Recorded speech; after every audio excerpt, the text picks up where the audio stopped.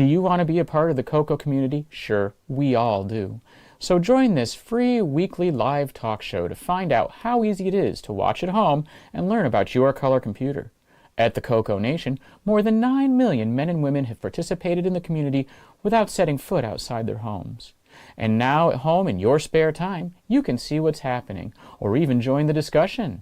Choose from any one of these segments: panel intros, project updates, acquisitions, CoCo thoughts, featured interviews and events, the Game On Challenge, news, Ron's Garage, CoCo commercials, show coverage, panel goodbyes, or you can join one of our extra shows. You can choose from the Game On Challenge Live or CoCo Tech. Join the CoCoNation right now. Click the link for the free information TJB Chris spoke about. Then decide if you want to watch the CoCoNation Live Show, the world's leading live weekly talk show featuring the Tandy Color computer, its siblings, cousins, and redheaded stepchildren. Visit thecoconation.com. There is no obligation and no salesman will visit you. Visit thecoconation.com.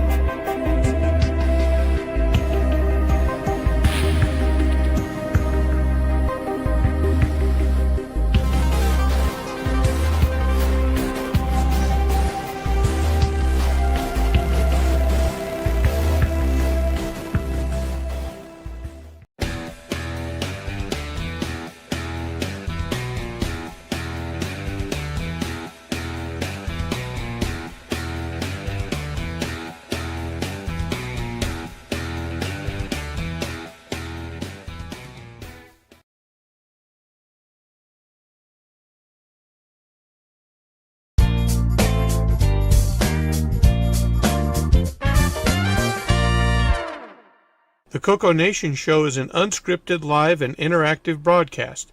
Anything can and will happen. The views and opinions expressed by members of the panel and the live audience are their own, and not necessarily those of the CoCoNation show, its sponsors, affiliates, or subsidiaries. Open minds are encouraged, and a sense of humor is recommended. Thank you for being a part of the CoCoNation.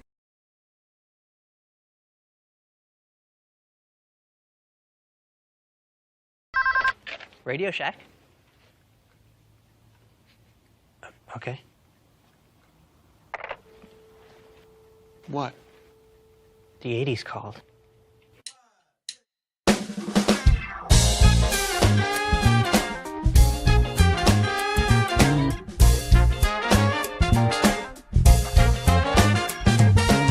Welcome to the CoCoNation, the world's first live and interactive talk show featuring the Tandy color computer and its hardware cousins.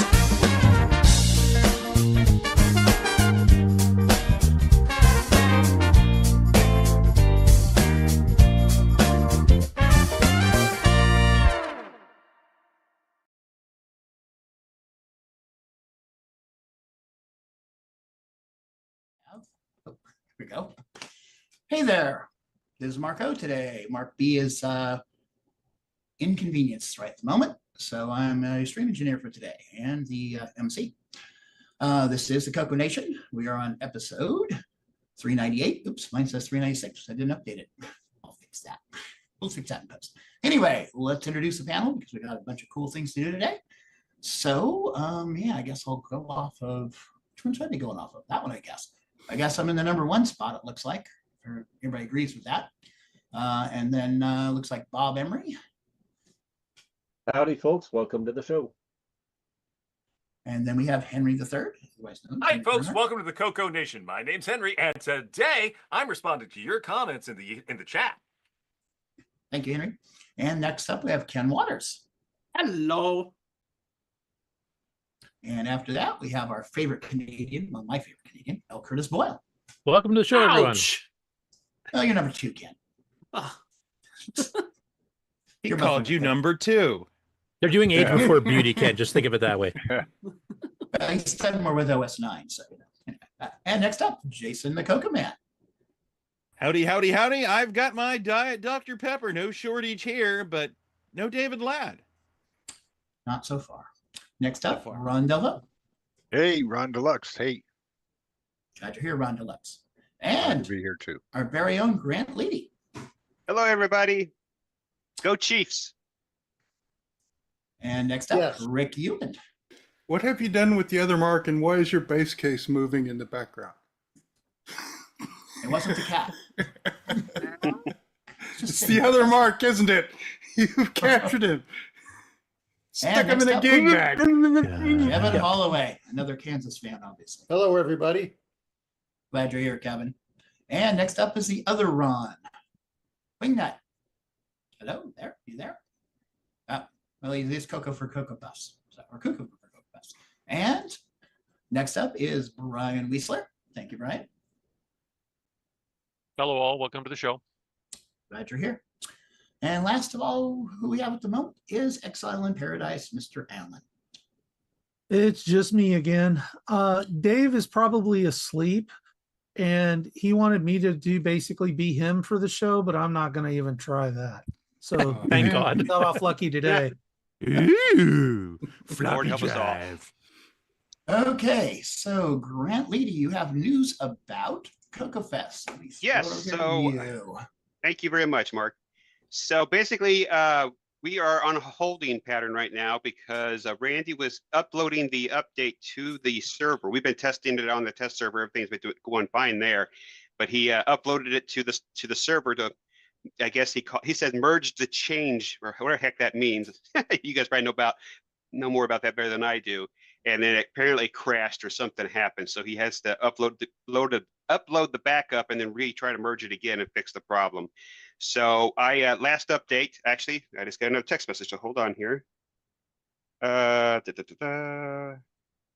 looking probably at about 10 more minutes is what he's saying. So you guys will know as soon as I do. So as soon as I get the A-OK, I will announce it here, and I'm sure the channel will go dark for about 10 minutes and everybody gets their tables registered. But so hopefully here in a few minutes, we will know. So I apologize for any confusion, but I'm posting updates in the Glenside CoCoFEST Discord and updating here on the show as well. And as soon as I have more information, I will pass that along to you. By the way, just let you guys know what the change is that he's doing that's so big this year.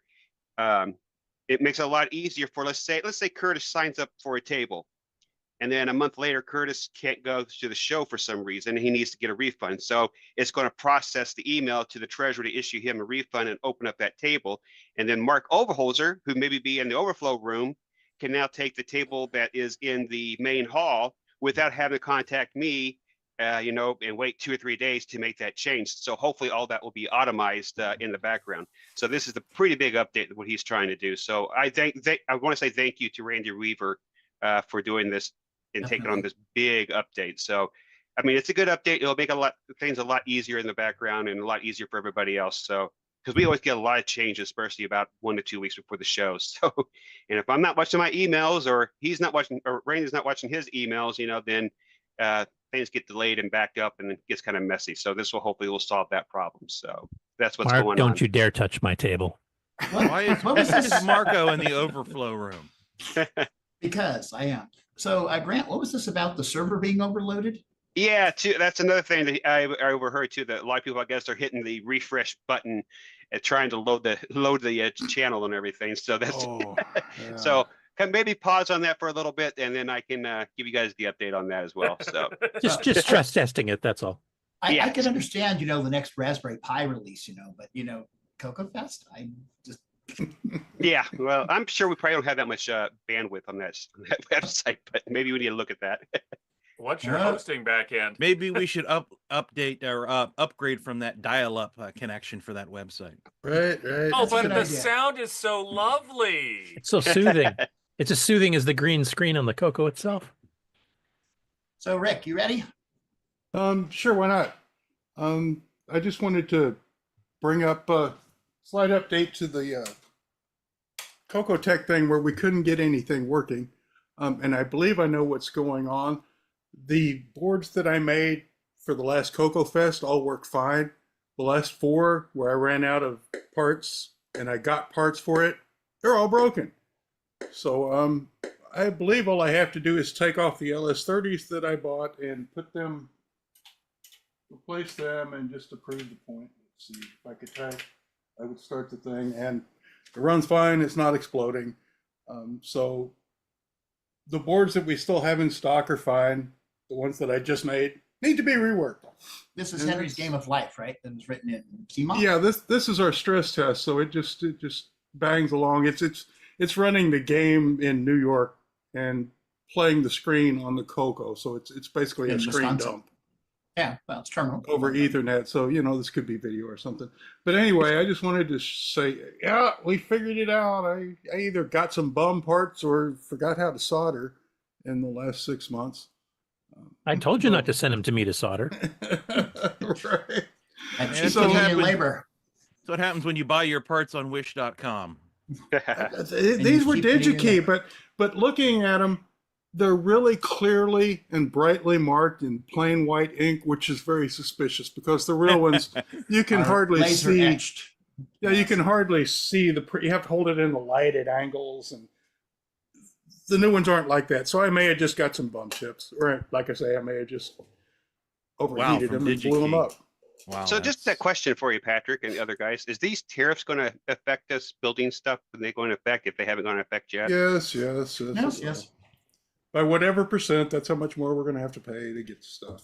So if it goes up 10%, we're looking at a 10% increase in the price then, basically. Well, at least. Some of the countries are 25 like us. Some of the things are you may have to pay a fee type situation. Right. So it would be more than 10%. Nice. Whatever the percentage may be. So. Another thing is that they may have a sliding scale because finished goods may have a higher amount than parts. Right. So, I mean, I'd have to go to Maple Dude Sugar. Maple syrup. Maple Dude. Here in Wisconsin. Maple Dude, pure maple here in Wisconsin. It should say Maple Dude, A. What? They grow both maple syrup and cranberries in Wisconsin? Wow. The maple sugar tree is the state tree. So. Oh wow! Yeah. I didn't know We're that. right there in the Bob heart of Emery. That's what's falling on my roof out back. Where's Well, Bob? it's not (8,1). There's Bob. Right. Run star. Hey Bob, you ready to go? Bob? Hello, Bob. Let's skip over him. I'll jump to me. Oops, you know what? I didn't. Oh, that's why I have this. Also, welcome Nick Morentis, who's just woken up and joined the show. Greetings. Hey, Nick. Greetings. Crikey. What's the tariff on Australian goods? 25%. They haven't Hey, thought of Bob. that Oh, yet. Australian Quick. goods. Okay. Yeah, nothing yet for them. Mic check. Oh, good. I can get a You ready, Bob? didgeridoo tariff free. All right. I heard you briefly there, Bob, and we could see you. Okay, testing. Yeah, heard Got you. you. All right. All right, let me switch my And that's on a video CM8. over. Nope. That's 1084S. Of course, the Amiga monitor. He's thinking out of the That's the box. same as a Magnavox, isn't it? Just a different brand name. Yeah, Yes. I think the 515, HCM 515. Yeah. There are so many different 1084s. It's confusing. Okay, so basically all I have is something that I have been wanting to acquire for years. I finally saw one on eBay for a pretty good price and jumped right on the buy it now. Basically, we have the cartridge. Hey. I know what that is. I'd be interested. Oh, an in XPad. this. And all the parts are there? Manual included. I think there might be a document that wasn't included with it, but Did you get the cassette tape? no cassette tape. That was what's missing. Yeah. Yeah, Okay. that's on the archive. But the main thing is that template that sits on top of the board. That's the main Yeah. thing. Otherwise, you're good to Right. go. Yeah. Yeah. Manual's nice It's in too. pretty good Just remember, it shape. needs There's a 12 little bit volts, of though. tape. So Yeah, Multi-bag. so that's Yeah. something I'm actually contemplating. I might put a USB-C PD trigger in there for a 12-volt supply, just see if that works. I think it's kind of a hoggy thing. Mhm. Check it. Yeah. But Yeah, I Because I mean, think- those little PD triggers put out a good 2 or 3 amps. oh, And geez. Okay. they don't generate a lot of heat, so. Pretty neat. Is it, Anyway, I got that off of eBay for it was $100 with shipping. The Not bad. that's a the good deal. pinhole, Yeah. the pinholes. Do they have a lot of ink around them? Like it was well loved, or does it look pretty pristine? You're asking him about his ink There's a hole? little bit of there's a little Ron. bit of You can clean that mark up. around I it. mean, come on. Yeah. It'll buff I've out. seen a bit Well, of use, yeah. The pen comes apart, and you can replace the pen inside that pen wand.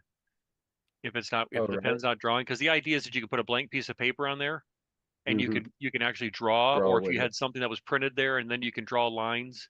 If you're trying to follow Trace something, versus- let's say. Yeah, or can trace Yep. something. Trace Yeah. over Trace it, something, right. Yep, right. and you can Or actually freehand draw. Yeah, Yep, that and makes so sense. the Yeah. pen is but I think it's a certain type Handy. of pen Yeah. filler that goes in there. But yeah, Yeah, One I thing look I'd forward like to know playing is it with capable I of doing a just- high resolution, so you could do CoCo 3 resolutions on there. I recall it think I was read it was that it really was- high. Yeah. I'm not sure. I think I read that it was 256 by 256, but I could be wrong. Maybe no, because it came out for the CoCo 3, didn't it? No, No, this CoCo would be 1 for was the CoCo unfortunately 1. only. The CoCo 2 didn't even run it because of the Yeah. 512-volt thing. Yeah. It was only So a I'd be CoCo one thing. surprised. Yeah, I'd be surprised if it was above 256 resolution. I was wondering Depending- if it's something like the sampling of joysticks where you keep ramping, you doing compares, you can build it up, or you can do tricks like Sockmaster and measure how fast capacitors drain and stuff, and then you can do Right. 640 on a 64 6-bit PIA. Yep.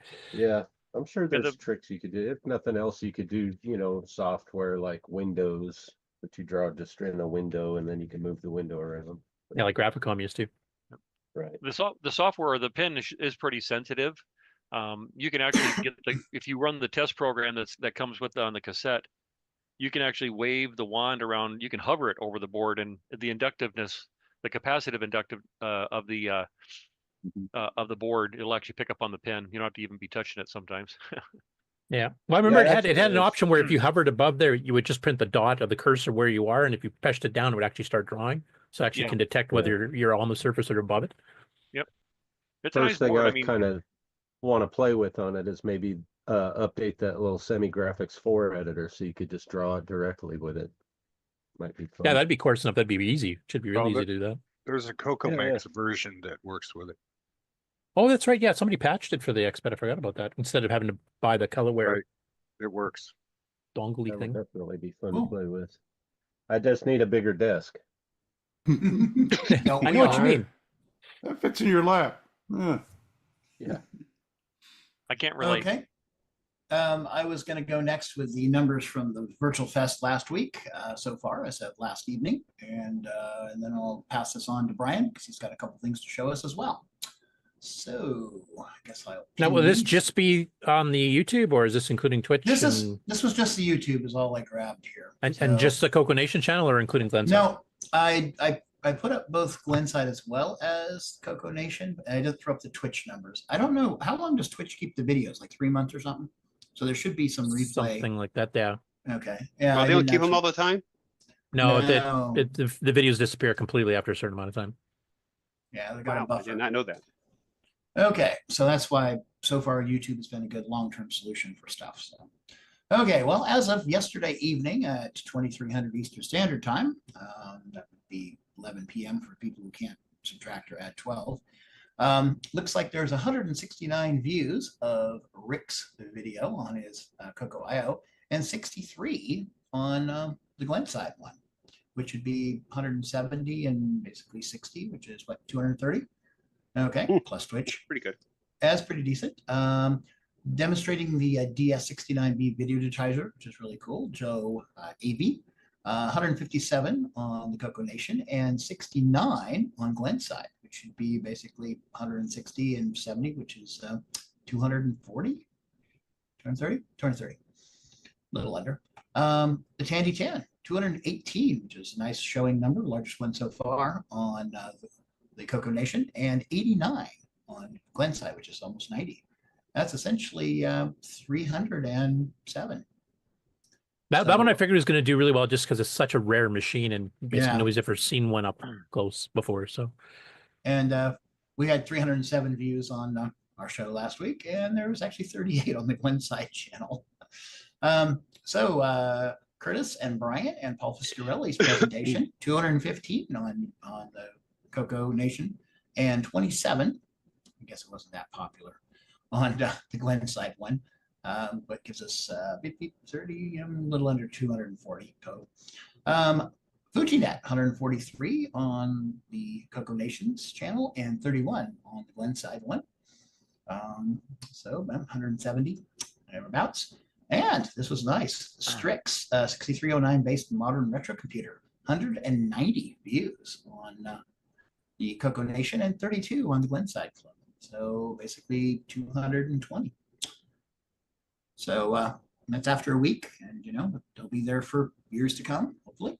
And so I think it went off really well. We had a little technical audio right at the very beginning with audio configuration, but we usually do. And everything else went nice and smooth. So I'm very happy to do it. And I've actually invited all these people to come back for a CoCo Tech because I think we can do some more stuff with this, with all the presentations. So anyway, and I have thanked most everybody by email for presenting. I did not talk to Rick or Curtis and Brian and Paul, but thank you very much for presenting and helping make the show successful. And thank you very much for working on this sort of stuff. Anyway, thank you, Mark, for doing it. And as it's been said already, I mean, I thought it went really smooth. The flow was nice and everything. I don't think anything felt rushed, so it went well. Yeah, just the normal blue screens of death type thing that all demos have. Yeah, and just about everybody had them. So Brian, I'll throw it over to you, and I'm glad to do this. The reason I took it on last year is because it's basically what I want to do with CoCo Tech. I mean, it's like I'm reaching out to people, ask if they have something to present, find out what they got, do a test stream, set stuff scheduled up. And it's just more of the same. So, Sweet. I'm all for it. So anyway, Brian, over to you. Okay, let's see here. Make sure I'm ready here. Now where'd it go? Oh, lost my thing here. Just a second. Let me bring this up here. There it is. Okay. Go ahead and switch cameras here. Just a couple show and tell items today. Forgive me, I'm kind of fighting a little bit of a cold myself, so I'll try to hit the mute button if I can. But I was hoping it's the Atari shirt. Oh, it's the Atari shirt, but yeah, I was hoping coming on with you guys would make me feel better, but we'll see. So that'll learn you. Okay, let me switch cameras here to, there we go. Boom. Ooh. There we go. Can you guys see that? Yeah. Thank you. Looks so 70s.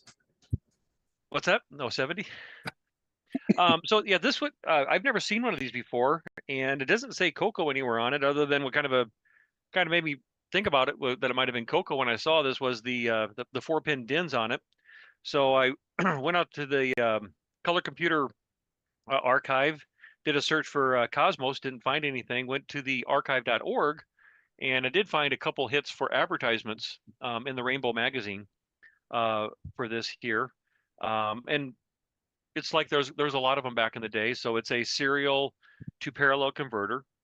It has your baud rates, you know, the 300 or the 150, 300, all the way up to the well, this one here has where does it go up to here? Probably 9600 or 192, depending on when it was made. Yep, 192 there is what it goes up to. And then it also has a I think the on is for bypass, so you can bypass to a modem. And so you can either do it that way, or you just go straight through, and then you can go to your modem there. Let me go share screen here real quick. Share, where are we at here? There we go. You guys see in the ad? Oh yeah, yeah, I recognize the ad. Yep. So it comes in here, and this is where it kind of talks about serial to parallel conversion, the baud rates here. There's a copy, clear, and push button. And I haven't quite understood what that does yet. I haven't been able to find a manual anywhere. It does talk about a buffer. Yeah, you usually had print buffers, so you could send a bunch of data, and your CoCo would come back. Say you did an L list, and if it dumped the whole program into the buffer, well, then you can go back and program and play a game or whatever else while it's still printing, because the buffer's sending the printing. Okay, and it looks like there's a 16K, 24K, and a 32K version that was available. Now I haven't opened the cover on this, and there's nothing anywhere. Look again here real quick. Yeah, there's nothing anywhere on here that indicates what the version is, or how much memory's in it. Maybe looking at the chips that are on there might give an indication of what it is. But basically, that's kind of this, the 8K Super Cosmos connection here. So it just says the waiting is over. So you can, as Curtis was explaining there. So, but yeah. So I just wanted to share that there with you guys. Stop sharing. And back to the camera there. So anybody else want to see anything on it at all, or nothing too fancy? A couple screws in the corner, but like I said, I haven't pulled the cover on it here yet. What state's it from? Green Bay, Wisconsin. Oh. How about that, Patrick? Right in your backyard. Right. Maybe it came with cheese. Right. I wonder how many different computers that was made for, because it's a totally generic device with a totally generic label. They probably had Commodore versions and Apple versions and yeah, just change the cable on the CDC versions and yeah. Yep. The Apple version would have either had to been a buffer, and there were some companies that made external buffers. You'd plug your printer cable into it, and then you'd plug a cable into your printer. I actually, if you remember the company Practical Peripherals that made modems. Yep. Right? Yep. Yeah, so they started with Apple stuff. And so I had what was called the Micro Buffer 2 for the Apple II, and it was one of the slickest cards. It was pretty good sized, probably about 8 inches long, but it had up to 64K of RAM on it for the print buffer, and it had both parallel and serial output on it. And you could print either one, the other, or both. And there's a little switch you could install, so you could select which one you wanted to print to. But it was great. I got that thing and started Gemini 10, and it's like you dump stuff to the card and then just you go on your way. As long as it's less than 64K print job, you just go on your way doing whatever. Those buffer things are the only way to go. Otherwise, it slows your computer down tremendously. Unless you're running night, just not. I don't multitask. Does anybody want to speculate what copy clear might have been? Because it's basically a button that you can press. Yeah, I'm going to guess you fill up your buffer, you can print it again, right? Yeah, that'd be my guess. Yeah, and clear would just clear the buffer out, so you didn't have any garbage left over from a previous print. You've probably got a momentary press for copy and a long press for clear. Yeah, because it's not an up down. It's basically just a momentary. That's all it does. Right. So. Speculate. We never speculate on this show. No, we make it up. No, it can be handy. Let's say you're doing a letter that's a generic form letter and you need 5 copies. Well, push the button, push the button, push the button. Right. Yeah, get one of those little drinking birds to press the button. There you go. Yeah. So if anybody happens to have one of these out there and happens to have the manual or something like that and can get a copy available, that would be great. But I'm going to guess. all the way down to the font on the label. This was made for any computer that would come to mind, so we don't have to limit our search to CoCos. That's true. They're all going to get the same hardware, so any Cosmos printer might be a good manual to find. Oh, sure. Yeah, that makes sense. When back when I used a printer, I either had a Radio Shack printer, or, I never really had one of those or needed one because I didn't use any other kind of printer with my CoCo until I got the big Panasonic one that did color. And all the other ones had an interface for the CoCo anyway, so you didn't need one of those. So the rich people had those. Right. And as far as the serial to parallel converters go, there was quite a few that were made just to do the conversion live. Yep. And then there was other ones that were more expensive that buffered, like you're mentioning here. A few others had little software drivers that run in the background and buffer on the CoCo itself, which means you could go and start, running a different program or whatever else, but it would slow it down because it's kind of running in the background. How did you handle that at the print shop when you were using the CoCo 3? Was that just done in, did you guys have buffers in the memory itself? Yeah, OS9 itself handled the buffers there. Yeah. And plus the printers themselves, because they were, $5,000, $10,000 printers, they had some pretty decent buffering built in. Back in the day when you used a printer, you didn't really go off and do something else. You watched the printer work because Oh no, we were running like 4 or 5 printers at once, so not at my house, no.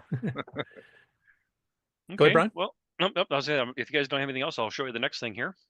Okay. Move this out of the way. This is something that's been on my list for a while. And I got a complete copy of Zork 1. Oh, the color computer version too. Cool. Yep. So this this came across, and what's kind of nice, it is complete. So it's a kind of a nice box here where it opens up like this. You got the book. Let's see. Can you guys see that? Let me zoom out just a little bit there. Let's see. There we go. Is that better? Whoop. My camera's at an angle and I'm trying to move. I'm perpendicular to it. So let's hear it. That's there we centered go. right there. There we go. Okay. It's kind of weird because I look at the screen, it's one way, but where it's at on my table is perpendicular to what I'm looking at. And so my brain doesn't work that way, I guess. So, anyway, so yeah, here's the manual. It has like the timeline and basically gives you the whole storyline here of the game. And then you have the Infocom disc here, and this particular one here had a copy of the of Zork 1, 2, and 3. So the was it Wizard of is it Forbes and Dragon Master, and then the other thing that's Wizard in here, of Frabaz. Frabaz, thank you. I knew you. Gesundheit. And then there's also a little basic program in here that you could type in. That says if you're using, if you have version 1.1 of Extended Basic, you'll need to type in the following program in order to run the game. Yeah, 1.0 needs to basically duplicate the DOS command. And then talks about Color Computer 2. And then the nice thing, and from what I understand, this is usually lost. This actually had the map too. Oh, cool. Yeah. Which is kind of nice. Oh, is this on the archive? I don't know. I don't think it is. Ooh. I could be wrong. I haven't looked for a while. But is it on your site? There is a huge archive of all of the stuff from Infocom. At one point, somebody had several cabinets of their files, and they shipped them off to get scanned. So there's all kinds of sales data and the original write-ups of some of the games that they were thinking about doing. So yeah, there are plenty of Zork maps out there. So yeah, and this is one game I've not played. So would that be a rare game? No, I wouldn't say so. It's one of the best-selling text adventure games of all time. So it's rare if you don't have it or haven't already solved it. Yeah, the CoCo version is a bit more rare than say a Tier City Model 1 or 3 version, I would say. Right. But... Yeah. I love these things because it proved your CoCo was a real computer if you had stuff like that on your software shelf. Yeah, the big cross-platform titles. Yeah, we ran these. Yeah. Yeah, because a version of Zork was on pretty much everything, wasn't it? Yeah. At one time or another. Yeah.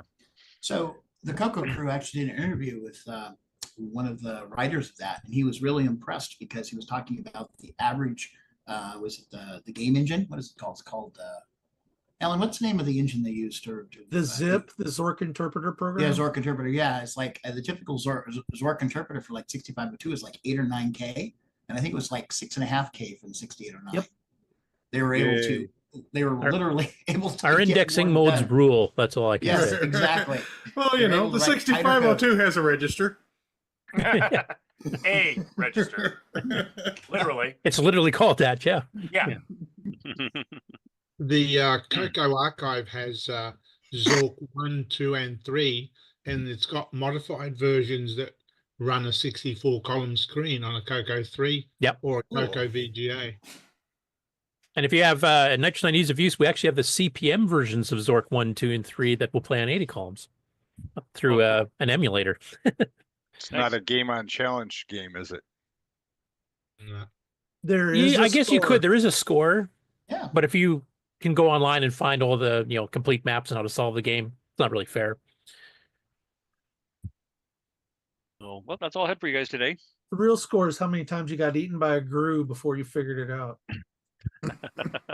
Yeah. How much of your stuff do you get from Canada? Not very much. Okay, then don't worry. From time to time. That's cool. You got the original like CoCo one though. That's It's one in- I've not seen It's too in often. great shape too. Look at that box. It looks like The it came off cardboard the store started. shelf. I mean, Yeah, I know. other than the usual little corner, corner wares and stuff like that, the actual face of it is Yeah. is in great shape. Looks like it came right off the store shelf 40 years ago. Put a little shrink wrap over it, and no one would ever know, right? No, yeah. Yeah. Well, except us and your The closest 300 300 people other that friends. watch the show, yeah. Exactly. Yeah. I'm trying to remember. Did Tandy in the States carry some of the Infocom games for the CoCo? Yes. But not all of them, right? Like all the ones that were available. No, they only had the big ones in the store that I ever saw. Yeah, because I think I had like not Starcross. Suspended, Yeah, Suspended and maybe Witness. Sea Stalker. What the heck was it called? Everybody had Witness. Everybody had Sea Stalker in the Yeah, store. Sea Stalker I still have. But yeah, I don't think they carried the Zork ones for the CoCo, though they did for their black and white Z80 based ones. That's all I have, Mark. Okay. Well, I think we are done with the projects and acquisition sections of our show. So we're going to go on to Game On Challenge. Ready to go with that there, Ken? If I must. Okay, so I'm kind of rusty on the button pushing stuff here. So I think I have the high score challenge promo and then the Game On results, which runs the video. Sound right? Yep. Okay, let's see here. 3, 2, 1.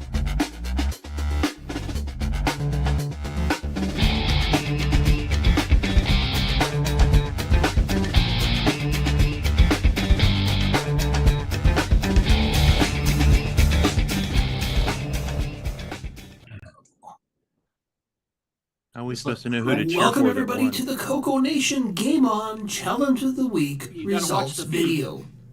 This week we Sorry, played I don't want to miss Wizard's my Quest. audio. We had a total of I understand. 9 I'll give you a players. hint on who won. We had I'm not gonna Coconut tell Bob you. with 2426, Mr. Dave 6309 2488, L Curtis Boyle 2542, Sloopy Malibu 2562, Ed Rhodes Henry, 4470, if we get an echo, Jim so I'm Rye saying that 6260, those 50 Game On Mike video. So in the 6445, video, I'm hearing Canadian a Retro Things slight, 6641, delay, there's a and this week's number 15, one score 20 belongs millisecond to delay. Dr. Ted with 12,993. Thanks everybody that played, and we'll see you again next week.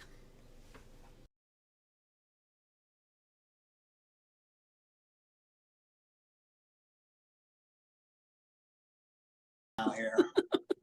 Okay, I guess I want to jump back to. Ooh. Guess we'll go to there. Okay. Oh, I haven't fixed that still. Okay. Do we have a screen for this? Don't we? No, not No? really. Okay. I just share stuff. They Welcome could hear us through that. Yeah. I Oh, figured well. as much. Okay, and I need to fix the title. And they found out they were missing absolutely nothing. Right. Surprise. All right. Well, I guess congratulations to Dr. Ted for. Well, I guess it's congratulations on that game. I'm not sure that he got the higher score. Or sorry. So I guess we could talk about Wizard's Quest. I couldn't really find any reviews of it. I did find in one Dragon magazine where they just mentioned it was released, and I think that's probably about as much as you need to say about it. Yeah, they probably played it. That's why they didn't have a review. It's still wanted the advertising. If the game's released this year, that's one of them. Yep. It was just a badly made game. Unfortunately, it was really good looking, sounded pretty good.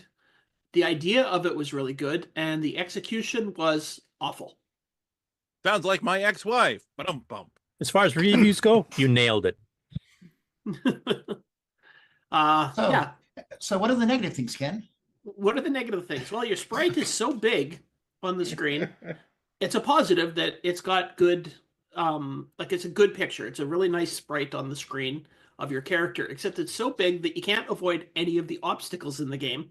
And most of them are almost insta-kill things. So, like every time you walk over a mushroom, just the act of walking over it takes away about, 60 to 70% of your health. So, and they're placed randomly. So often they're right in front of doors or right at a door when you walk into a room. So there's nothing you can do to avoid them. And the respawning of the enemies is so fast that, like, the game is designed that you're supposed to be exploring and finding objects to return to some room in the game. But the enemies respawn so fast, you have no time to explore anything, no time to actually do anything. You don't even really have time to hit the 1, 2, or 3 keys to put stuff in your inventory, even so. Yeah, basically you have to hit 1, 2, or 3 to put something in the inventory when you walk over it. So if you stop on something and look down to hit 1, 2, or 3, usually you've been hit by so many enemies that you're dead, and you have to lose a man every time you have to pick something up. Yeah, I have to say, like, the fact that Kieran, who grew up with the super hard UK style of game, that a lot of us North Americans are complaining about all the time. Even he said this thing was ridiculously hard, even by their standards. So that kind of tells you. It's basically so hard it's not fun to play. So yeah, which is too bad because, like you said, there's good music, there's good. The sound effects are okay. I wouldn't say they're great. The graphics are really, really nice for a 2-color. The way they've drawn everything and even the premise of the game is fine. It's just the way it was executed for Playwise. Yep. So does it need a slowdown poke? No, it needs reprogramming. So you can. Yeah, I think if somebody goes in and reprograms it, that well, we talked about it last week. The biggest thing is when you go into a room and the monsters spawn, you should be able to kill them, and then they don't spawn anymore. And maybe if you leave the room and come back in, they'll spawn again. But the fact that you can sit in a room and the monsters will continue respawning forever. So you've never got a chance to actually destroy something and then kind of look around the room and figure out if there's stuff that you need in there. So yeah. No, 60's mentioning in the chat. He says, but absolutely go and play the sequel by the name or by the same guy, Airball. Airball's still pretty hard, but it's not quite this hard once you learn what you're supposed to do. Yeah. Which I don't think we've covered that one on the Game On Challenge. No, we have not. But first we have to get the taste of this game out of our mouths before we go on to the sequel. Because if I did the sequel for this game right away, people would be like, no. I had enough of it with the first one. It's just being cruel. That's what they'd be saying at that point. Yeah. So is this the sequel that no one asked for? Go ahead, Henry. I'm not.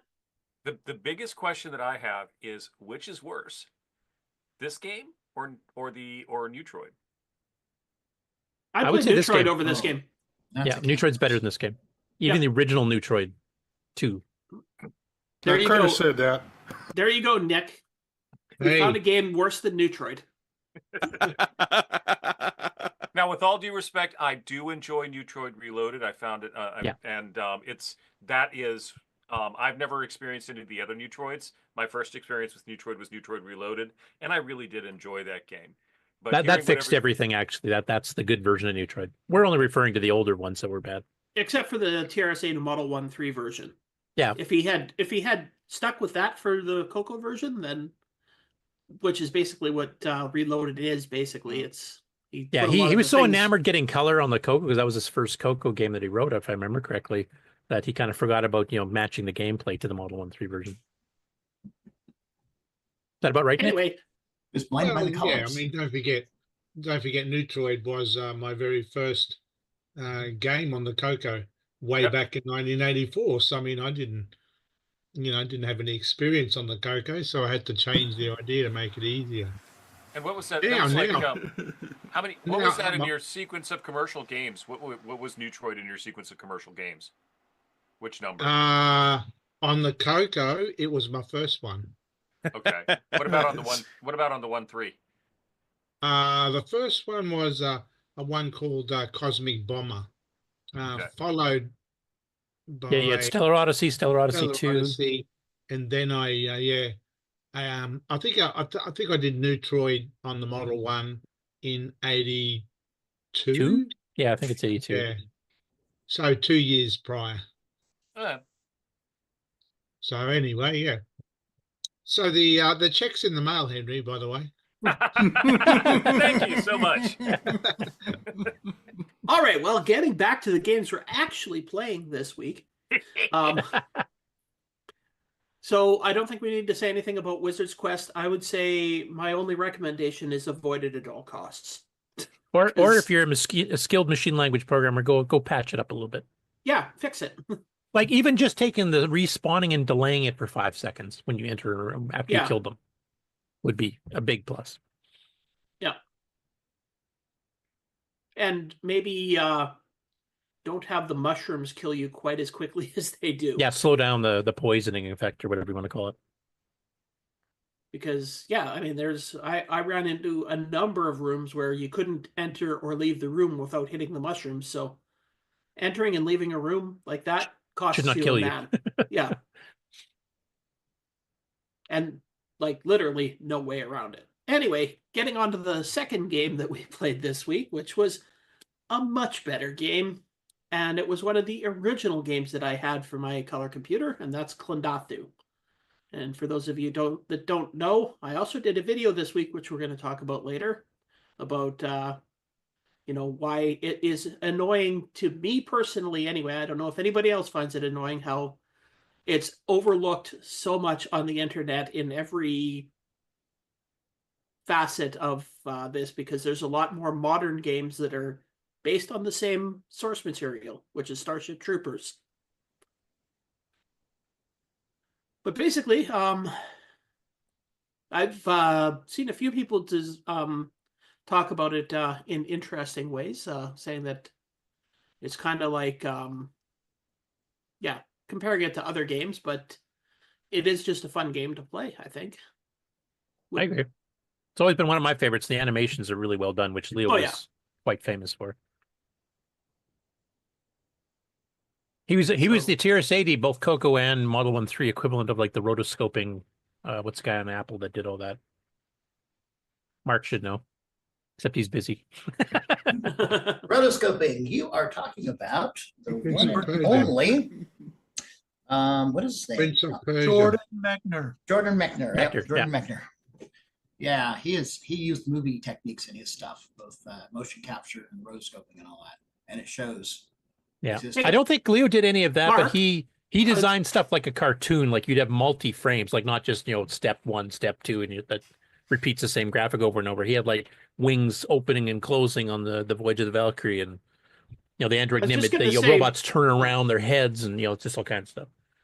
Mark, do you have a way to actually highlight the people that are speaking? Because I was just kind of watching the feed, and it's me listening to you guys talk, which is sorry, got to be really exciting for everybody watching this show. You know what? I can actually go to the gallery view for one, and there's all of us, which is probably a little bit better for this discussion. Yeah, I just meant Ken was our centerfold for this episode. That's all. Oh yeah, exactly. It's just me staring at the screen.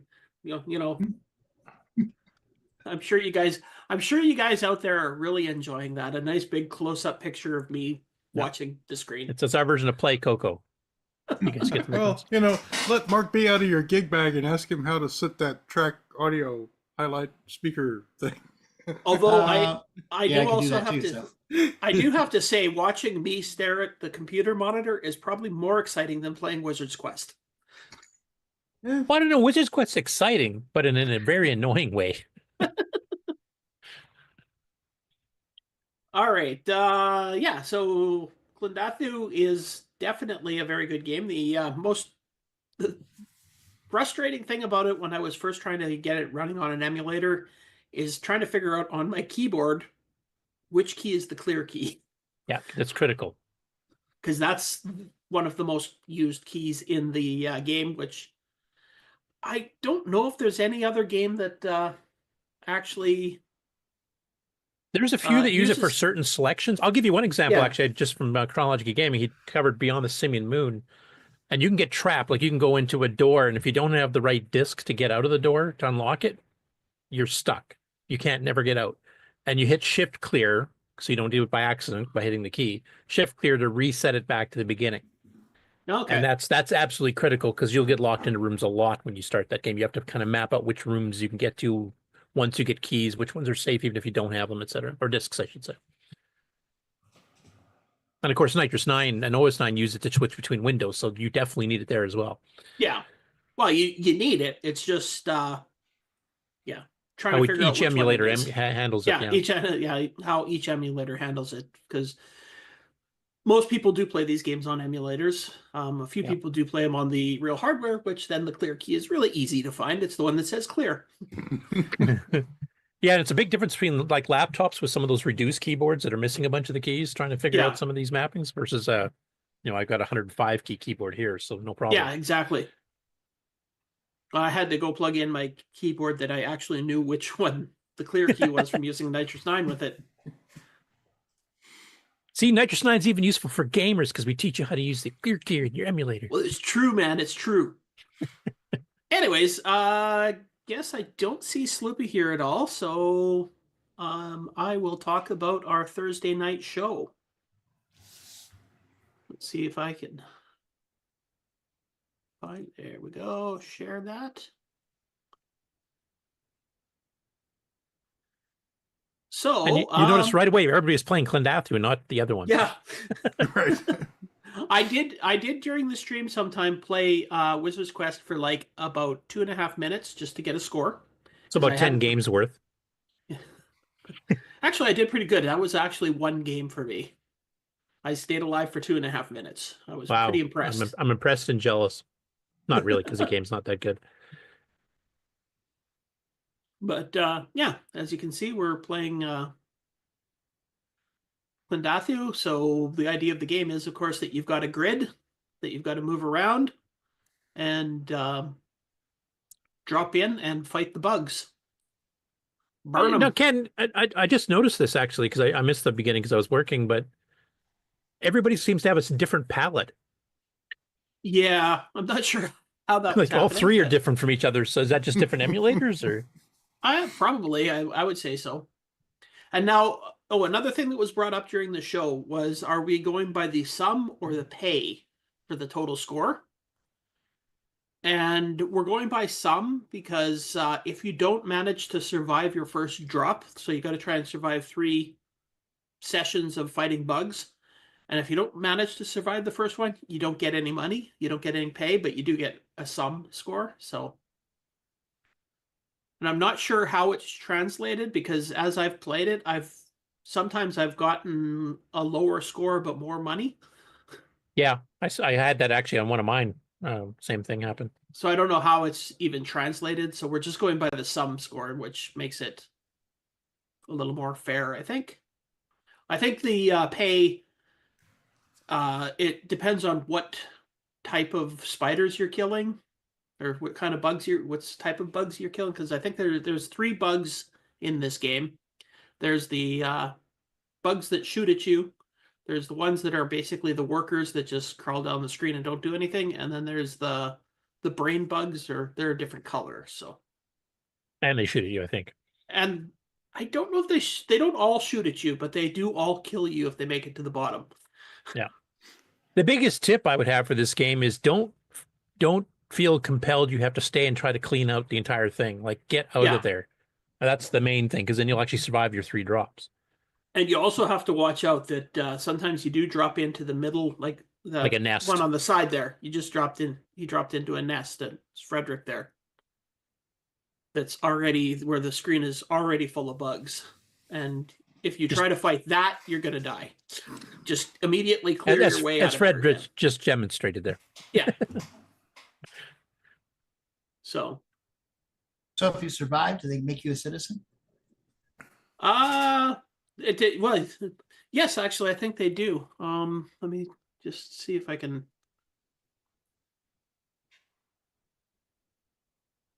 So I had one where I made all 3 and I made it to the rank of major. There, you have Sovereign Franchise. You have finished drop number 3. And I made it to the, as you can see in that top corner one. So I think that makes me a citizen. And I'm also the rank of major.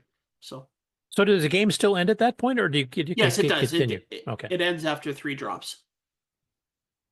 So you have to get a certain number of bugs and probably certain types of bugs to get up to that point. Yeah, make a certain amount of money. Actually, though, I mean, I've almost beat that amount of money. Like that sum, that 409,000 that I got is by far the highest I've ever gotten. But the 267, I actually had a game where I made just over 200,000, but I died in the middle of drop number 2, and I only had about 150,000 in my sum. So I really don't know how the pay thing is calculated.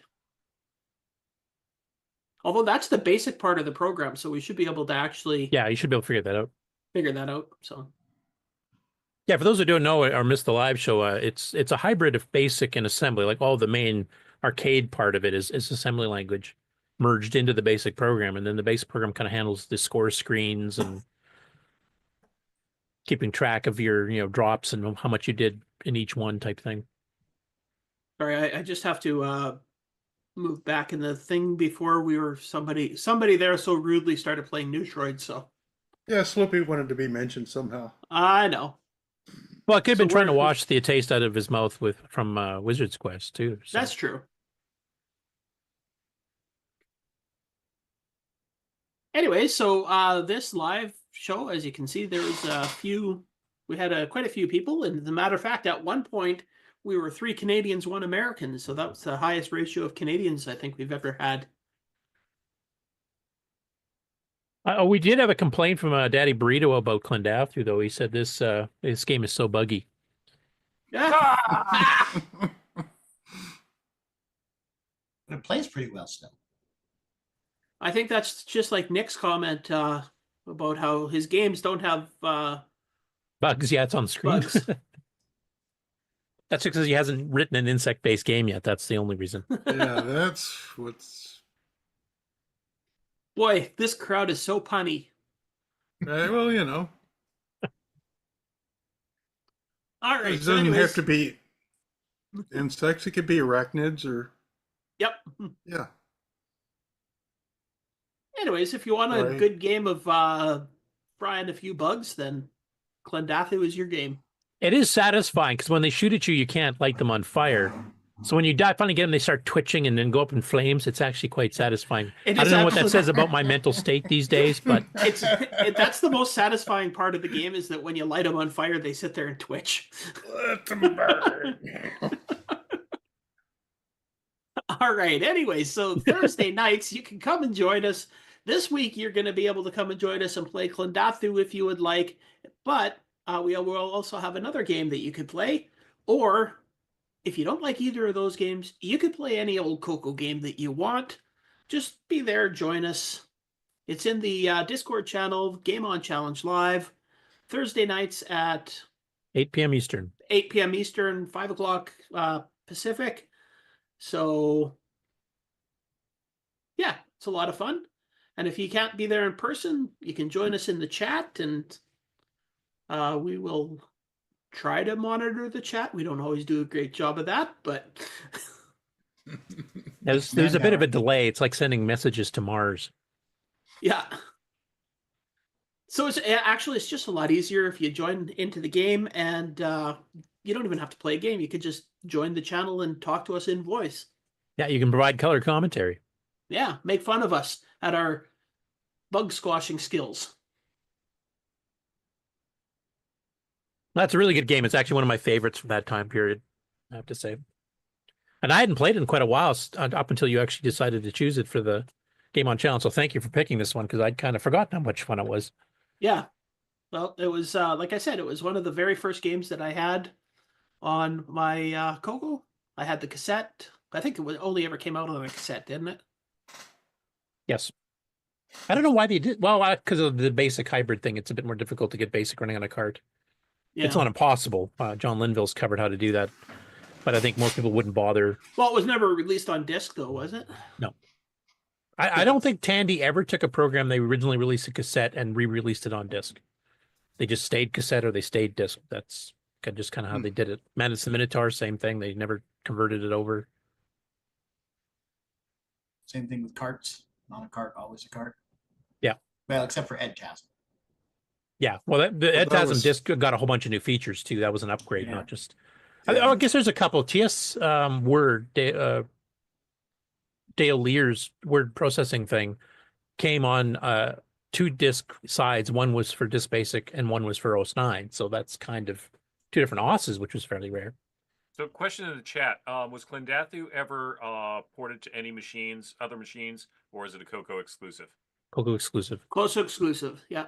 And as I mentioned last week, Leo Christopherson, the author, was actually going to do a sequel also based on Starship Troopers that they announced in the internal Tandy magazine, but never got finished or released, or maybe they didn't like it and they never got released. I don't know yet. If anybody knows if Leo's still around and can get a hold of him, I would love to find out about that one. Yeah, Leo, if you're watching, we want to talk to you. Yeah, we're such a big show. I'm sure he's watching it. Absolutely. It'll show up in his feed. So really, this game's the second movie license game that we have, sort of. Now, did this one come out before? Well, no, because it wasn't No, because Starship Troopers, the movie came out way after this. Yeah, Starship Troopers, the movie didn't come out for another 15 years. The movie stole the CoCo game, essentially, is what we're trying to say here. So. Yeah, absolutely. The only thing that came out earlier than this for the Starship Troopers, other than the novel, was a board game that was released about 6 years before this. Yeah, and the book's from the late 50s or something, isn't it? Yeah, 1958. 57? I was thinking 57. But 57 or 58. That's even older than me. Holy cow. All right, so Thursday nights, we expect to see you there for the Game On Challenge. Ridicule. Yeah, Klendathu Part 2. Yep. And we're going to be playing another game. Now, I know that Wizard's Quest was a bad choice, so I decided to cleanse our palate with a much better Quest game. That's a hint. Curtis, Quest you're by not allowed Aardvark? to. You're not allowed to answer this one.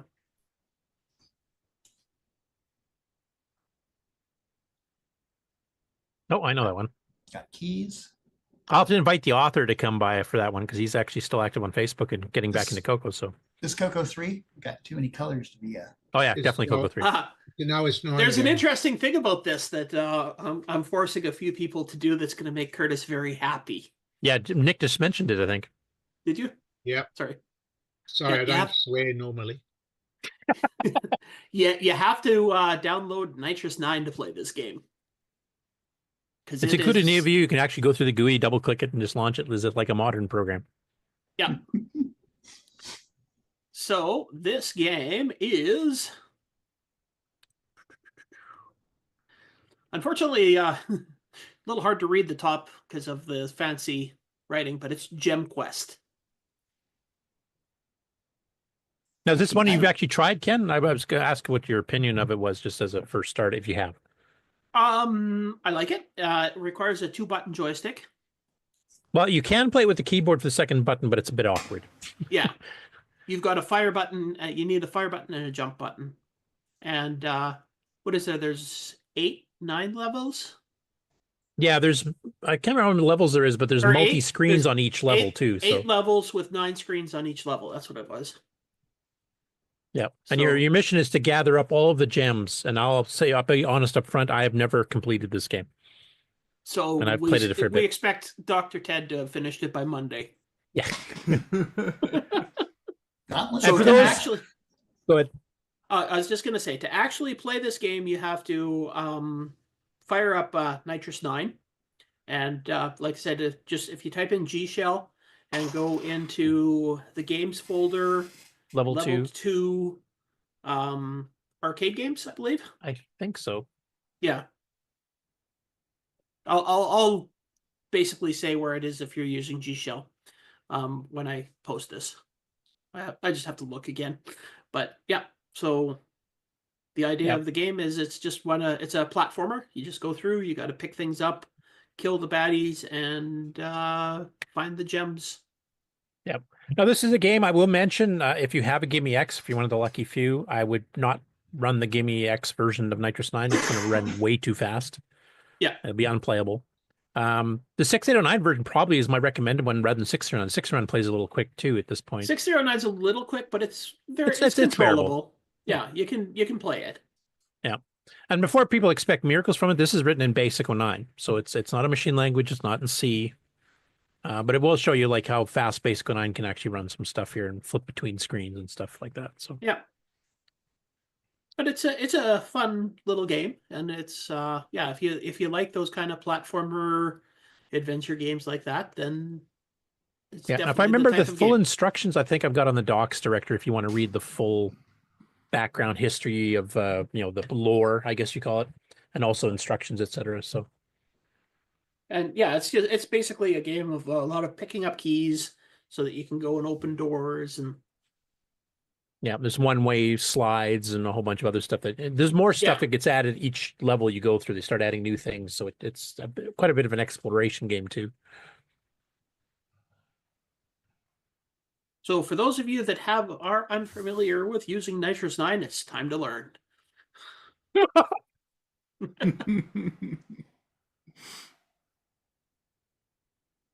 You see, Ron's already ready. He's going to play it for sure because he's got Nitrous 9 right beside his head there. So that's like committing, I think. Yep, there you go. And for people that are having trouble getting Nitrous 9 up and running, we'll certainly try and help you out with that in the Discord.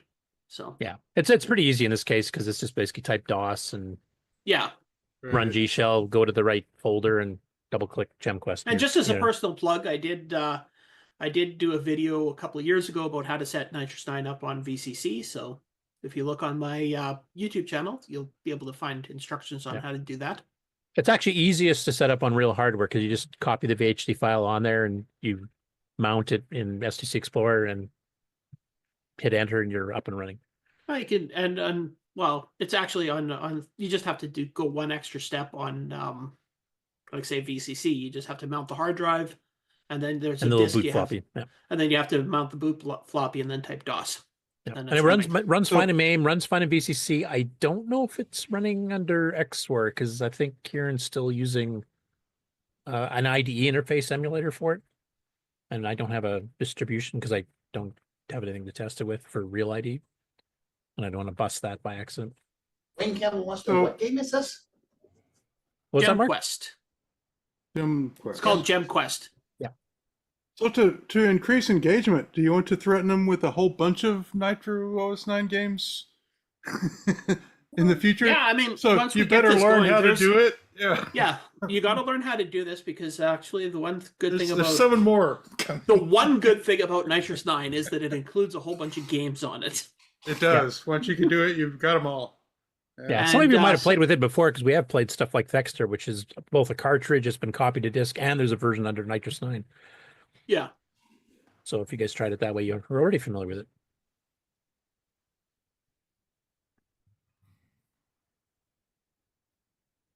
Cool. I think this is the first Nitrous 9 exclusive or OS 9 exclusive game we've done on Game On Challenge, I think. Yeah, well, that's the other thing. It's Nitrous 9 exclusive. There's no other version of it, so you have to play it on Nitrous 9. Yeah, but I'm just trying. Have we done any OS 9 exclusive games before? No, this is the first one.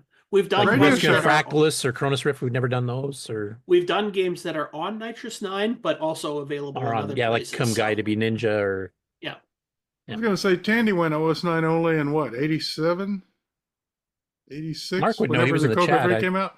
CoCo 3, it was all OS 9, nothing else. Yeah, or a cartridge. They would not allow you to sell. So it's about basic time disc. we Yeah. caught up.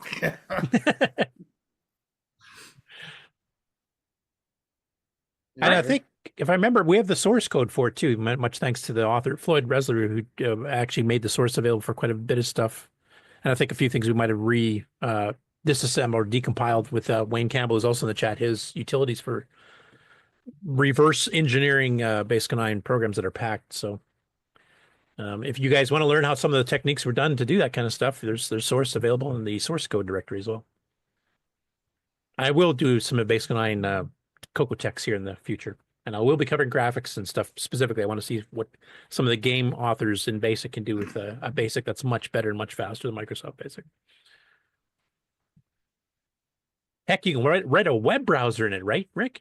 Right, you actually can.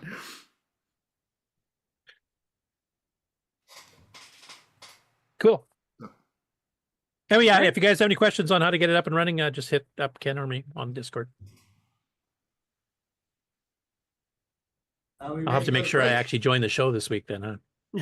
Yep.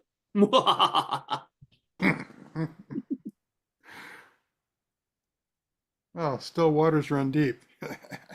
Mikey's IDE. Which one is that? Somebody I'm sent a sorry, what message. Somebody said link for Mikey's IDE. Link Mikey's IDE distro 2. Okay, yeah, because XRoar requires the IDE hard disk drive. It doesn't have the oh, right. MU disk driver that all the other emulators use. Okay, yeah, I'll find that too. So I posted links to Curtis's site for ease of use download and to Ken's video list for ease of use setup stuff for those who like to do research. Hey, are we ready to roll to our Commercial first, break. Commercial Sure. break. Yes, absolutely. Okay, good. And I'll I see if need can mute coffee. the microphones this time. Yep, it's way down the list. It'd be nice to have one of those Stream Deck things. I don't have to chase all the things down here. Here we Sorry, go. commercial break.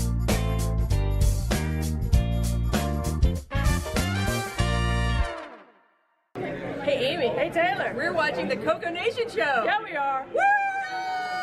You should too.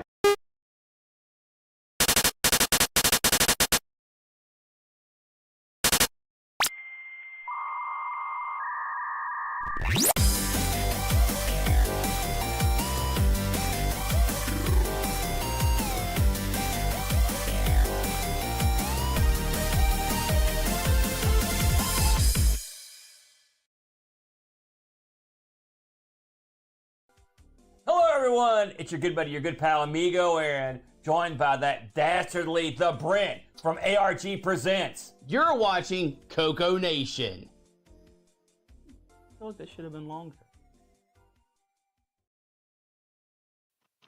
The CoCoNation Show would like to thank the following patrons: AC's 8-Bit Zone, Alex Gare, Alan Huffman, Brendan Donahue, Brian Walsh, Brian Weasler, Kieran Anscombe, Coconut Bob, Daddy Burrito, David Ladd, Derek Smithson, Diego BF109, Don Barber, Eric Canales, Frederick Sagard, Glenn Hewlett, Graham Wabke, Grant Leedy, Henry Gernhardt, Henry Strickland, Jason Warnes, Jim Mullis, Justin Larson, Ken Reichard, Patrick Euland, Paul Fiscarelli, Paul Shoemaker, R. Allen Murphy, Retrotech Time, Richard Harding, Rob Inman, Rocky Hill, Steve Batson, TJB Chris, Tom C., Tom Gunderson, Tom S., William Athing.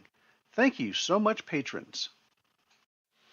If you would like to support the CoCoNation show, sign up at patreon.thecoconation.com.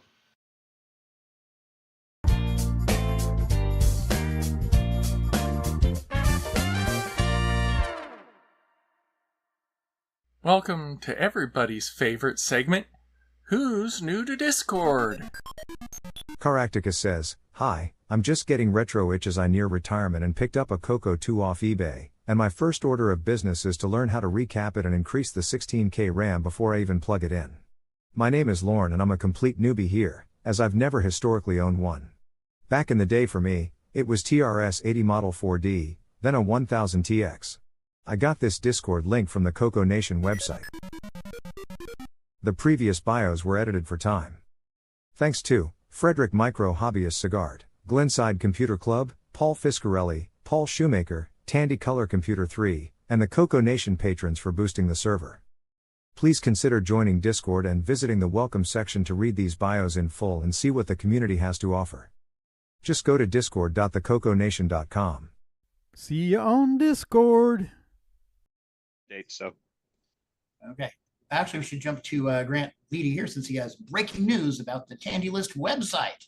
Grant, take it away. Oh, wow. Hold on a second here. Put my pretty self up on the camera here.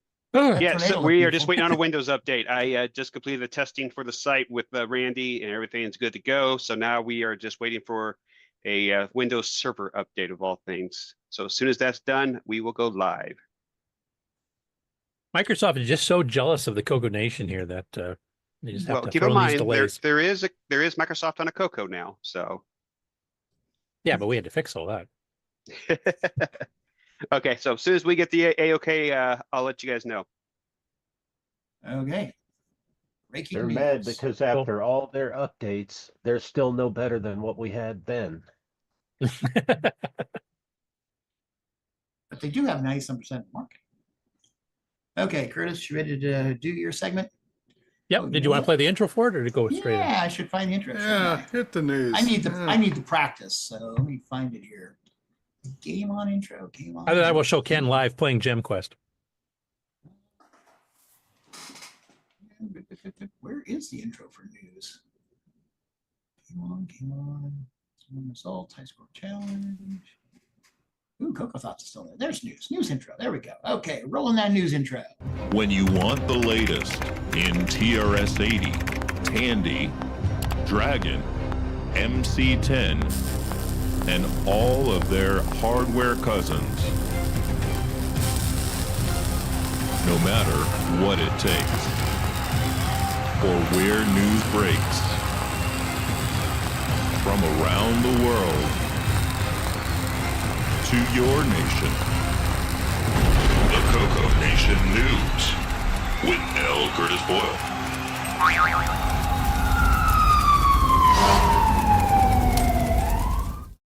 And there we go. News with L Curtis Boyle. Oops.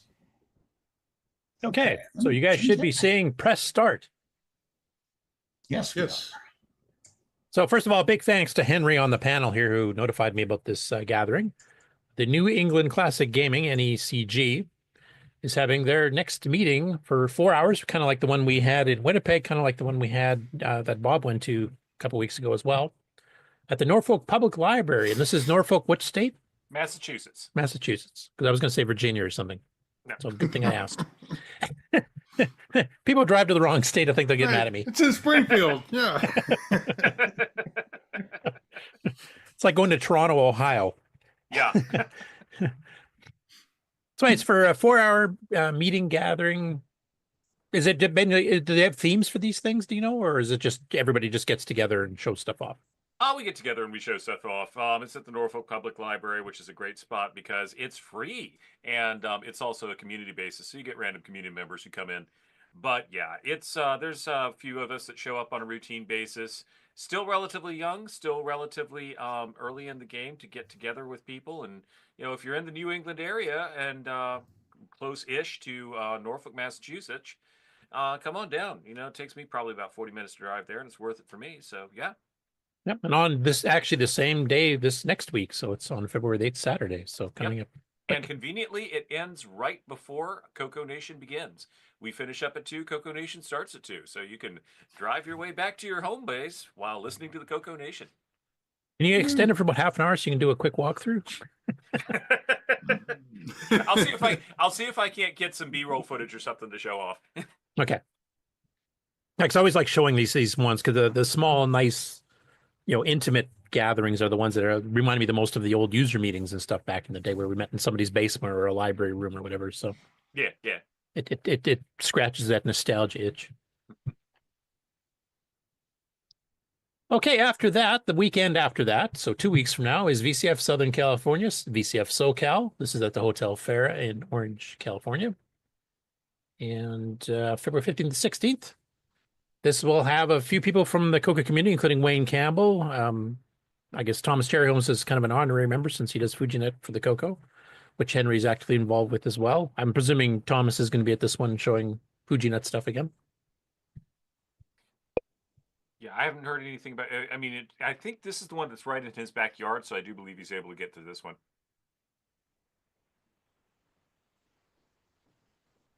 Okay, cool. Next, Thomas actually lives in Texas. So. Oh, he's Texas. Okay, so I don't think unless somebody he was having some difficulty with being able to get to the fests this year around. So yeah, he may or may not be at this one this year. So okay, but I'm pretty sure he's got some representation there because the guy that hosts the VCF SoCal is active and just did that big video where they were talking to the guy who does some of the manufacturing. Yeah, FujiNet's going to be there. That's not an issue. But just whether Thomas himself would be there to evangelize. Right. Okay. Next up, another one we'll bring Henry in on here. He seems to be the expert of fests this time. So the next one, of course, is VCF East, which is, I think, the longest running one, or one of the longest running ones. And that's on April 4th to 6th, same location as last year, the Info Age Science Museum in Wall, New Jersey. This is a Macho CoCo themed one. Have you had any updates on people donating hardware and helping teach classes and stuff? Because I know you were asking for some help. Yeah, so we haven't. We're pretty good on. We're pretty good on the class. Who's available to run the classes? But if you're still interested in running the classes, hey, great, that's awesome. Let Jeff know through the sign up form that we showed last week that I can't remember the link to, but is there somewhere. We've decided that we're going to do emulators in the classroom because that's going to be the most accessible way for everybody to get to it. We will have real hardware there. And if you have real hardware like a CoCo 1 with 32 or 64K or a CoCo 2 with 64K that you would like to let us borrow or let us use, then by all means, let me know. And I'll be happy to make sure that it gets presented in the classroom, or at least is available for the classroom. That's actually a very good point too, that a lot of these people are not familiar with the CoCo and you go to the class to learn what kind of basic it had and what kind of languages are available. Won't have the hardware. So if they did attend the class, what are they going to do with it afterwards? So doing the emulator and actually maybe showing them how to set the emulators up if they need some help. Well, I know that I'll be putting together a video showing some of that stuff soon enough as far as getting emulators up and running. That's something that I want to get done before going to VCF East, so that if you are going to VCF East and if you are BYOL, bring your own laptop, then you at least are able to relatively readily get something put together there. There's always the CoCo Pi project. We have one of the guys on the FujiNet Discord, I can't remember his name off the top of my head, has put together virtual machine appliances that can be loaded in using QEMU, virtualware, whatever, VMware or VirtualBox. And those all seem to work pretty well. So there's a bunch of options for emulation, but we will have emulating hardware there, and we will have real hardware there. And of course, you can use XRoar Online that Karen's done. You can just go hit a web page and emulate a CoCo 1, 2, Dragon, whatever else. Yeah, you can do that real quick. The only question is there an online, like a web-based version of FujiNet that it'll connect to? Excuse me. Yeah, that's true. I guess for the teaching class where you're just teaching the CoCo stuff, you might be able to get away with an online one because you can actually upload a disk image from a local computer through the web and mount it rather than. Well, part and parcel with what we're doing with the classroom is we are presenting FujiNet. That's been on all the classes. Yes. Oh, okay. I didn't realize having them available. You know, there's going to be classes on FujiNet, but having the FujiNet available is like, this is the centralized distribution method that we're using so that we can basically network 3 our way into, lack of obscurity. Okay. Yeah, I'm kind of jealous. I wish I could make it to this one, but you should come anyway. Well, if you guys pay sponsorship, sure. Next up, speaking of 4-hour meetings, the next 4-hour meeting for the Manitoba Retro Computer and Gaming Club, and I just attended the one in January. These are held 4 times a year. And it's at the same place as the last one. So at the Fort Rouge Leisure Center in Winnipeg, Manitoba on April the 12th. This was attended last time because they had a kind of a Tier Sadie Radio Shack specialty. So they had some of the old robots, they had Model 1s, they had CoCos and a bunch of other things there too. So they kind of have themes on theirs, which is why I asked Henry about the one for Norfolk. This one is themed around the Commodore 128, which is a bit of a rare machine. It's also got like a dual display, 2 different video chips, 2 different CPUs in it because it would run CPM and 80 comms, and it can run, basically Commodore 64 style stuff as well. So that's what they're kind of pushing as a theme this time around. And yeah, if you can go, it's 4 hours on April the 12th at the Fort Rouge Leisure Center in Winnipeg. That should be late enough. Even Winnipeg should be out of winter, I hope. So next after that, of course, we just got an update from Grant on that, which is, of course, CoCoFEST. And that is being held May 2nd and 3rd, which is a shift of days. I have an update. Oh, live update. 2:30. We will open registration 7 minutes. 7 minutes. Woo! Of course, you're doing this while I'm having to host the news, so I won't have time to do it here. So I'll be like the last, That's the whole last purpose. table out in the parking lots where I'm going to end up. I'm just sure of it. We can take a break. Now, you guys go. I don't really care what table I'm at. So my partner in crime there is not going this year, so it doesn't really matter. Oh, is that for sure now? Fairly sure, I think, from what Ken said. That stinks. So anyway, that's at Carol Stream Holiday Inn, same as last year. Nice venue. It worked really well last year. Have you guys decided anything on the supper thing? Like, did we talk about making a cheaper version of the meal at one point? Did that get officially? Yeah, we went to the Chicago one. Let me look here, because everybody wanted to do the Chicago one versus the Italian one. Where is Yeah, it? I think they reduced the prices a little bit too, which were astronomical. It wasn't much of a reduction in the price. It was just a couple. No? It was just a few dollars. Yeah, because the problem is it's like $36, but then they add the gratuity, the 20% gratuity and service charges on top of it. So, it came out to $47 a person. So, which I looked it up last year. It was 45. It was 45. So it's only $2 higher than it was last year. So it wasn't too much more. Okay, but the other one was 50 something, wasn't it, or close to it? Yeah, I think it was like 49 is what it was. Yeah. I can tell you. All right, obviously, start registering your tables. I think you can already register at the hotel with a discount code. Oh, I was wrong. You was right. 54.43. Okay, so that's a fair bit cheaper than actually. Pretty good, yeah.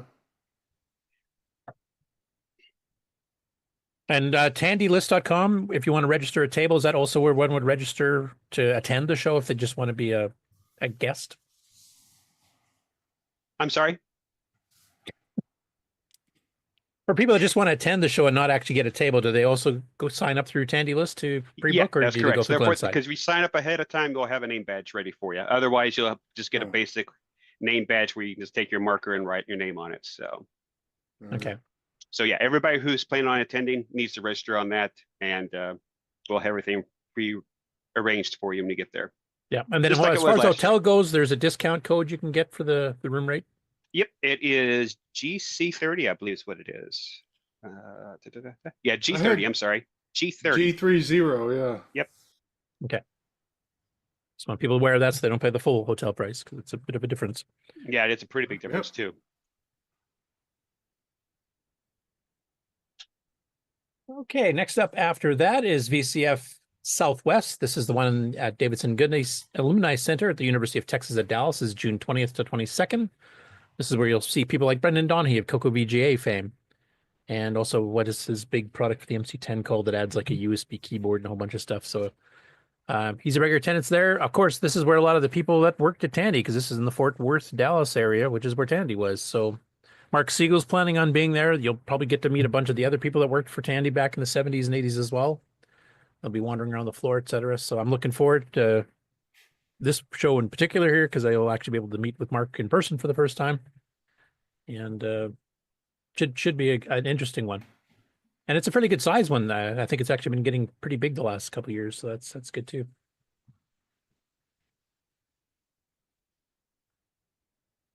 Next up after that is Tandy Assembly 2025, which is September 26th to the 28th in Springfield, Ohio. So the same place as it has been the last number of years now. Although I have heard that they're starting to outgrow the facility. And many of you who have attended this last year might be able to verify that or not, but I think they may have to start looking for a new venue. Yeah, I was surprised they didn't get a new venue this year. Yeah, because I think they're basically, I think they got close to like quote unquote selling out what they could fit into the venue. So, and just like CoCoFEST, the Tandy Assembly's been growing every year the last few years. So I guess, growing pains is a good problem to have if you're going to have a problem with a show.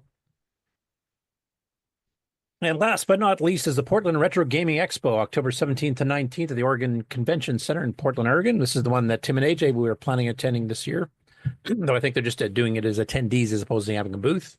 Obviously, it's much more gaming oriented than just plain retro, but it covers all retro computers, including 8 and 16 bits, retro game consoles, electronic games, handhelds, that kind of stuff. So if you're into gaming and you're on the Northwest Coast there and you want to maybe say hi to Mark Overholzer if he can make it this year, then pop by. Mark, do you know if you're going to that one?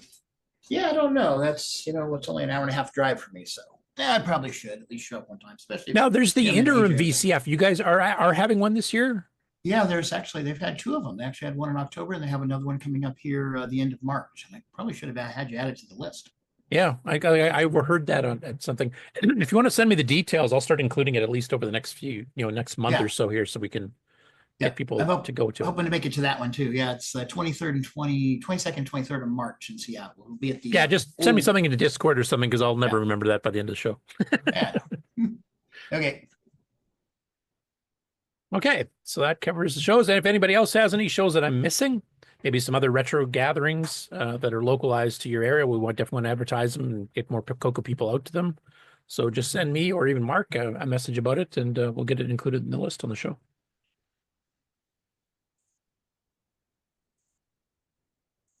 One more minute.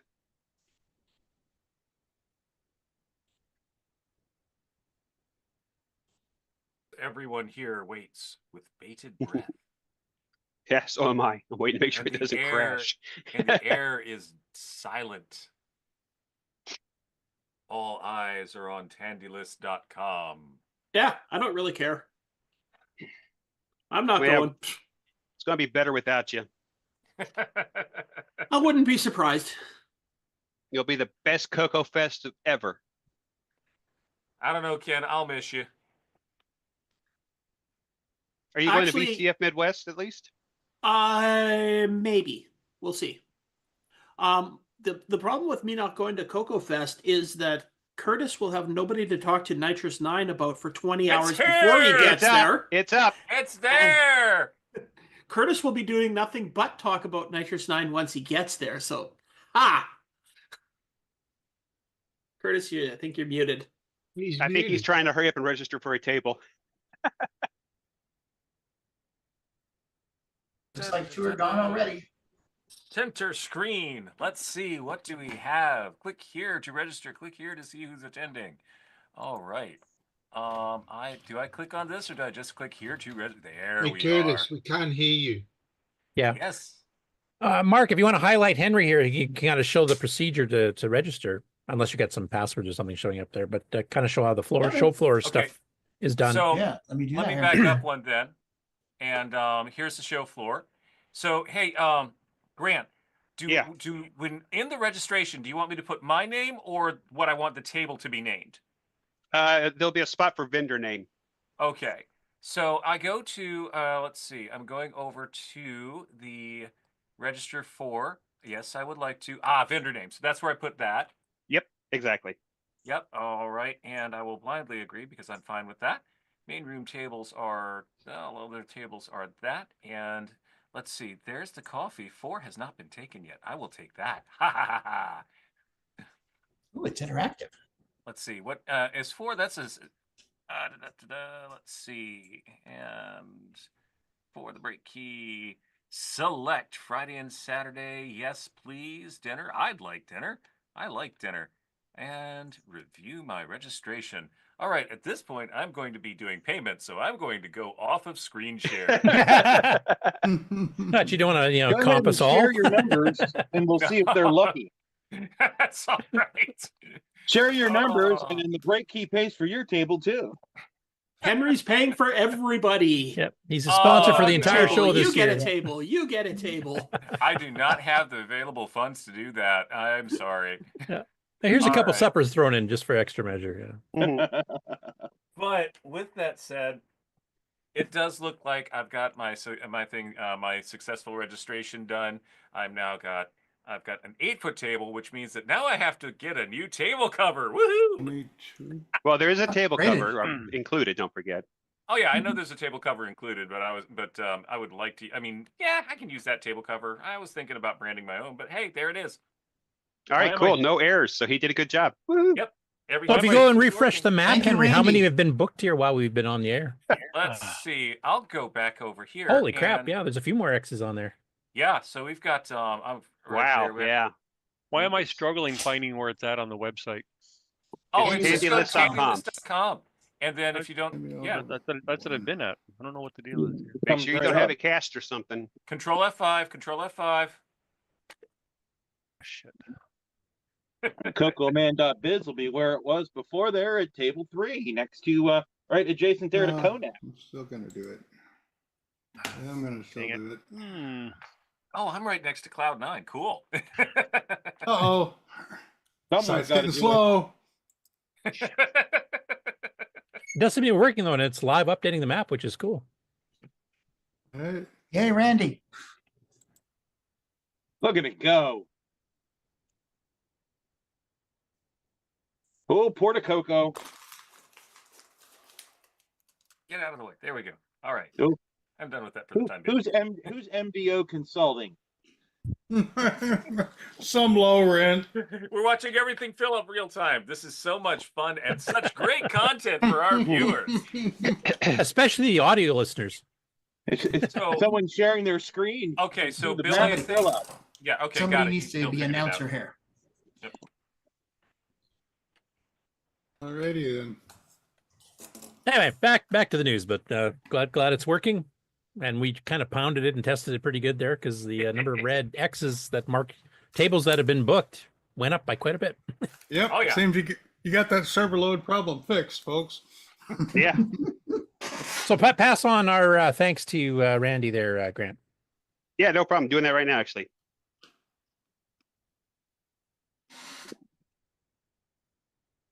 Okay, so I'll skip on to the game on news just to wake Ken back up. You guys should be seeing Canyon Climber. Yep. Yep. Okay, so 8-Bit's basement gaming base channel. So we of course know 8-Bit's in the basement, which is Peter who lives in France. But from Ireland. Yep. From Hey, France. not too many French people you know with Irish accents, but he's one. Exactly. I mean, it does make for an interesting accent. But he's got a second YouTube channel that he hadn't really done anything with in probably a year and a half, 2 years, called 8-Bit's Basement Gaming Base. And he's now committing to doing videos much more often on this channel that are completely based on game playing. And his inaugural one of rebooting the channel up here, and he's also doing some other changes too, I should mention before I talk about that, is that he's switching to using emulators because he said real hardware, because you have different audio and video captures and different settings have to be used for each different retro machine because he's going to be doing this for multiple machines.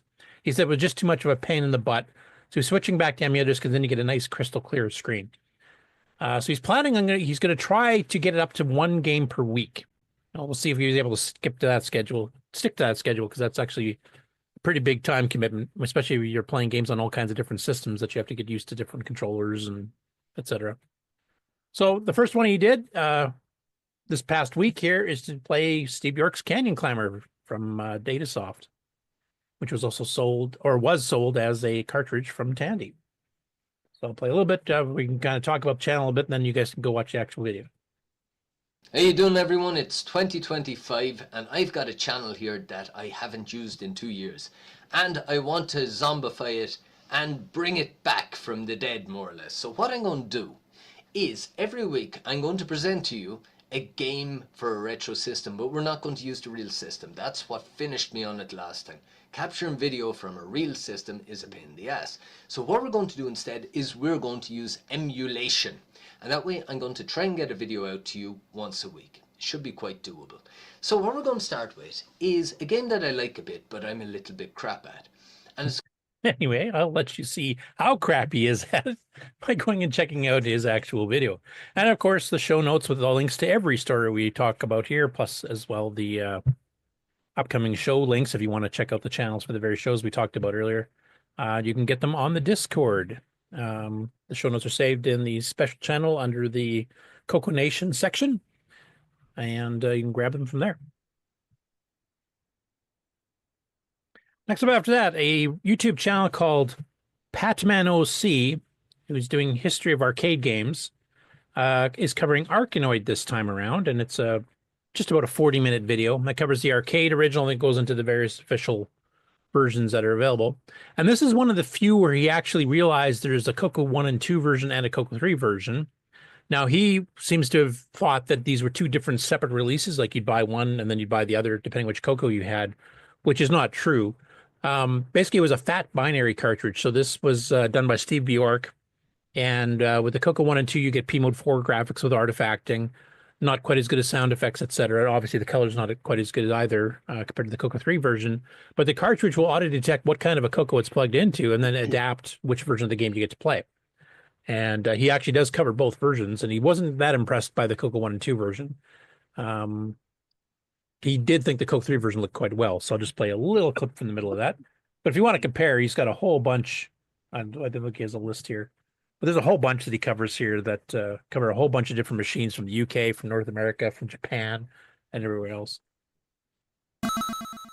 There were actually 2 home releases for the Tandy CoCo, with the first one being for the CoCo 1 and 2.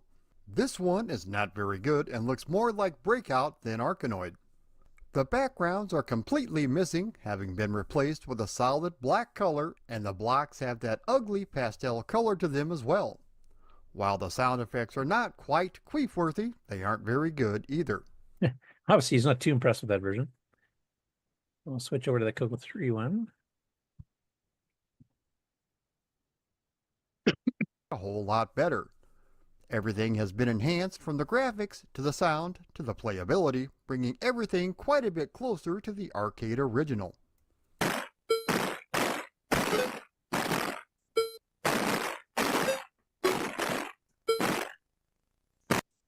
Anyway, I thought the CoCo 3 version of Arkanoid is actually a pretty decent one. It's missing some of the, the intro screens and stuff that the arcade and a lot of the ports had. Part of that, I think, is because Steve did try to cram both CoCo 1, 2, and CoCo 3 assets, etc., onto one. I'm not really sure how big the cartridge is. I think it's 32K, and I think the 116K chunk is reserved for the CoCo 1 and 2.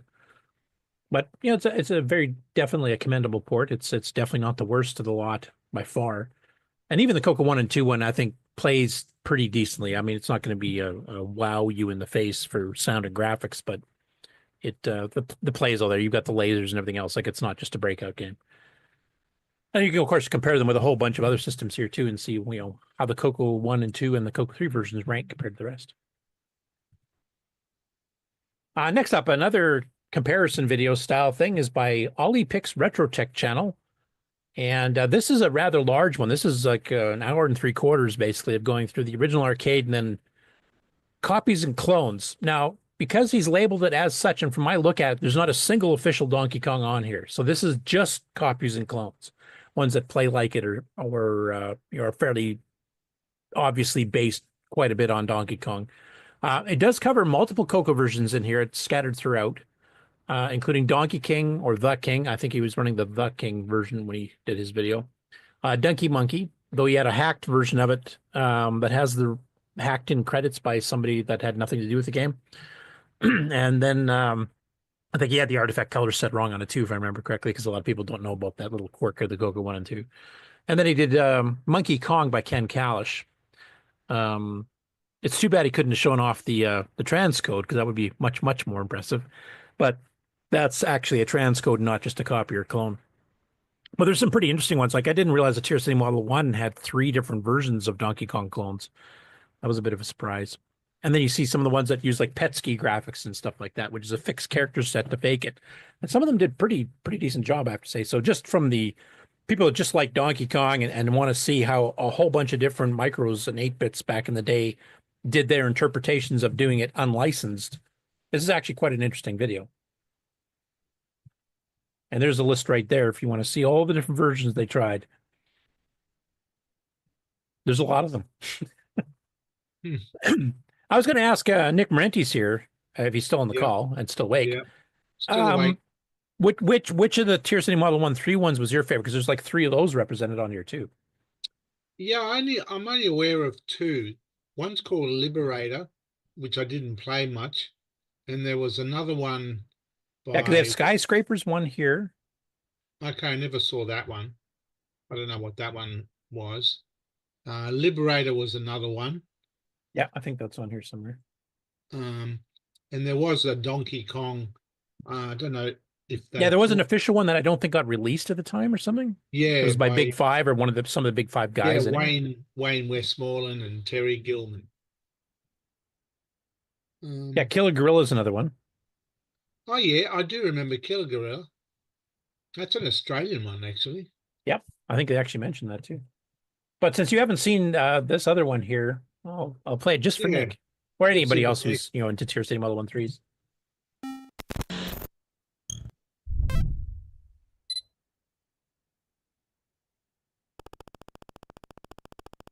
This one's a little more simple. It doesn't try to fit the proper number of platforms, etc. Looks like it plays okay though. Yeah, it seems all right. I never saw this one.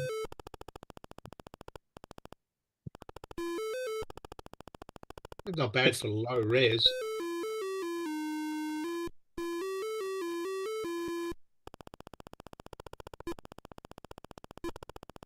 It's missing the ape at the top though. But less likely to get sued, I would guess. Maybe, yeah. Because this is when the clones started to actually get sued. That's when Casey Munchkin, right around this time period, is when they got nailed. This one's not actually Donkey Kong. It's Skyscraper. So yeah, there's no giant ape either, so it's obviously a totally different game. Yeah. But you can see what it was copying. No, it's original, isn't it? They drew an ape on the cover. It's just not in the game. It actually looks a lot like one called Hard Hat Mac from EA. With the stuff bouncing around and all that. Yeah. But it's got a good representation. Like it's got like the Acorn, so it's got a bunch of the UK-based systems, the Auric, the Amstrad, the Thomson M05, which is from France and actually uses a 6809. Getting up to stuff like the Amiga. Now the Amiga one is actually Donkey Kong, so I think I might have to leave him a comment and he'll have to try out the CoCo 3 transcode and see what he thinks. Yeah. But there's a good variety. If you want to see like a wide variety of hardware platforms and how they interpret it, it's actually quite fascinating. I find this stuff really interesting, which is why I really like it when Ken does his comparison videos, where he takes the same game from the same company that was launched on multiple platforms, and then you actually compare them. And some will have, are obviously better than the rest, or sometimes you'll have where, gameplay's better on this one, but the graphics sounds better on this one type thing. And you can kind of get a good wide gamut of gameplay and graphics and sound, etc. Some of them have all the levels, some of them don't, type of thing. Then you get stuff like Sorry. I noticed the Micro Bees up there. King Kong. That's an Australian computer. What does that video look like? Where are you looking here? Go up. Move your cursor up. To the left. 15 minutes and 9. Ooh,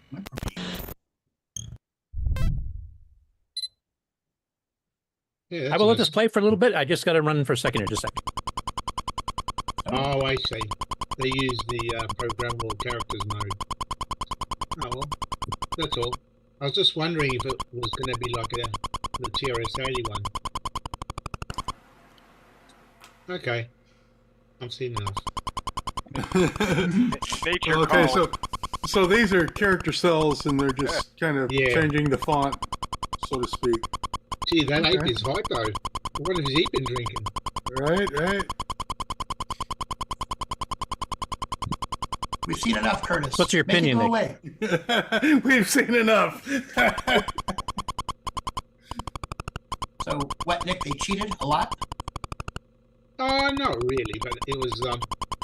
I thought the Micro Bee was going to use TRS-80 Model 1 type graphics. but I forgot that it does actually have programmable characters as well. Okay. Yeah, anyway, that's all. I was just curious. You guys hear me? Yes. Yep. Yeah, something went odd with my mic when I muted it when I went downstairs. I suddenly couldn't hear you guys at all. Sorry, Welcome Nick, back. I was asking what's your opinion of this particular one, the one that the Micro-B? Not too bad. I mean, I was expecting the TRS-80 Model 1 graphics, but I forgot that the Micro-B did do programmable characters. So, yeah. Yeah, it looks really So high this res is- too. Well, Yeah, it's high resolution, low resolution graphics, yeah. right? It's So the powerful motion and graphics. everything is herky jerky. Yeah. But the detail within each character redefined. Yeah. Yes. All right. Anyway, like I said, I find these fascinating. I hope Ken does more of these. But yeah, there's a lot. This is one of the most complete lists I've ever seen for any of these comparison videos. So I hope this particular web page actually does some more clones that the CoCo gets involved with. Next up, Chronological Gaming actually has had a bunch of CoCo content this past week. He's currently going through November of 1982 in alphabetical order, any games that didn't have a specific release date in November, just generally sometime in November. So the first one he covered here is a war game, and it's not by Ark Royal Games, which is the most famous of the war game companies for the CoCo. There were a couple others, especially in the CoCo 3 era, that did some war game style things, but this is Soft Ride. And as far as I know, this is the only game they ever did. In fact, I think, if I remember correctly, I think this game eventually got shifted over to Ark Royal and they sold it themselves. So the author, I think, just didn't want to have to run his own software company, which, I mean, I can understand. That's a bit of a pain. But I thought I'd play a little bit of it. It's one of the first ones that actually has graphics being used, too, because a lot of the earlier war games by Ark Royal and anybody else were all using the semi-graphics and the text characters like up arrows for trees and stuff like that. You know, blue semi-graphics for water, etc. And this actually has graphics.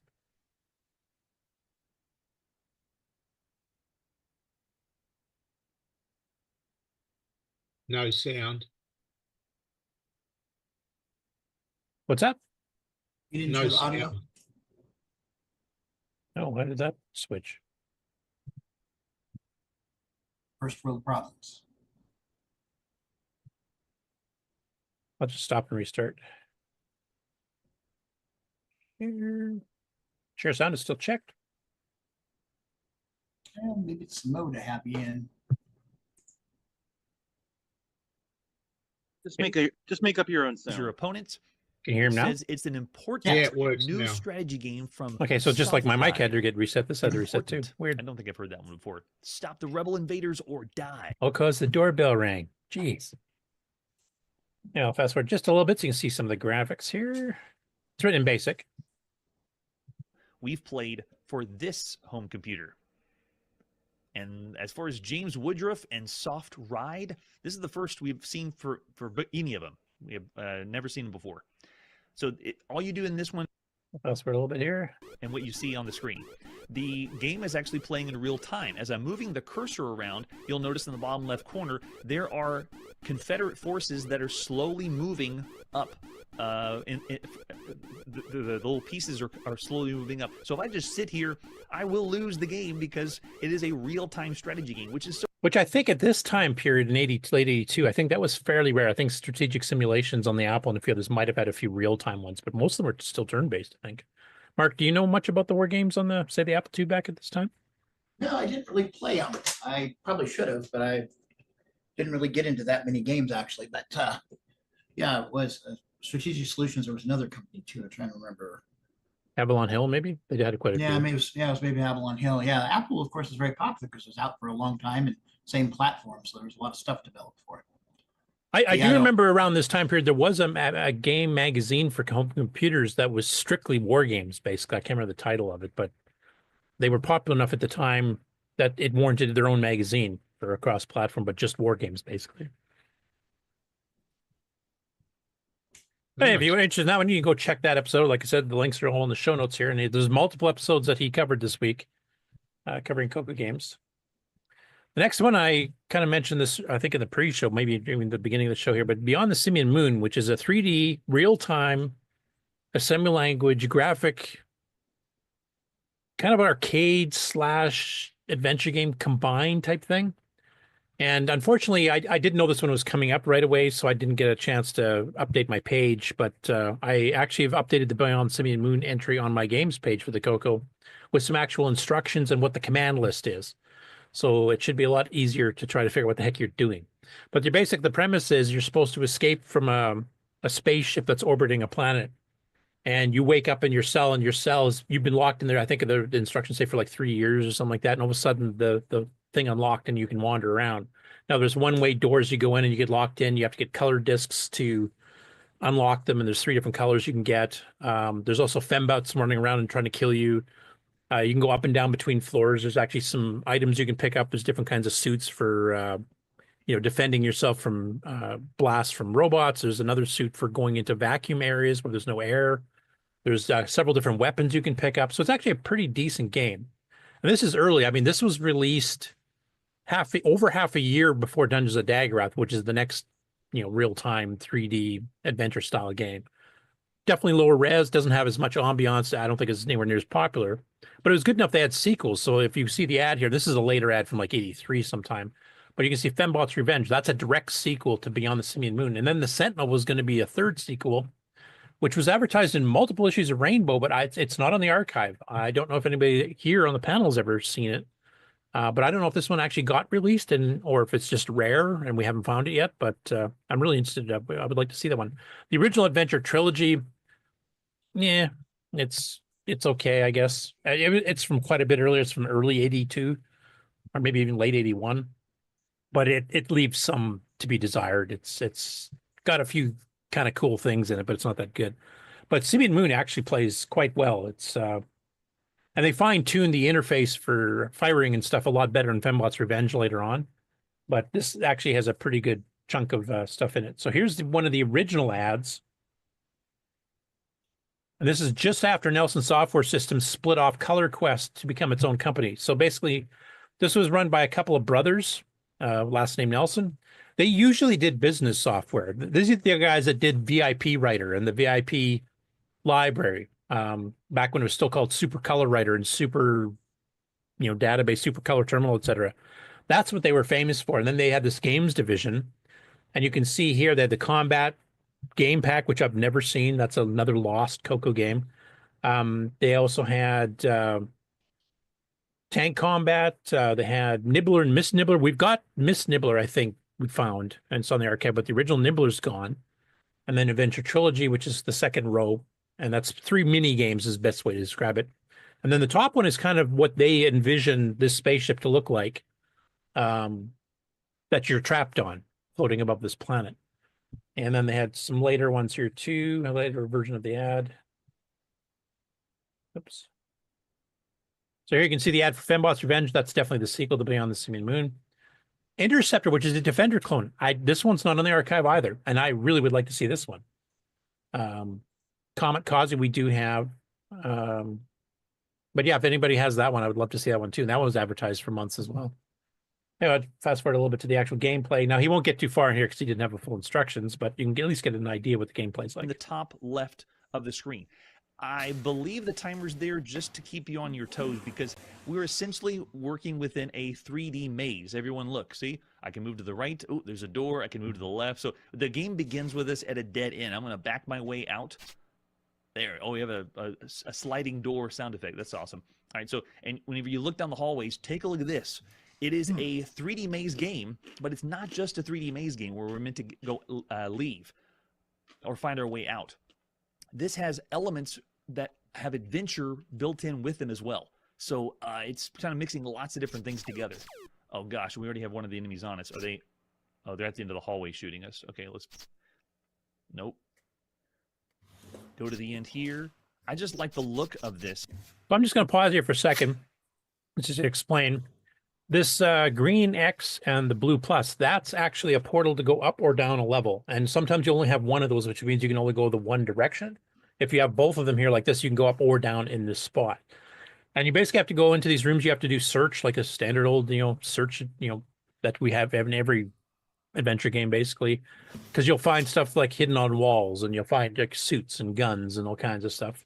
There's buttons you have to press that might, unlock certain things. I'm not going to give away too much of the game here. But it's real time. It's got the timer up in the upper right corner, as he was mentioning earlier. And these fembots are wandering around in real time, will shoot you. So you try to have to like duck in the rooms or duck around corners and stuff to get away from them until you're armed. There's parts of the ship that have been damaged, so they have a vacuum. If you go in there, you just suffocate and die. But the whole mission is to escape from the spaceship entirely. And I can't remember how Fembots picks up on that, but basically it's the same monsters, but done with artifact colors instead of the yellow, green, red, blue. But for this early, November of 82, this is quite ambitious, I think. So I was wondering, has anybody in the panel here ever played this one before? Not me. No, I love the way they got rid of the whole rectangularness of everything. Yeah, that was one thing he actually quite liked too, because it looks like walls inside of a spaceship, but they're kind of this, slanted type thing. But this is one, like, this is the old style thing where you definitely have to make a map. Because if you don't have any of the color discs to unlock doors, you're going to get locked in just about every room you try to go into. So you have to kind of map like which ones are safe or which ones have the objects, go there first, grab that type thing. There's actually a one that the Rainbow review of this one mentioned where you can actually go onto a certain floor and there's a window portal on the side wall. And if you look through it, you can actually see the planet floating by that you're in orbit around. So they add some nice little niceties to the game too. So it was definitely a well planned out one. I think it was actually quite innovative for its time. You could use his other software to make the map. Yeah, VIP library. And they never did CoCo 3 games. I think Color Quest kind of died around 84-ish. And they kept the main, like their main bread and butter was all the VIP stuff, the Super Color Writer renamed VIP. And then they did the CoCo 3 versions of them too to compete with like Telewriter 128, etc. So another episode here he went, you'll see that the headline for it was Bubbles, an actual arcade game. And this is actually a Williams 6809 based arcade game. It's one of the ones that's not been translated as a transcode. And I think Glenn said he didn't really like this game, so he wasn't going to bother. I don't know if anybody else wants to try to tackle that, but that's another one that, taking some of the transcoding techniques that Glenn Hewlett's done for Defender and Joust and all the rest. This is another potential candidate. Or maybe we just don't have enough blues in our palette. I don't know. But at any rate, he's actually got quite a few in this particular episode here. So he's got Ketchum by Aardvark, Caterpillar by Arc. These are both Dave Edson games, and Dave Edson at the time, I think, was in grade 10 or 11 in high school when he wrote these. And then Chopper Rescue, which is a game written in BASIC. It was sold by Prism Software, and it's written by Rob Shaw. Now, some of you longtime CoCo gamers might recognize that name because he later learned assembly language just within a couple of years of this and started writing stuff like Tut's Tomb by Mark Data Products and Vortex Factor, not Vortex Factor. What's the one based on V? Why am I blanking on it? You know what I'm talking about, Ken? Are you still there? Shock Trooper. Thank you. Yes. So that's the stuff he did later on. So Chopper Rescue, he wasn't too impressed with the game, but he didn't really understand some of the mechanics of it. Like when you're trying to rescue the people, he kept trying to lower the rope and it would just go through the guy and come back up while picking him up. You have to pick them up by his outstretched hand. You have to hit that specific pixel to pick them up. Once you get used to that, it's actually not that bad. And then you fly and throw them onto a trampoline. And if you drop them from too high, they'll just splat. But you can drop them about, I don't know, 2 or 3 or maybe 4 heights of the characters you're rescuing. And then they'll bounce and survive. And the buildings start burning down faster and faster. You go for a basic game, it's actually not too bad. I think we've played Ketchum already on the Game On Challenge, so I won't show that one. Caterpillar, I'm pretty sure have we played that one, Ken? Is Ken still around? Yes, I'm snoring. It's an okay version of Centipede. It plays nice and smooth. It has all the opponents, including the Scorpion, which some versions do not, and the Poison Mushrooms later on. But the sound is very minimal. And I remember when I interviewed Dave by email 20 years ago, he'd mentioned like he was just learning how to do sound. And at this point, he would just learn how to call the basic sound routine from the ROM. So it just has a couple, sound 100, 1 style commands. That's all it does for sound. I'm pretty sure we played that one too. But I did want to play a little bit of Chopper Rescue here, just because it's historically Rob Shaw's first commercial game, and he definitely went much better on his later ones. But everybody's got to start somewhere, right? Our next game is Chopper Rescue. Let's check it out. Here's the advertisement flyer for Chopper Rescue. It's by Prism Software.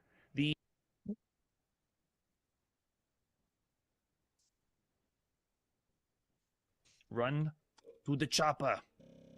And I don't know if this had double speed built in or not, which we would played help. for the TRS-80 color computer so far.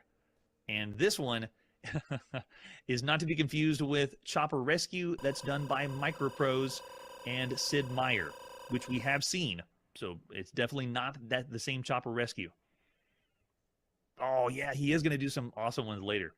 So I haven't done anything. I haven't touched anything. The game just went right into it. Yeah, and he just died because he had the joystick pointed down and he just hit the ground and died. Experience you get sometimes with there, I'll fast forward a little bit so you can see a bit of the gameplay. Building, because watch how the building slowly melts down. And so basically one building at a time burns down. There's a guy trying to get rescued on the roof. He's waving away. You have to catch him with an outstretched hand facing up. This little tow rope comes out to about here on your chopper. So you have to fly over, pick them up. You can't hit the buildings. You can't hit the ground. And then you have to fly back as fast as you can and drop them onto the trampoline, which is behind his shoulder. You can't quite see it.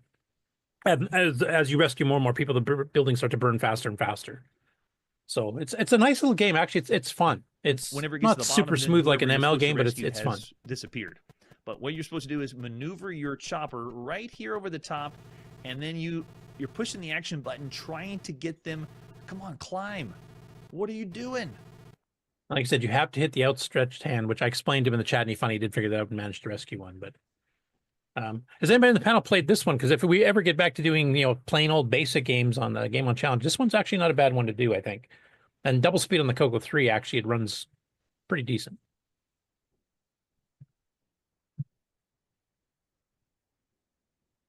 And then lastly, the last night's show, he actually did another CoCo game on that one.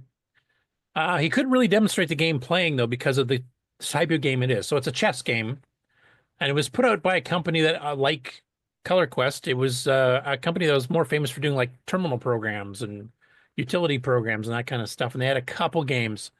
And the unique shake on this one is that this is chess, I think, the first one that CoCo ever had of any game that you could play over a serial null modem cable or over a modem. So you'd play head-to-head with another player somewhere else. Of course, I think famous ones like P-51 Mustang from Tom Mix came out several years later before we saw that. And there's been other ones that have done checkers and chess and Othello. Those were popular ones. Eric Averluck and Greg Miller did a couple of them 4 or 5 years after this one. But as far as I know, this was the first game that ever did that. Played head-to-head over a modem or a null modem cable. And I don't know for any of you guys who are fans of the Sinclair ZX81, but this was a kind of a Zaxxon game that actually, for the ZX81 was pretty impressive, I have to say. Would be. Top left, craft destroyed. Maybe you can do it better next time. Do you want to try again? Yes, we already died that fast. So I'll just show this just for the sake of interest proceed. Here. So at the top left, it has what appears to be a. For those of you who know the limitations of the ZX81, this is darn impressive. Witnessing. Yeah. Don't adjust your speakers. There is no sound in the city of Zon. I just ZX want has everyone little to bask in graphic the fact that I characters, can so they're move the using cursor little keys around. diagonal And things. I am playing Yeah, so it's all Zaxxon characters. on the Timex Sinclair 1000. I can move up and down. As he mentions too, like when you get left these and right. pits, So I am playing flying by here like this. When you're sitting up close to it, it just looks like lines. But if you sit back, and he actually mentions this later in the video, if you sit back like 10 feet from your screen, it actually looks like a pit with shading. So in motion, this all works. Like he did really, really good. Whoever the author was for this one did an awesome job on this one. And I mean, I think that's one of the nice things about doing retro computers is that, people figure out some of the tricks. And this definitely includes the CoCo. You can make some things that, you would have thought back in 1982 would have been impossible. And that's one of the reasons I like sticking with the retro stuff, because there's still stuff to discover and learn on these machines that are 40, 45 years old. And nowadays, I mean, you just upgrade the machine and you get a new library and everybody has the same thing. There's something really subtle in the graphics. There is a gray graphic that's black, white, and then there's a gray graphic that's white, black. If you look at the flying thing, we have caught 2 of the jet engines with the flame showing by just flipping those 2 characters, yeah.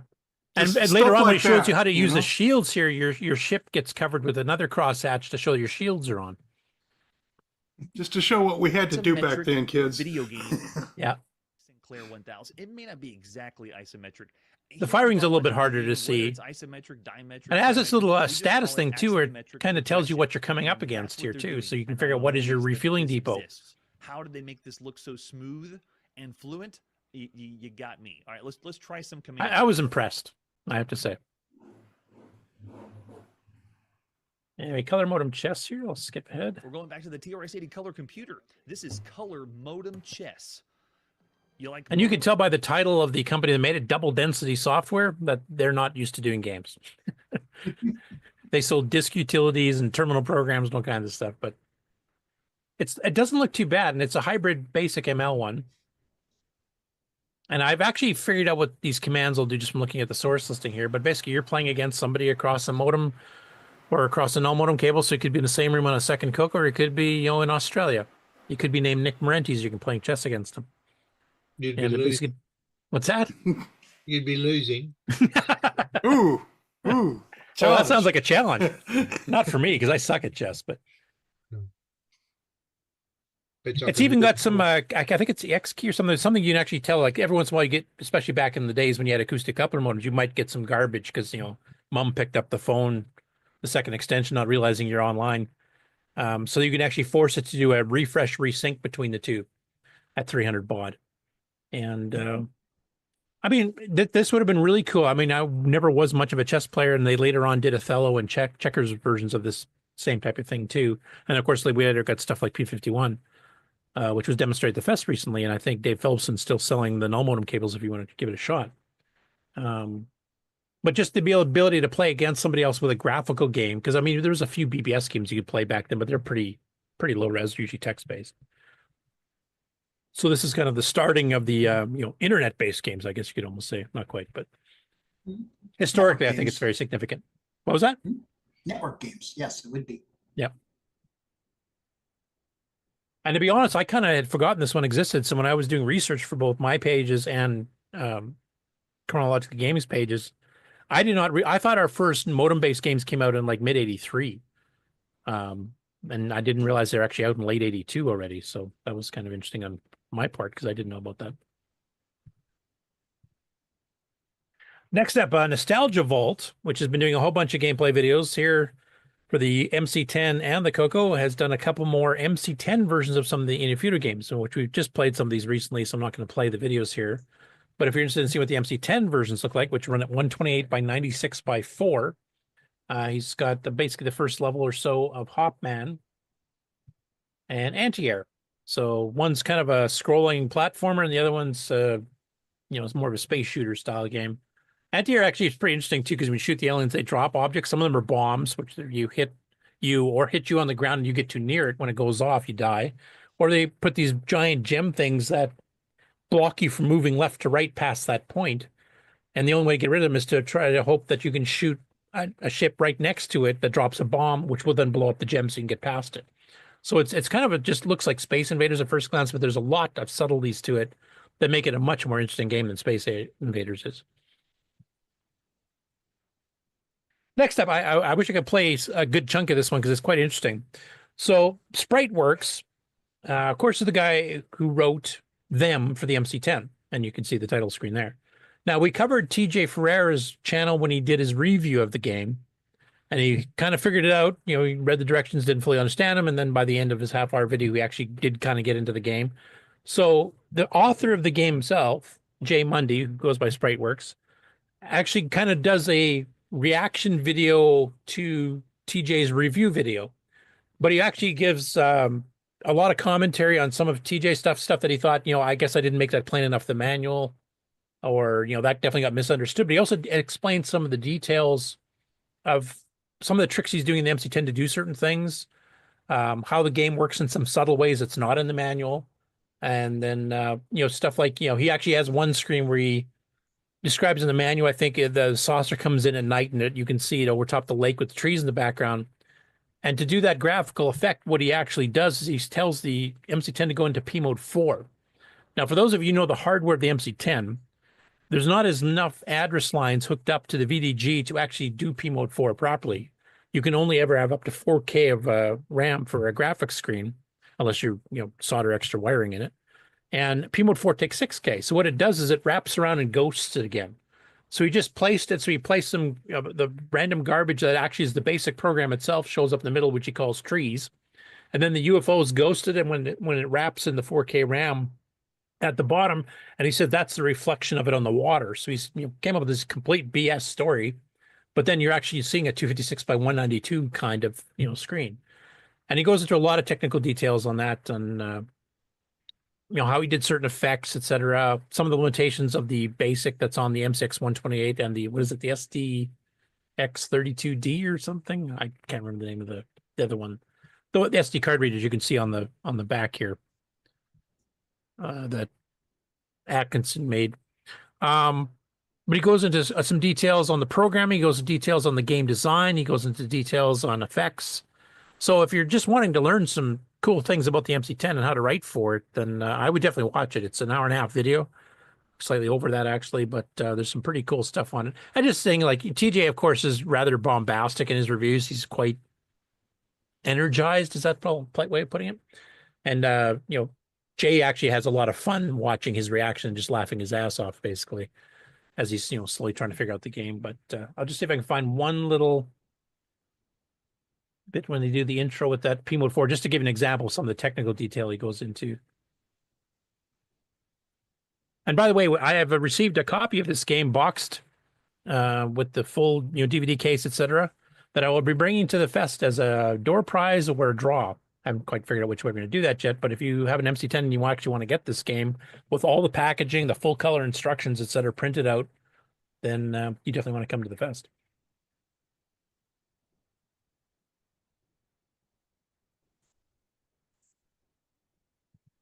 It was. The reflection of the craft sparkled ominously in the still water below. Incoming video signal. You can hear my dog barking back. Oh, look at that. So it's got kind of like a, look at the spaceships there. It's got like a little video. I don't know if this keeps going. I don't want to touch a button. It doesn't say touch a button yet, so So this is a technical limitation of the MC10. If you're familiar with the MC10, you'll be aware of this limitation. If you're not, then you won't. But the MC10 has various graphics modes you can use. The main graphics mode that I use for this game is called P Mode 1, which is just the name they give to the particular graphics mode that I use, the particular resolution and color palettes that it uses. But this is what's called, I think this is P Mode 4, and this is higher resolution than the resolution that I use. But the problem with P Mode 4 is this computer was not wired internally to make use of all the address locations that it needs in order to properly make use of P Mode 4. So you can see the introduction to this screen said that the spaceship slipped in under the cover of darkness and it hovered silently over the lake near the forest at the edge of town. So this rectangular thing here is supposed to be the forest near the edge of town, and this reflection is obviously supposed to be the reflection of the craft in the lake. But the reason that this looks like this is because with this P Mode 4 graphics mode on the MC10 computer, it, like I said, is not wired to use the memory properly to display this graphics mode properly. So anything you print at the top automatically gets printed on the bottom here. So I didn't have to do this programmatically. This does it automatically by a fault in the electronic design of the computer itself. And this forest, or these trees in the middle here, this junk is actually just random garbage that is, I think this is the actual basic program being represented on the screen, in the screen memory. So this whole screen is not something I designed. This is what you get automatically when you choose P Mode 4 on this computer. But I just wanted to make use of it because, and actually in this game, the reason why I wanted to make this game is because this computer has some unique capabilities which no one has ever made use of, including this one. So nobody has done this, to my knowledge, is use this P Mode 4 mode, because of these problems with it, or these effects that you get. You get this random garbage strip in the middle, and you get a reflection at the bottom here of anything you put on the top. But I thought of a way to use that to my advantage and insert it into my game, just because no one's done it before, and I like to do things that no one has done before. I'm afraid. Anyway, that's the kind of technical details he goes into during this video. So as a programmer, it's very interesting just seeing if you like reaction videos and him laughing his ass off as TJ, completely misrepresents what's actually going on in the game. He also gives you some details on how the game mechanics itself work, as I mentioned before. So if you want to be better at the game, he's actually got some explanations of how the things tie together that are not listed in the manual. So it's a really good video, but it's got something for people who are playing the game and want to learn some techniques and how some of the stuff works internally so that you can play better, and also some programming techniques like this particular one here. And there's more like this in there. There's quite a bit of technical stuff as well. So I quite like the video. And like I said, you'll have a chance to win a copy of this with the full packaging at the fest. Next up, Non-Maskable Interrupt did a couple of his YouTube shorts here playing CoCo games on a real CoCo 3 on a real CM8 monitor, which even has a door, as you'll notice there. And because of that, they're all going to be in black and white. I don't think he's discovered RGB patch by Spectral Associates yet. I won't play the actual videos here, mainly because they're quite short anyways. You can check them out yourself. And we've played most of these games on the challenge before. So Astroblast by Mark Data Products. That one you really do need artifact colors because the refueling sequence is the first time I ever saw extended colors on a CoCo. And this is a game from, I think, fall of '82, I think. So pretty early on. And then there's Birds. That's Atomic's game that's basically loosely based on Galaxians if you're a hunter, by shooting birds.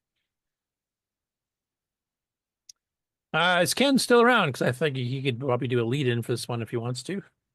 No, I'm not here anymore. Okay. Yeah, you didn't answer before, so I thought you were gone. You kept asking me questions when my mouth was full of food.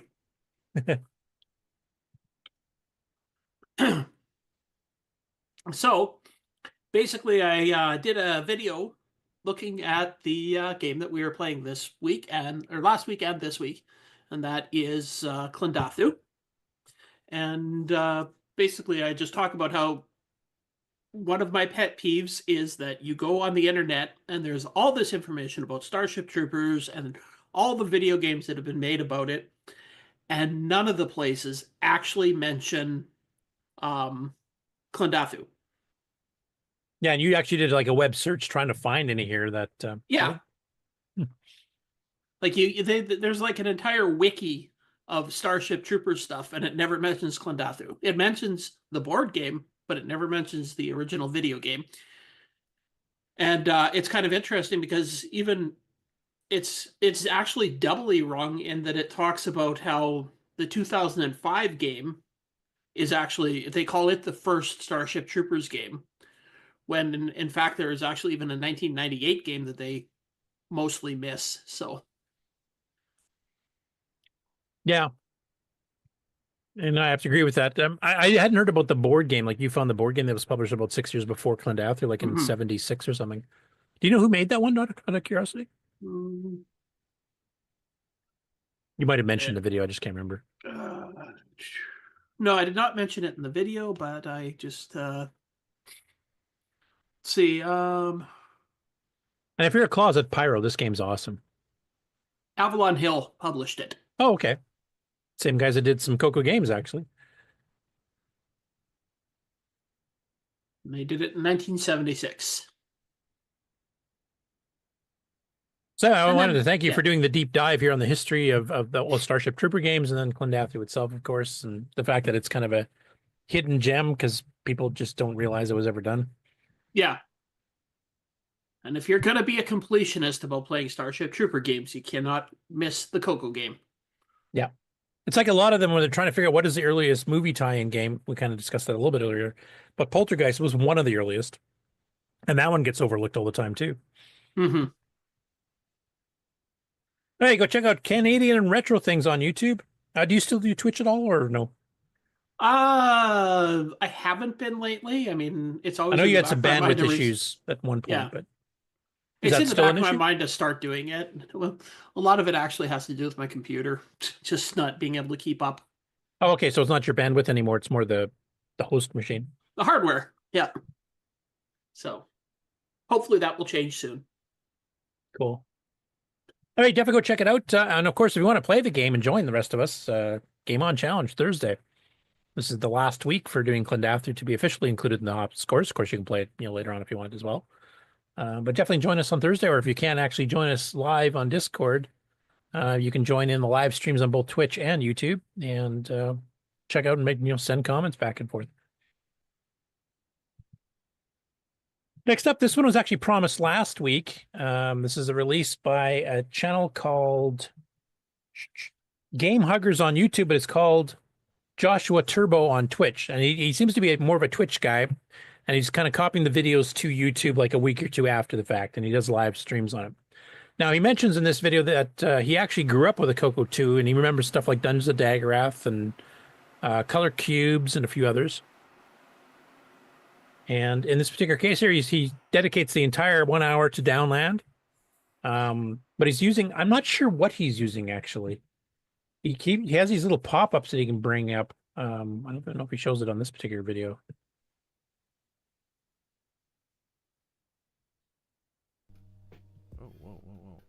Oh, that's part of his live chat. But basically, it has some sort of menu that actually has some hints for people that are not familiar with the CoCo. Like I've seen on his second video, which I found he just recorded a few days ago, 3 days ago, I believe, where he played a whole bunch of CoCo games like back to back from whatever he's using. They're all CoCo 1 and 2.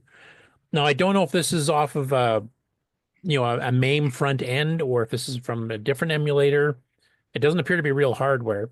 It might be a Mister. I haven't seen the menuing system on a Mister either, but sometimes they'll bring up these little things on the bottom that will say, hit enter when the screen's orange, like instructions for people who do not know, like, that a lot of games on the CoCo just popped up an orange screen off the start, and you hit enter if it's good, and you keep hitting reset.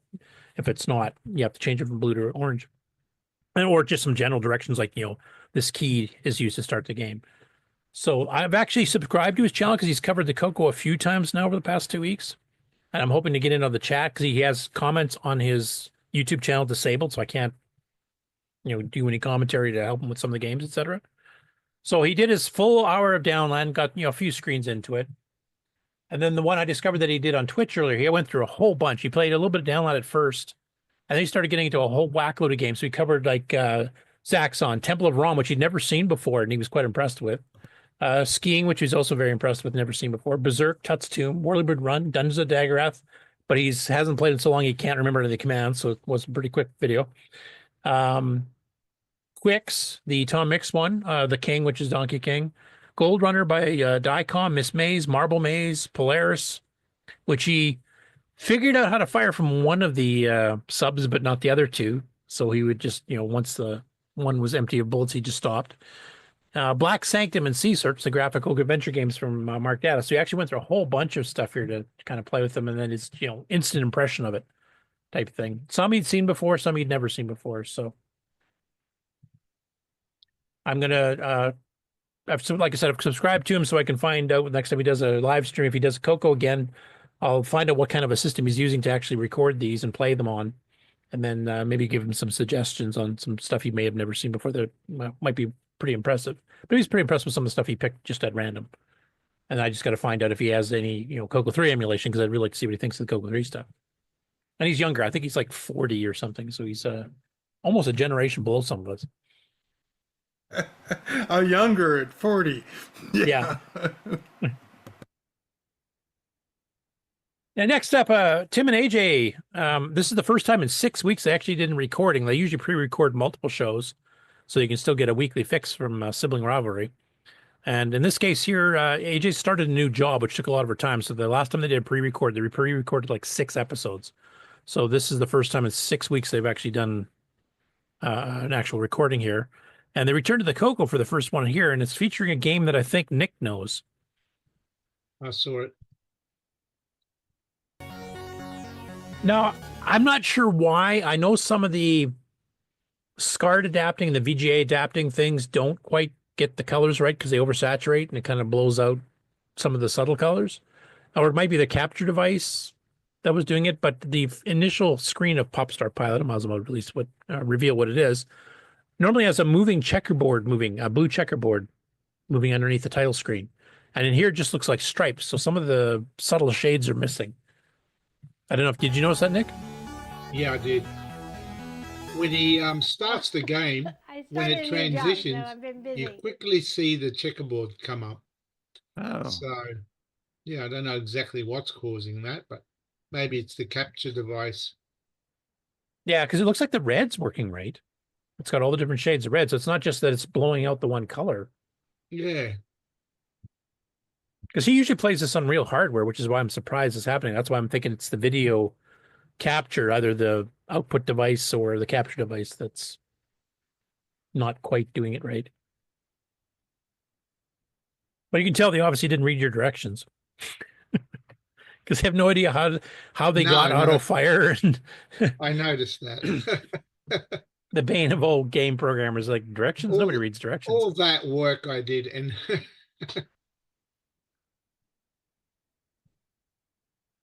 and did you hear how he mispronounced your name? I think that was probably on purpose, just to be funny at the very beginning. yeah, I heard that too.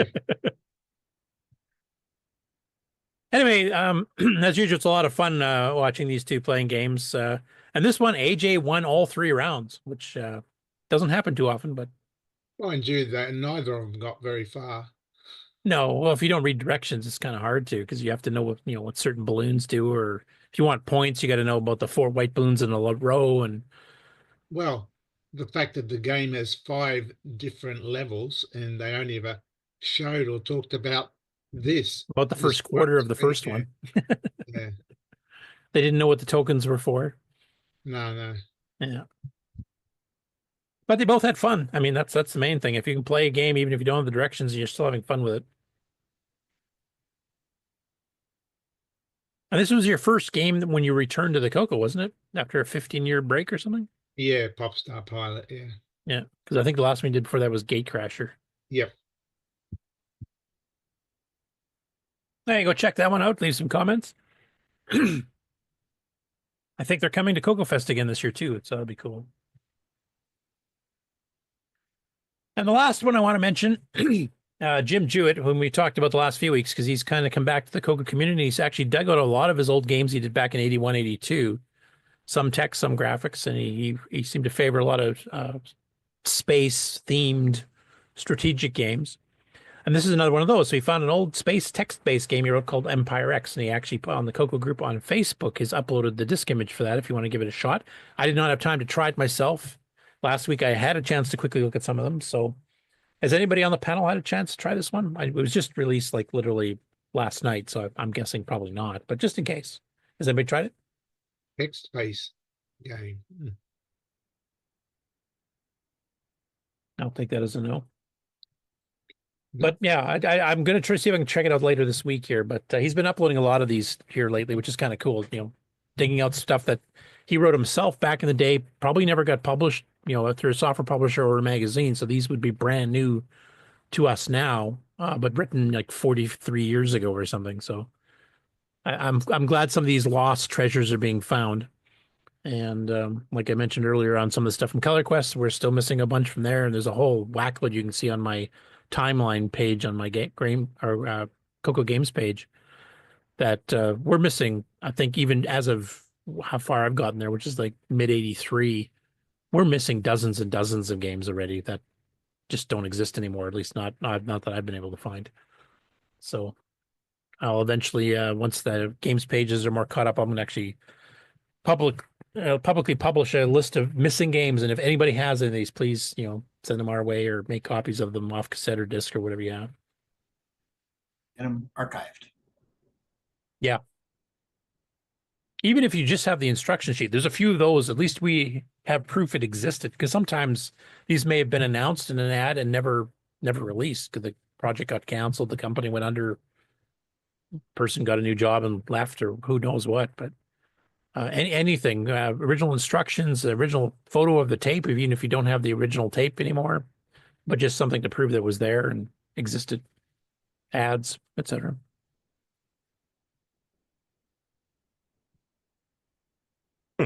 There's something that Brian Weasler doesn't have? There's lots of stuff Brian doesn't have.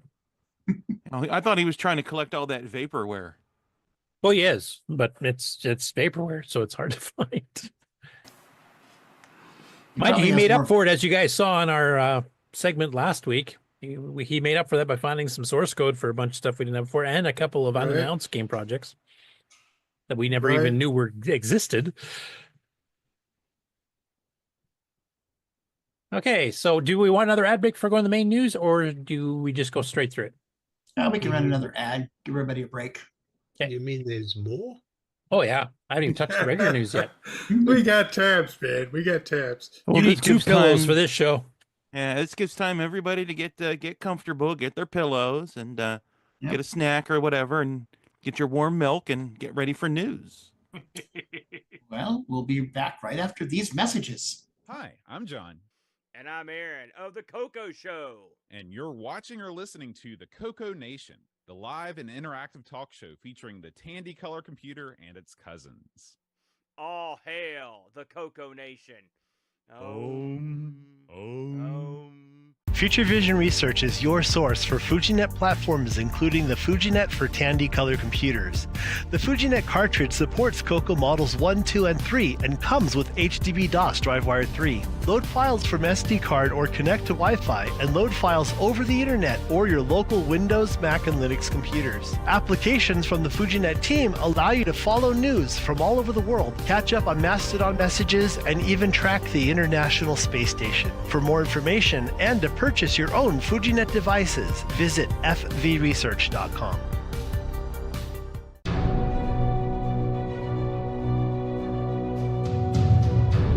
In a world where RGB produces black and white video, one cable can make a difference.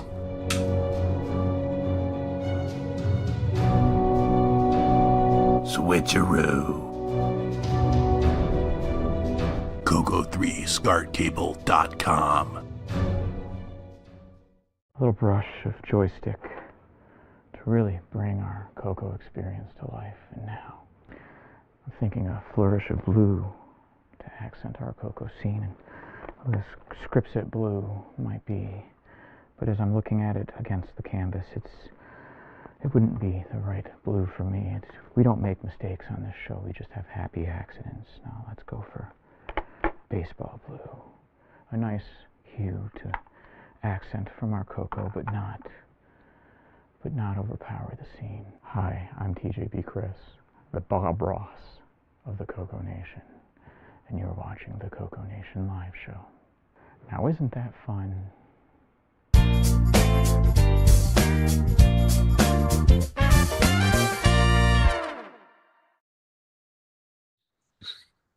And we're back. So, Okay. You ready for the next news segment? Too late. I'm doing it anyway.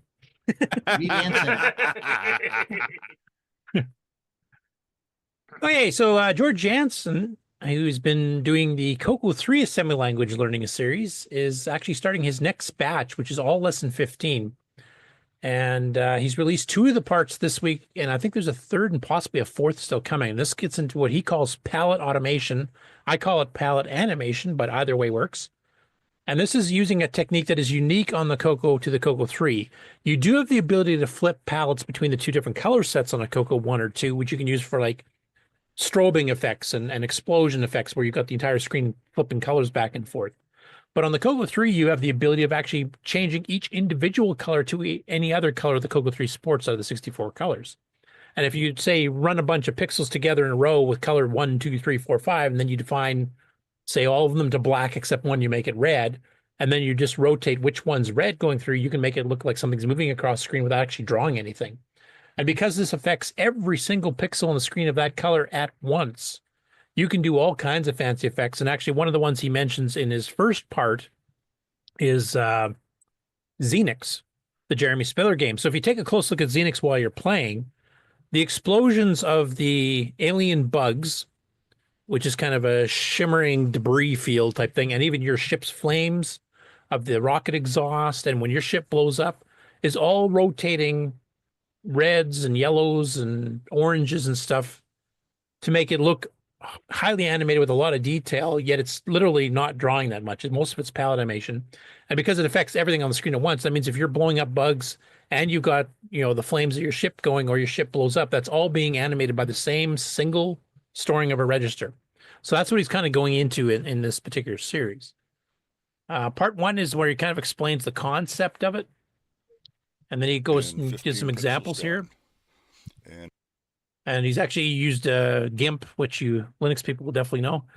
And basically this is drawing some colors. Now you see he repeats the colors. So if I change this green to blue and then this blue to red and stuff, I can make this entire look like it's animated and running off the distance or coming towards me. And that's kind of what he's kind of demonstrating here. And then here he's going into some technical details of how to convert 24-bit, GIMP colors to CoCo colors, etc., to our little tiny 6-bit. And a little bit of assembly language code and tables and stuff to get into it. So this is kind of getting the background of it.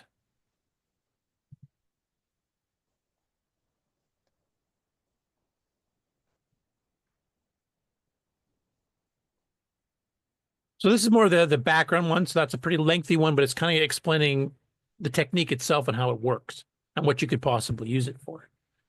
And then the second part he put in here, I think, is where he actually did some actual demonstrations of it. Now, this isn't too impressive because he's only got a few shapes on the screen. But you could literally fill the entire screen. If any of you guys have seen the waterfall picture demo that's on EOU 101, which is actually made way back in Atari ST and then converted over. And there's a version for Disk Basic too. But basically it has a green mountainside, blue sky, and then it has a waterfall with a kind of a lake pooling at the bottom of it. And it takes the water colors and rotates them between several different shades of blue and white to make, kind of crests and stuff. And when you actually palette flip it, it looks like the entire waterfall is rushing over the cliff, and then the water's pooling and slowly shifting away at the bottom. It's all done with palette animation. It's not redrawing a darn thing. But this is kind of a small limited demo of that. In part A, and I will press, let me clean this up a little bit, make it clear. I will press the 1 key, and everything's gone. I hit the space bar, we'll bring it back. Remember, it goes from top to bottom with the erasing, and the space bar, bring it back. Press the 2, and it does the erasing from bottom to top. Hit the space bar, it brings it back on. Here's the 2. So in this case, rather than using it as an actual animation, he's actually doing this like a wipe fade by changing the colors as he's going up or down to the background gray color. So you're just changing the palette register, say, I don't know, 0 through 4 or 5 or something like that. You're just changing it from blue to gray, red to gray, green to gray, etc. And that way you can make things appear on the screen. That's another technique that a lot of basic programmers, like this is one thing that really helped CoCo 3 Basic, I think, for game programmers, because trying to do large scale animations or large scale fade-ins of a scene or making something instantly appear or disappear takes too long to draw in Basic. It can take several seconds. And this is instantaneous. This is done once every 60th of a second because of the way Super Extended Basic works. So you can do all kinds of interesting things. I remember there was one in Rainbow that was a jet fighter. It was written by Eric White, I think. And basically you had this ship that you would steer left and right, and you had a shadow that it drew in the bottom. But to animate the ground as you're flying over it with lines that look like a grid of lines that you would be flying over, kind of a 3D-ish look. And all he did was just change the palettes of a couple of them to make it look like you were flying, and that was all drawn instantly. You didn't have to do get H put and H get to do it. So there's some techniques you can do in CoCo 3 Basic for speeding up animations, depending on how you design them, that you just cannot do otherwise. I can't remember if he has an actual more. Anyway, so he's got, like I said, he's got a couple more parts in here too that he's going to be coming up with. And here's some of the stuff. I'll just give you a little bit of a sneak preview of what he's planning on doing. His little demo program, he just uploaded this too, but he's got the disk images and the source code for this on his channel on the CoCo Discord. So you guys don't have to type this all in by hand unless you really, really want to. But you can actually download it and give these a try, modify the code. He's got the actual source code on there, so you can actually change it. Work with 2 sprites. We're going to change our sprite, our pyramid upside down, and we're Sounds going like to it's flip it into speeded up palette here. colors. Okay, for just Oh, yeah, it is. different visual effects, but showing more how we can work with the palettes. We'll talk about that, and then after that we'll go to basics with 3 pluses, and we'll look at some different variations of different sprites Even this one sprite just put on the screen 4 times, and it would be, it's like starting from the center and working its way out, in and out, in and out. So just some other automations that's coming up when I get around to them. So look forward to, he's got at least 2 more parts coming to this in particular. Now, for the game programmers or people that program CoCo 3 games here, I wanted to ask, like, I know I've used it in even my Liberation game that I'm still working on. Well, I'll get back to it hopefully sometime not too long in the future. But Nick, you use palette animation, I think, or palette effects, I think, on some of your games too, don't you? Some, especially if you need something like a spaceship, the exhaust flashing or whatever. Yeah. So out of the games that you've done on the CoCo 3, what do you think you've probably used palette animation the most on, as far as? Yeah, not the animation you're talking about to make things look like they're moving. It's more, I'm just animating one single color in most of my games. If you need something to flash red, for example, on the title page of a lot of my games, where you want to have I usually use the words, press space bar to start, and I usually make that glow. So yeah, you have that pulsing effect. So I get that pulsing effect. Or if in the game you need something to be a pulsing effect, I do that. But that's where you're just sort of reprogramming a single color.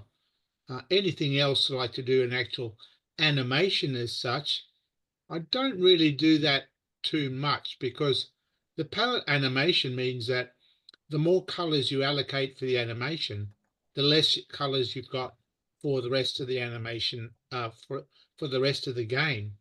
So, to create a proper movement, like a big animated object on the screen, you've got to allocate a lot of colors. And you just lose those colors to the game, from the game rather. So I generally avoid that.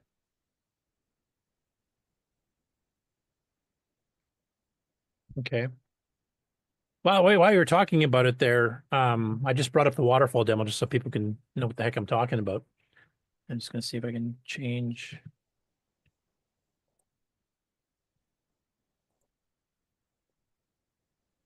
You guys seeing the waterfall? Yep. Yes. So for that, he's probably allocating at least three colors to do that effect of the water moving. Maybe more, I don't know. But that means that's 3 colors that you lose out of the 16, of course. Otherwise, they would be changing on the grass as well, would have to change. Yeah. So I just slowed it down so you can kind of see, drawn out, and all he's doing is changing the palette colors. Like there's no redrawing. No, he may have more than 3 colors he's using. I think he's got more. Yeah, probably 5 or 6. I'm guessing. There's 4 blues I see. Yeah, so you lose that for the rest of the game, and I generally don't try to avoid that. Well, unless you want a blue guy running around with the, Yeah.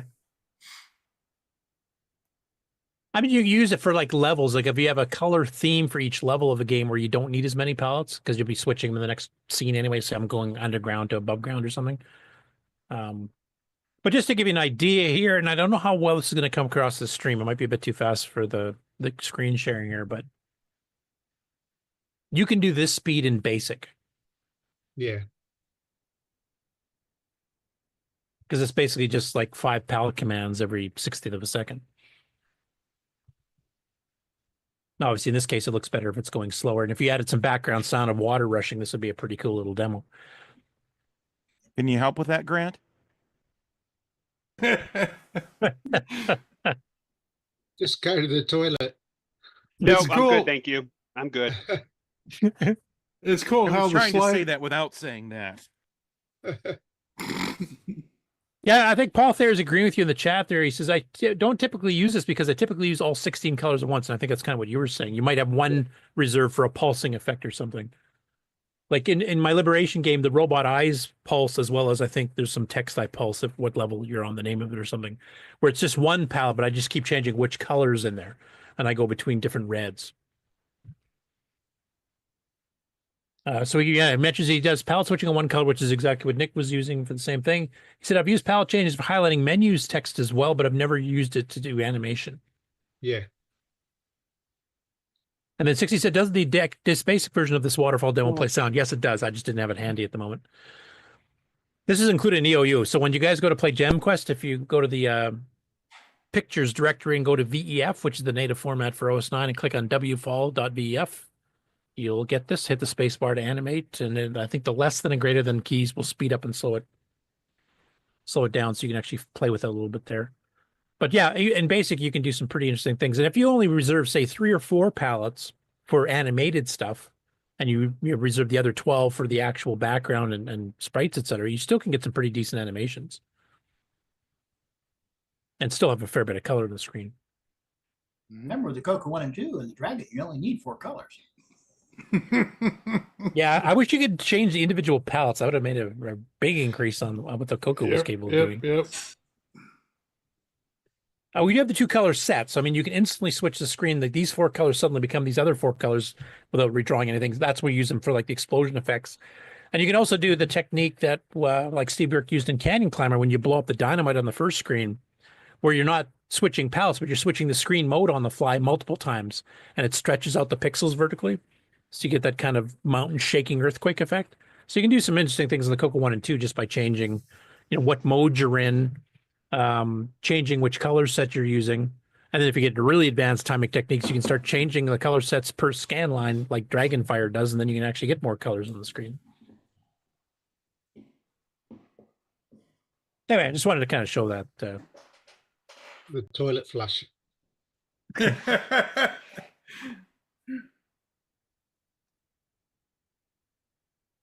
So go check it out. Like I said, he's got 2 of them on there right now. He's got 2 more coming, just covering animation.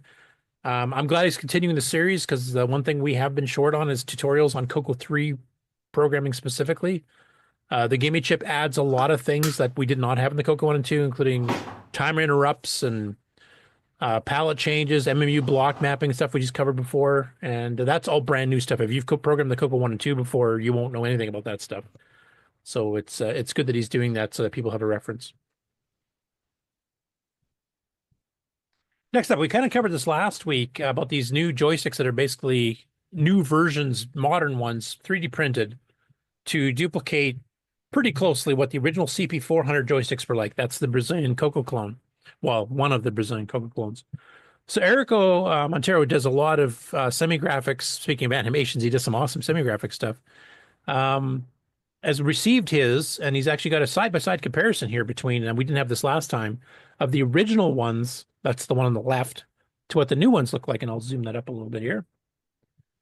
And there's several versions of this being made. There's some that have auto spring back in the center, and others that just have the free float, which is more compatible with some of the specific CoCo games like Polaris and Color Max. You can see CoCoMax, I should say, on the lower right in the comments there. You can see a picture of that. But it looks like he's got it fairly close. The buttons are a different shape. And there's 2 buttons. There's a left and right-handed one. It's still a 1-button joystick. But you get your choice depending on whether you're right or left-handed, which one you want to use. And, of course, a rather unique shape compared to some of the other free-floating ones for the Dragon or the CoCo that I've seen. Now, I think, Brian Weezer, you do have one of the original CP400. Does anybody else in the panel have some of the original CP400 joysticks? And I'm just wondering what they kind of feel like in the hand. Or did Brian have to go already? Yeah, I think he did because I don't see him on there. The 3D printed one has more sharp corners. At least the original one was a little bit more rounded at the front. Yeah, like right over here. Yeah. And then here it's a bit more sharp. So that might feel a bit funny. I don't know. Yeah, I'm like, I'd have to actually try one of these. I'm not sure how exactly you'd hold it. I'm assuming you hold it from what we're appearing to be the back here. Right. The back, yeah. Right. And The new one's kind of chunky enough that you don't have to wrap it into your hand. You can kind of, yeah. Let's see what you're. I mean, it does have the curve in the back here that I think you could hold it in your hand, and then you have your other hand do the buttons, kind of reaching around to the front type thing. Hit the fire buttons. I'm guessing. Right. Yeah. I'd actually have to try to hold one of these and actually try it on an actual game, I think, to figure out how well it works. And of course, the people that, grew up in Brazil, obviously, this is what they were used to right from day one. So it looks pretty close to the original here. Like it's a little bit wider, a little bit bigger. And green. And green. Well, they had green handles, remember here. So Oh, all right. they just kind of, it leaked down and that's what happened. Next up, Steve Strobridge did a video here on the CoCo Facebook group. So there's some earlier questions in the group about using the copy and paste features in XRoar. So you can actually take source code and then just paste it into the window and it'll type it for you basically, rather than have to create the disk image, use some utilities to copy it on the disk image, etc. So he did a kind of a tutorial video on that. Showed you some techniques of it. You just have to replace a single line. He shows you here, running on Windows of having a notepad editor here with the source code. And you just paste it into XRoar with the middle button or the scroll wheel button for the non-Linux people, I guess. And I think VCC supports this as well. I don't know if it uses the exact same button scheme. I can't remember if MAME does. I've never really tried it in MAME, and I've got a pretty old version of MAME. So, but yeah, if you want to, if some people on the CoCo, Dragon, and MC10 groups have been pasting the actual text of the program rather than making a disk or a cassette image of whatever game or program that they're putting up there for you to download, this gives you the opportunity to just literally cut and paste it out of your Facebook or anywhere else in the web and just paste it right into the emulator, and then you can save it onto disk or cassette from the emulator. So it saves you a lot of typing. And just for doing development back and forth, that might be a fun way to do it if you don't have to use the real hardware. I prefer using the real hardware myself because that scratches the nostalgia itch for me a lot more than doing it the modern way. But on large projects, I use emulators too because it takes a bit too long, even with the optimizations and the Gimme X, to assemble a program that's 40K long of actual binary code and is like 250K long of source code. So just an update: we have sold half the tables in the ballroom already. Wow.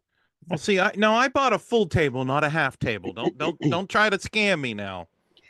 Keep it up, you'll get a 3-foot table in the bathroom. Oh, I thought that was reserved for someone else. Well, it was for Curtis. Well, maybe we'll put you both in there. I thought I was going to be out in the parking lot again. I was kind of looking forward to the sunshine. Yeah, it will be snowing again, remember? Is there a discount if I bring in my own table? Yeah, we'll stick you out in the hallway.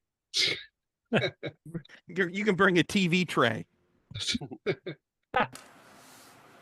That's where we can have our $40 lunches on. Yeah, so just let you know, though, they are going quick. I'm kind of surprised. I think we're already outpaced last year already. There's only 2 tables available along the wall. We've been waiting. And waiting. I think it's a month delay that's caused the anxiety of getting the tables. Very impatiently. By the way, today is 90 days to CoCoFEST. Officially, it's 90 days. So. Yeah, I'm getting scared. Yeah. Geez, all these demos we have to get done by then. Oh my God. I gotta quit the got show and 2 get to work. tables to See you fill guys. See, that's why I got 1 table this time. Yeah, I'll just get one. I usually share one though, so I got to figure out. Well, I guess if Tim and AJ or Taylor and Amy come by, maybe I'll share a table with them because I really don't need a full size one. Remember, Rick, those are 8-foot tables too. Yeah, I know. I wanted a little space to share with people and not be so concerned about every inch has to be something, because that's always been a problem. I could make a better display if I wasn't trying to cram it all on one table. That's what I'm getting down to. So next up, Terry's Workbench on YouTube. That's Terry Trapp. This is a follow-up to a video he did quite a long time ago, actually, and this is trying to get VGA working out of his CoCo 3 on the RGB. And he goes into a whole bunch of technical explanation that I don't understand, so you got hardware guys would have to explain this to me.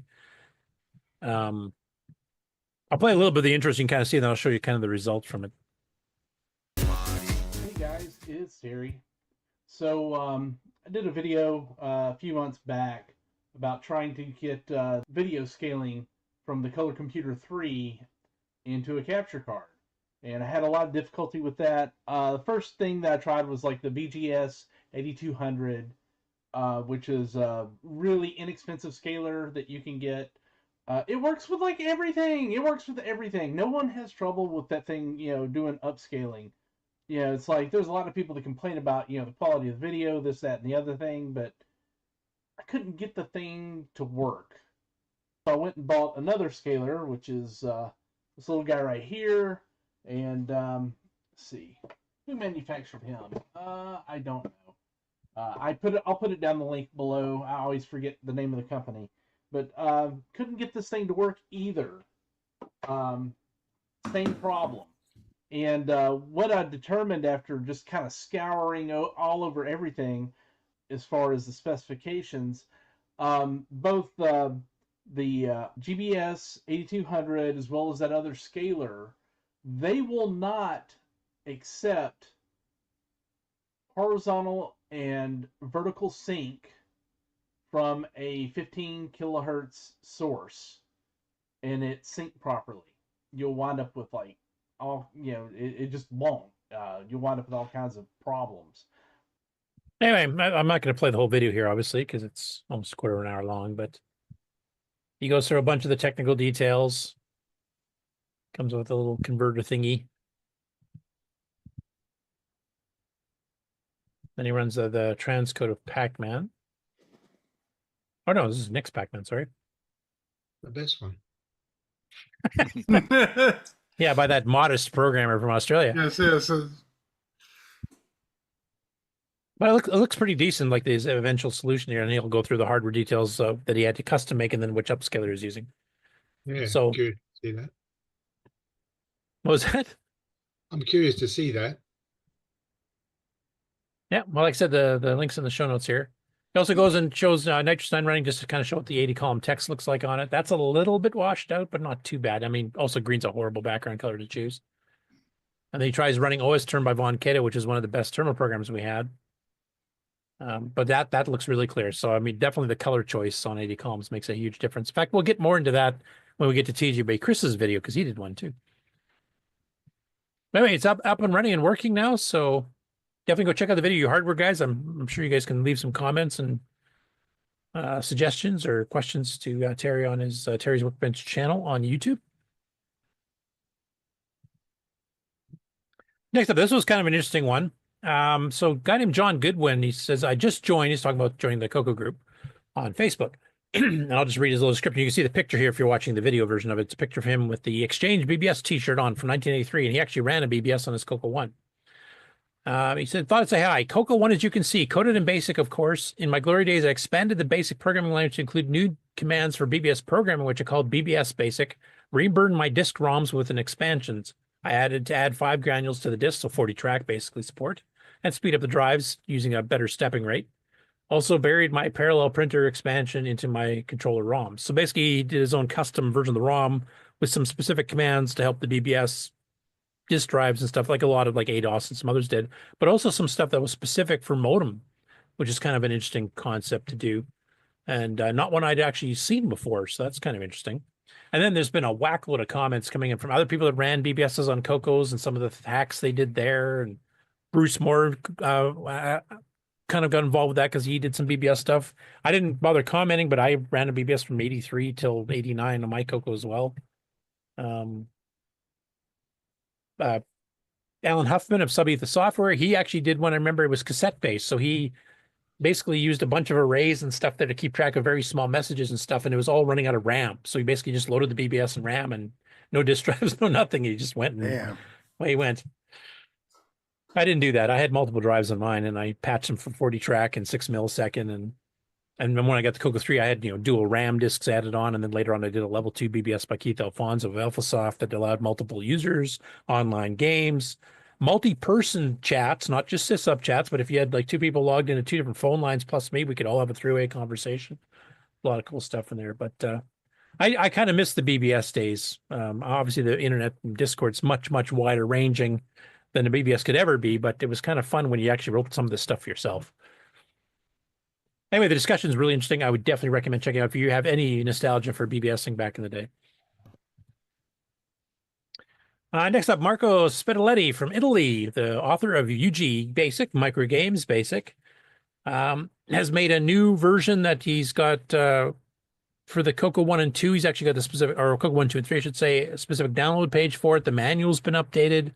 and this is version 1.17, and he's been adding more and more stuff to it. I haven't actually had a chance to keep totally caught up because I saw just this morning there was a flurry of messages between him and Erico. They're hunting down some bugs, and there's some new features that were being added and stuff here. On the panel today, I don't know if he's still around, but Alan Murphy probably keeps up on this more than I do. So I was wondering, Alan, if you're still here, do you know what other changes he's done recently, or what kind of updates he's been doing? Well, when he went to version 17, one of the main things was smashing a bunch more bugs. So I think that a lot of stuff had been accumulating up on the Git.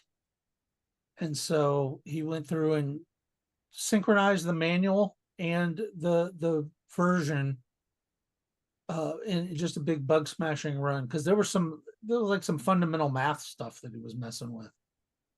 Okay. So, as usual, it's just a whole whack load of stuff all over the command set. Yeah, and for those who don't know about this project, it's a cross compiler for BASIC that is multi-platform. I think both the source you can do on several different platforms, and the destination could be for a whole bunch of 8-bit micros, including CoCos, Ataris, and Commodores, etc. And you basically write the code once. Now, there's some translation you'll have to do between different graphics capabilities and sound capabilities, etc. But it compiles down to a fairly quick, assembly language, just like a C compiler style thing, except using a much more basic syntax. And it basically makes it easy to write once, run on many platforms type thing. He's got a list of games here that have been translated for the CoCo 1 and 2. Erico himself, that I mentioned, was doing a flurry of messages with the author today, Savage Sword of CoCo, and that's one that he actually did write in this particular language.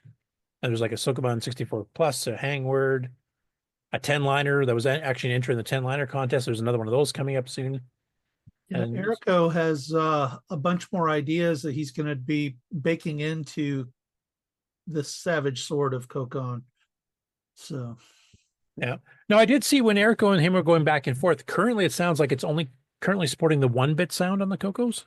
It doesn't have the 6-bit sound support yet, if I understood right. I know he did a bunch of changes to the 1-bit sound recently. I have tried a couple of the older programs, like I've tried that Hangman game, and it does draw things pretty fast. Like it's even faster than the byte-align get puts, which are quite fast just in Microsoft Basic. And the fact that you have stuff like integer variables and stuff, obviously you can do much faster math when you don't need floating point. But here's some sample screenshots from a couple of games that were written, and these are the CoCo 1.2 versions. So you even got support for artifacting colors here on P mode 4, and they're adding more and more stuff for like the CoCo 3, etc. So it's definitely a work in progress, but it's definitely getting more and more advanced.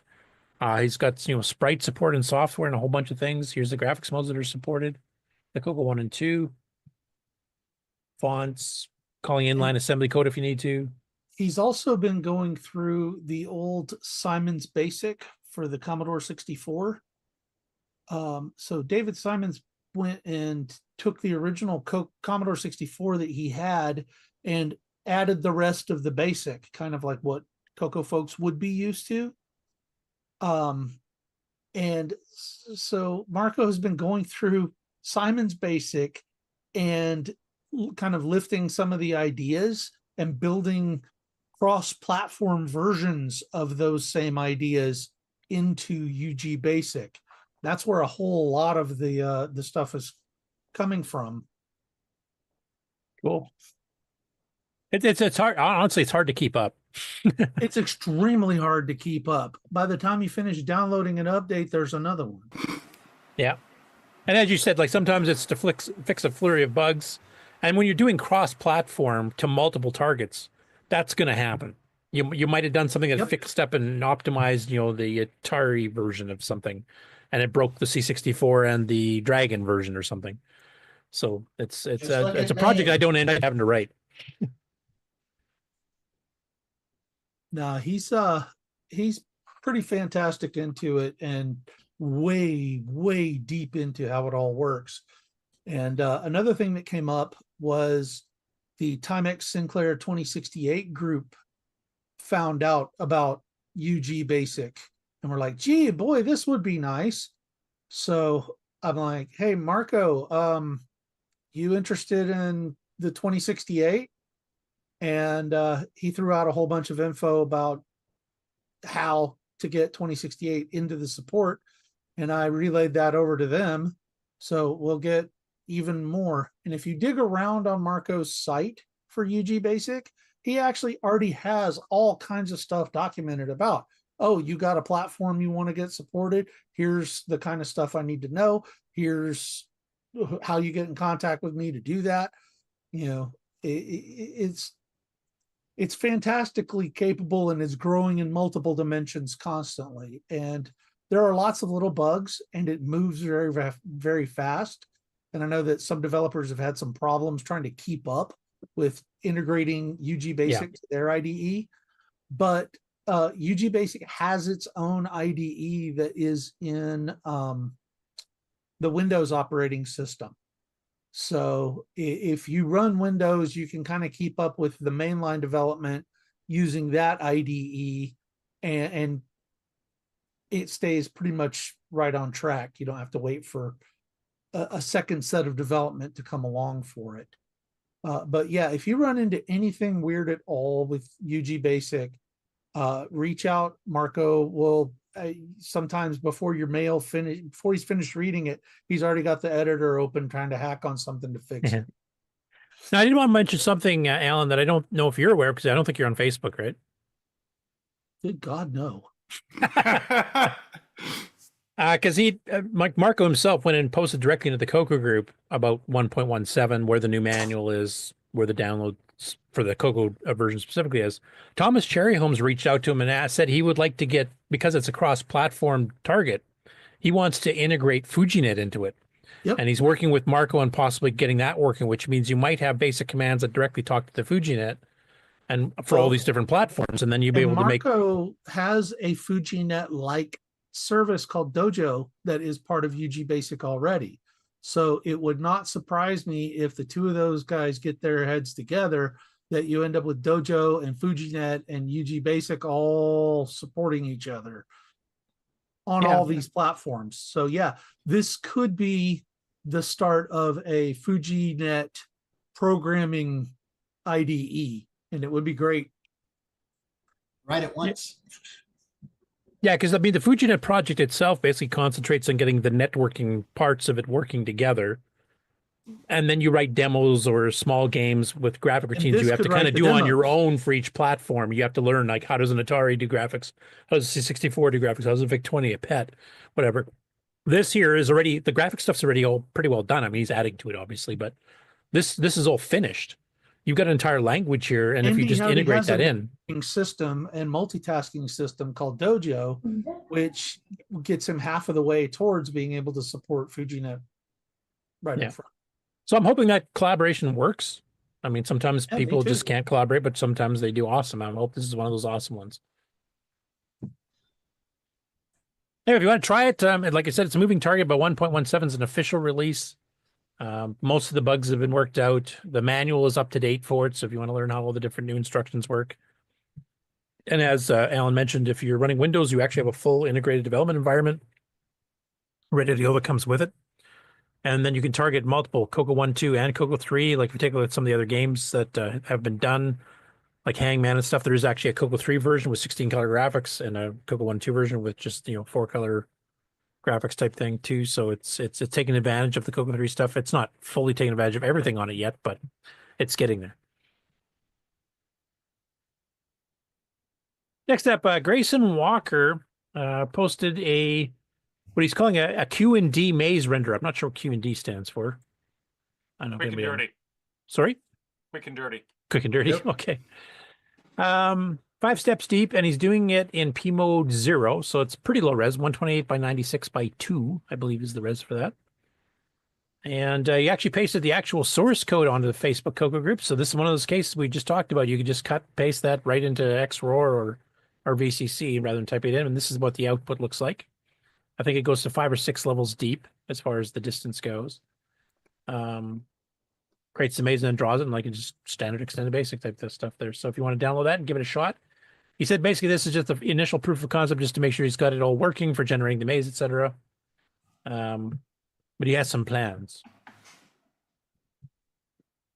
Next up, James Jones, who used to work for Microware, uploaded a revised version of the Basic 09 Programming Language Manual, the reference manual, Revision H. So there's multiple revisions floating around for OS 9 Level 1. And this would be the manual that would have came with OS 9 Level 1 for the CoCo as well. There were several versions depending on when you bought it. Like there's a version 1, a 101, 1.1, and a 2.0, I think even Tandy released. And one of the problems with the previous scans we've seen of these on the Internet Archive and on the Color Computer Archive is that they were literally just scans. So basically, if you wanted to search for text, forget it. It's just a picture. James took the time to OCR the whole thing. So now you have a fully searchable PDF if you want to try to find some of the stuff. Now, I will mention that Wayne Campbell and I are working on the Level 2 Basic 09 manual, which is also a searchable PDF. But we're far from being done that yet, and that's going to have a bunch of extra stuff that's not, standard 1980 Basic 09. But if you don't want to wait for us and are trying to learn Basic 09 for a CoCo 1, 2, 3, or a Dragon, I would definitely recommend grabbing this manual. It goes into a detail of all the commands, and it's fully searchable, which is awesome. I'm assuming he's uploaded this to the archive and stuff too, not just the Facebook CoCo group. Next up, Simon Jonasson on the Motorola MC6847. That's our VDG chip. And he said this is CoCo 2 Dragon and Brazil Clone specific, and it's basically a picture viewer that will flicker between two SG24 screens with different color sets, not color sets, but different colors at the same pixel position that flick between them. So people were asking previously on this channel, can you do any tricks to get more than the standard 9, 10, 11 colors on SemiGraphics 24 that you normally can? And the answer is yes. If you page flip between them really fast, it'll give you illusions of other colors. Now, that's a technique that High Color and ViewGIF and a bunch of other programs do on a CoCo 3, this is much more common. And we've seen a few that, can flip between the two different alternate color sets of P-Mode 3 or even the artifact colors and give you some other additional shades. But this is actually using SG24, which has a fair number of colors to begin with, and then page flips between those. So you can actually get like the equivalent of 20 to 24 colors at a time. And I've seen some results of this. I didn't have one queued up here because most time flickering between things 60 times per second doesn't really show up that well on a stream. But if you want to give it a shot here, I think he's even got a sample image in here to try. Just give it a download and give it a shot. It actually is pretty impressive. Next up after that, in the Motorola 6809, 609, 6800 Assembly Language Programming group on Facebook, David Collins has given an update on his single board computer 09 target. And as he mentions here, he made it so it can output a ROM that sees the full TPA for the lower block of memory on his single board computer. This is a fork of Dominic's BBC Basic for the 6809, which outputs to a 6850, and that's a serial chip, with interrupt controlled I/O. Now, most of the ones I've seen using the 6850, which is a pretty standard serial chip, the 6551 is the one, the RS-232 pack used that Tandy sold for the CoCo. Most of the people that just do this quick and dirty for a single board computer have usually done polling. So basically you're polling and constantly checking the chip. Has anything happened? Is a transmit finished going through? Have we received any more data? This is interrupt driven. So this is like halfway to being an OS 9 driver that runs in the background without taking CPU time until something happens. So it looks like he's well on his way. It turns out to work very well with a large buffer on his single board computer, which wraps the Arduino-based I/O controller's UART so that it responds like a 6850. So it looks like his project's going pretty good, and Frederick's got his going, and I think he'll be hitting that same level pretty quick here himself. And I think there's a third one too, if I remember. So there's a lot of 6309-based boards getting generated right now. And of course, the 609 can be rated for faster megahertz speeds.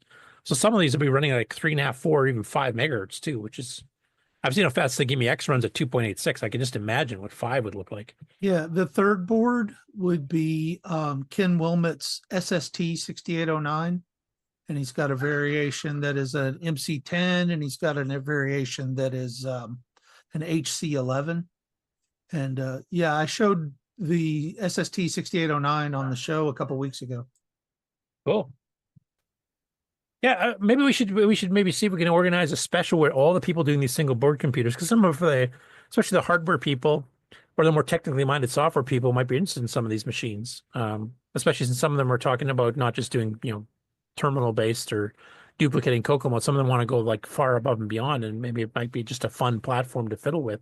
That would have been my update for this week had I not been so late to getting onto the the thing is that I got the M8 game board for the SST 6809, and it uses the ColecoVision graphics chip, and cool. it has a 6-channel sound and some stuff like that. And I got the demo up and running this morning, so I know that mine works.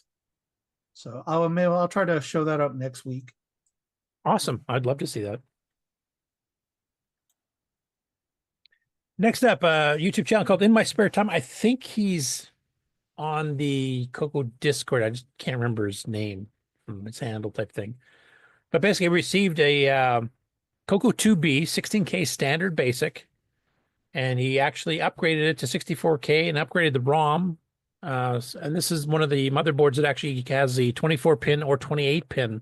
So when you're upgrading for color basic, which is what this machine came stock with, it's a 24-pin PROM. He's upgraded to a 28-pin, and he burned extended basic 1.1, but he also burned color basic 1.4. Now that's not an official Tandy Microsoft one, and it's been up in the archive for a long time with some of the emulator support. And he actually gave some details on what it adds, which I've never seen really published before. I knew the version number changed, a few other things like copyright dates, but I didn't really know like what is hacked on here. Changes for one. Yeah. It disables the fast keyboard test similar to CoCo 3 Basic. It's changed the SAM to support the 16 versus 64K DRAM because this is one of the boards that actually supported the 2-chip upgrades rather than the 8-chip upgrades. Now, one I found really interesting that he described here is changes the number of cassette leader bytes from 128 to 256. And people might be asking, well, why the hell would you want to do that? I do remember in Rainbow, I wish I remembered what issue it was in, but if you saved a program with the double speed poke on a CoCo 1 or 2 on, the header of the file is too short, and when you try to load it, it'll error out because it doesn't sync properly. If you extended it, and there was a poke to do this, I remember, if you extended it to the double length, you could load a full speed cassette reliably, at like the equivalent of about 2,800 baud.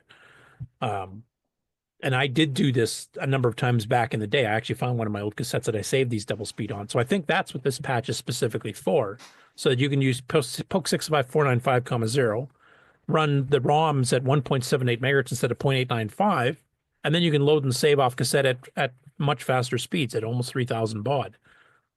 So your saving and loading takes half the time it normally would. When searching for cassette files, skips the bad name blocks rather than produce an IO error. Fixes a minor bug that's been long standing. It was like a typo in the original Microsoft code.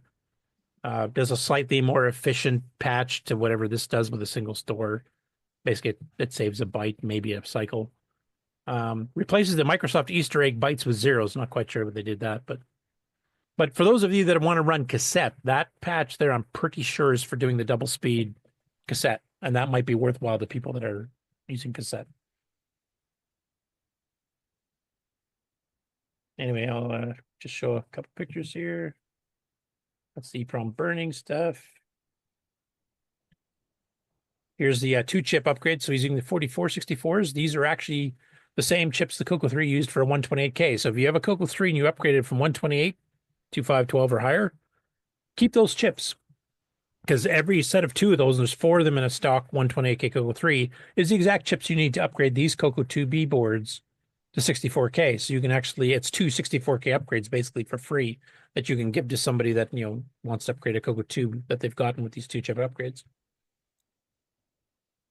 And they test it out and plays, you know, some games, so give it a shot to make sure the 64K work, etc. Cashman requires 32, for example. Temple of Rome, etc. Anyway, the upgrade works swimmingly for him. And he actually patched the splash screen so that you remember this is not a stock extended basic. I think he had a picture of it here somewhere. Yeah.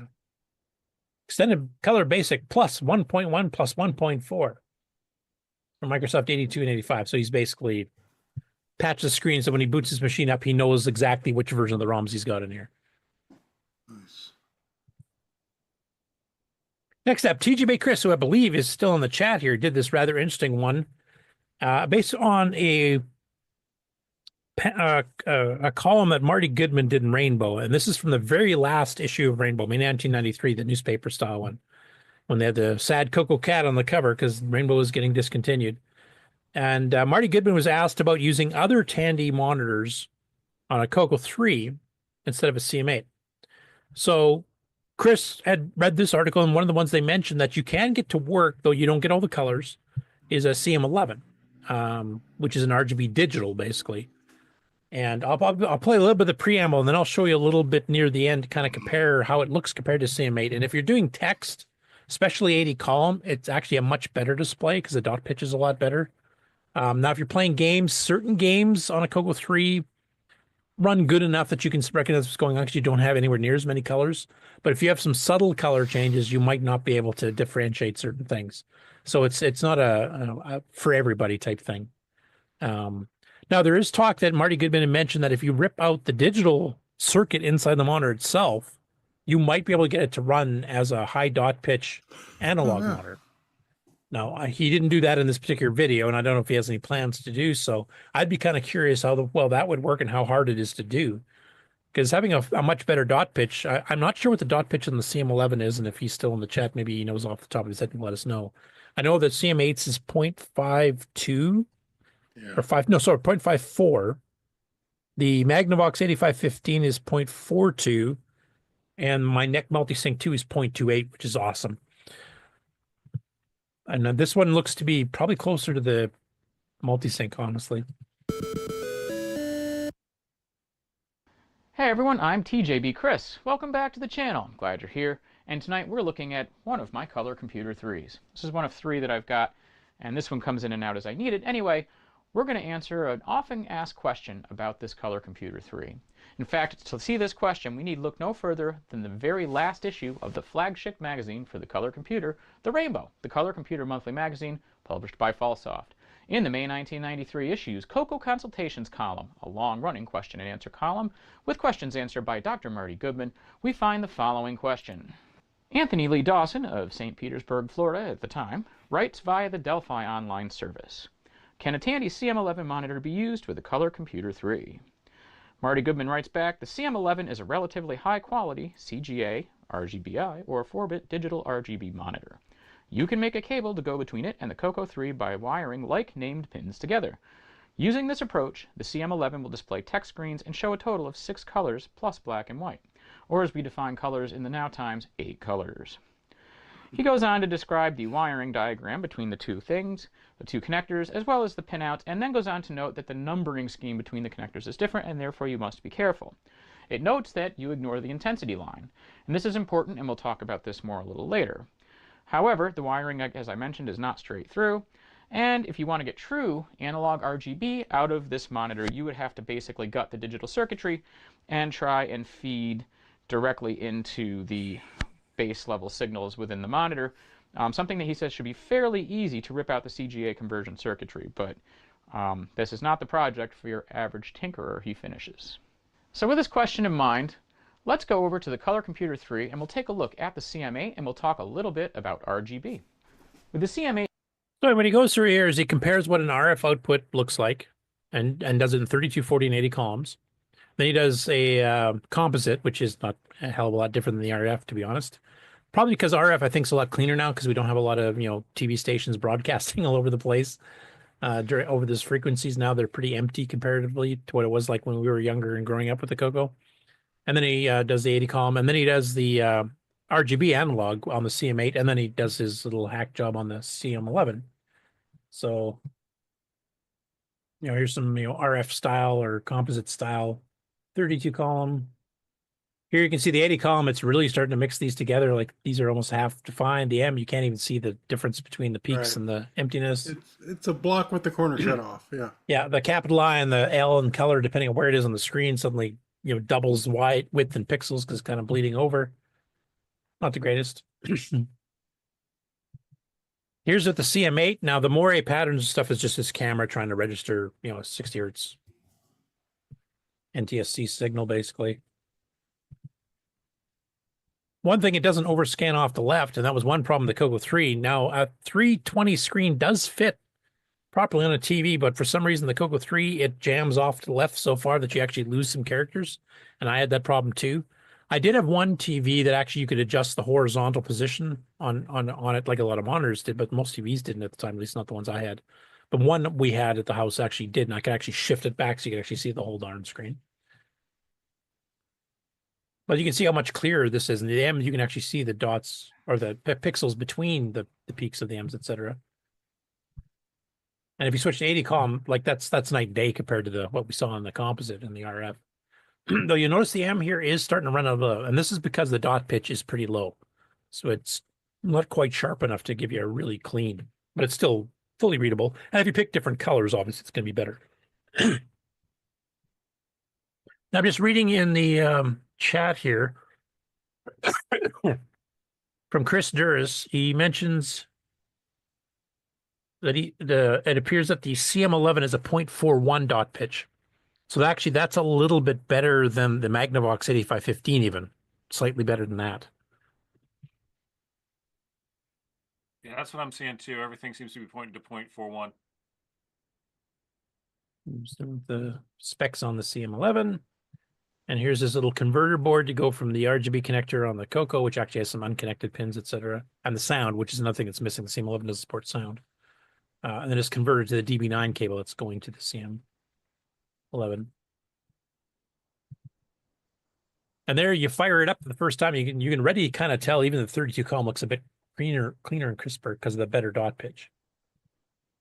And this honestly is the same reason I went and bought an 8515 at Rainbow Fest after I first saw it and sold my CM8 as soon as I got back home. Now, the one big advantage of the 8515 is that it was a monitor that also supported composite as well. So you could hook both up and then just flip a switch.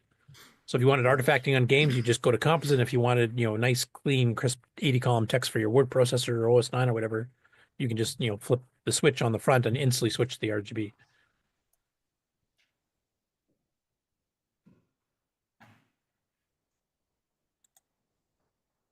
And YouTube's going to be a pain in the ass. All right. So you can see how really crisp the M's and stuff look here on the 40 column now. And here, I mean, yeah, you can actually see the pixels between on the M. So this is a much cleaner and better picture than the CM8, which is actually, if you go by dot pitch for an analog RGB monitor, I think it's the worst one on the market for any machine. It's still much better than RF or composite, don't get me wrong, but they did cheap out a little bit on that one. So it looks really good on text. He experiments with a couple of different colors. White on a dark blue is my favorite. The white, this is a bit of a brighter blue than I would normally use, but the CM11, because it's digital and doesn't have extra intensity levels, is not going to give us the option of the dark blue, but it's still pretty good and readable. I find it easier in the eyes than black on green. That's how you know Curtis is also a closet Commodore guy. Oh. No, that's if I left it at this bright blue. See, I use the dark blue, which the Commodore doesn't even have. So 6502 Atari 8-bit guy, whatever. They don't have readable 80 column at all. What are you talking about? Now here he does some gameplays. We can kind of see the differences because basically you just got RGB on or off. So basically you got just very basic colors, 8 colors total, including white, black, as you mentioned. So I'll play a little bit of this. You can kind of see. So let's just show you both the dot pitch difference between the CM8 and the CM11. So you can see it's crisper, but you'll also see what the missing colors would look like if you want to try play games on this monitor. If you happen to have a CM11 and you just want to make a cable to go directly to it, you don't have to modify the CoCo. You don't have to modify the monitor. So this is kind of a freebie thing if you happen to have a CM11 with a Tandy 1000 or something. PC version. Okay, RGB. Now already this text should be yellow. So this isn't right, but press the space bar and let's see what we have here. I'm going to use the keyboard, thank you. Okay, now actually it's funny, the forest floor and the trees look about right. This dude should be yellow. He's right. The drop of acid rain is close. This guy's color is correct. I just murdered. This back and forth thing is close. And what I'll do is you'll see a side-by-side of, oh, don't hit the acid rain. Ah, you dummy. Not that I'm going to need those rejuvenations, but, As you can see, we've got, and what I really want to do is just get to the point where I can get to the suit, energize it. Okay, perfect. And then we'll energize this. This is where you can really see the color differences. Okay. And he jumps up. Goes into the suit, it lights up. The green, the bluish ocean is correct. These bars have different levels of health, which you're probably seeing right now Good luck. because I have a similar playthrough on the CoCo 3 going. So, or on the CM8, I guess I should say. But either way, it's passable, but the colors are definitely wrong. And let's take a look at another game and see how that one looks. We're going to take a look at Thexter.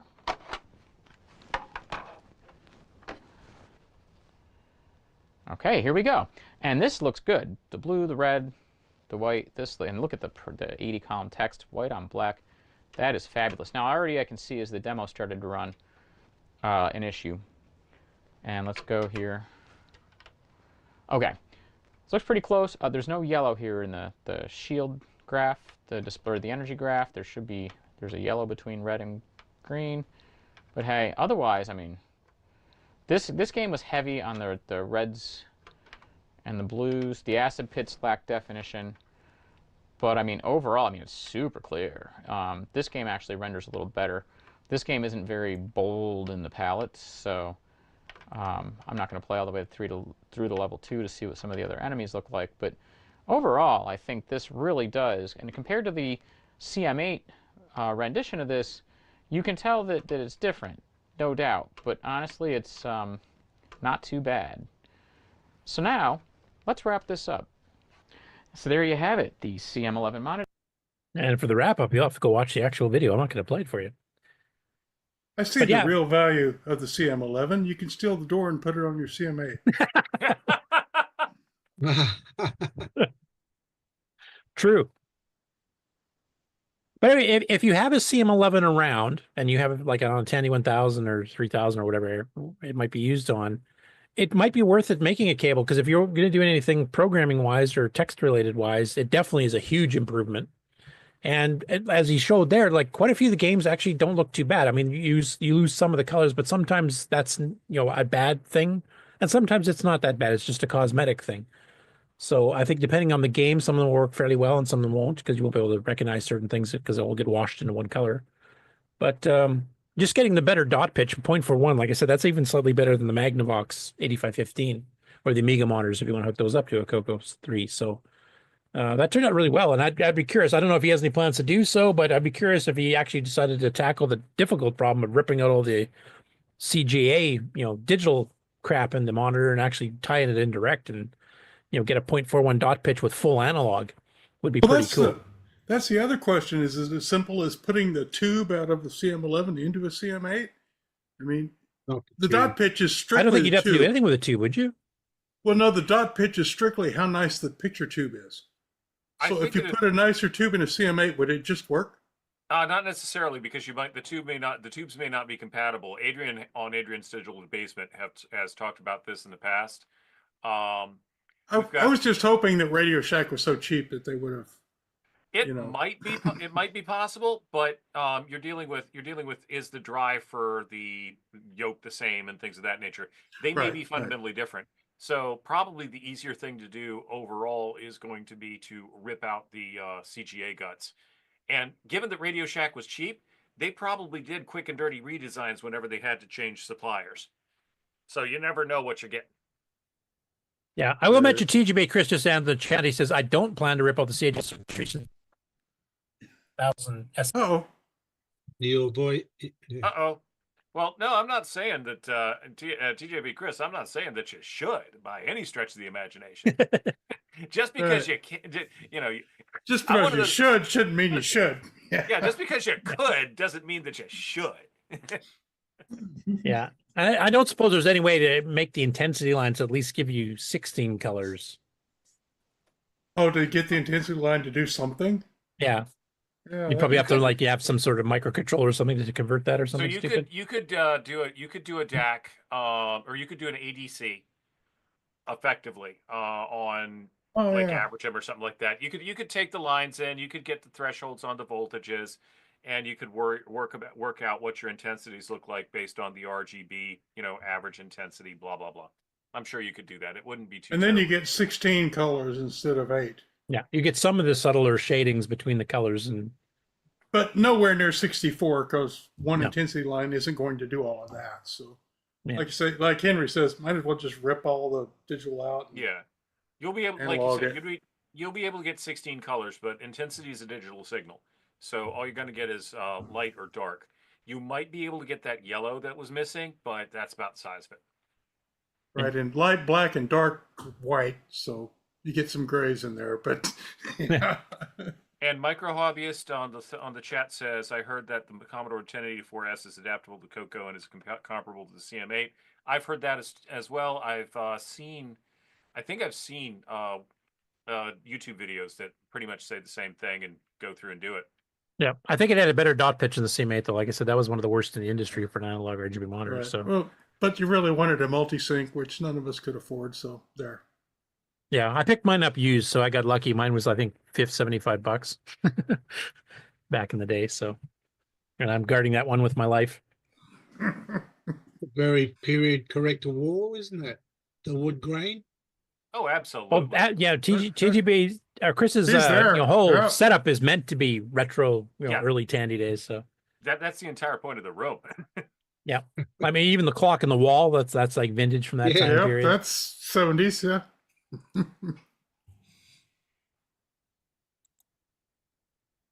Hey, that's really cool because I mean, if somebody has that, since you can just make a cable adapter, basically is all you have to do.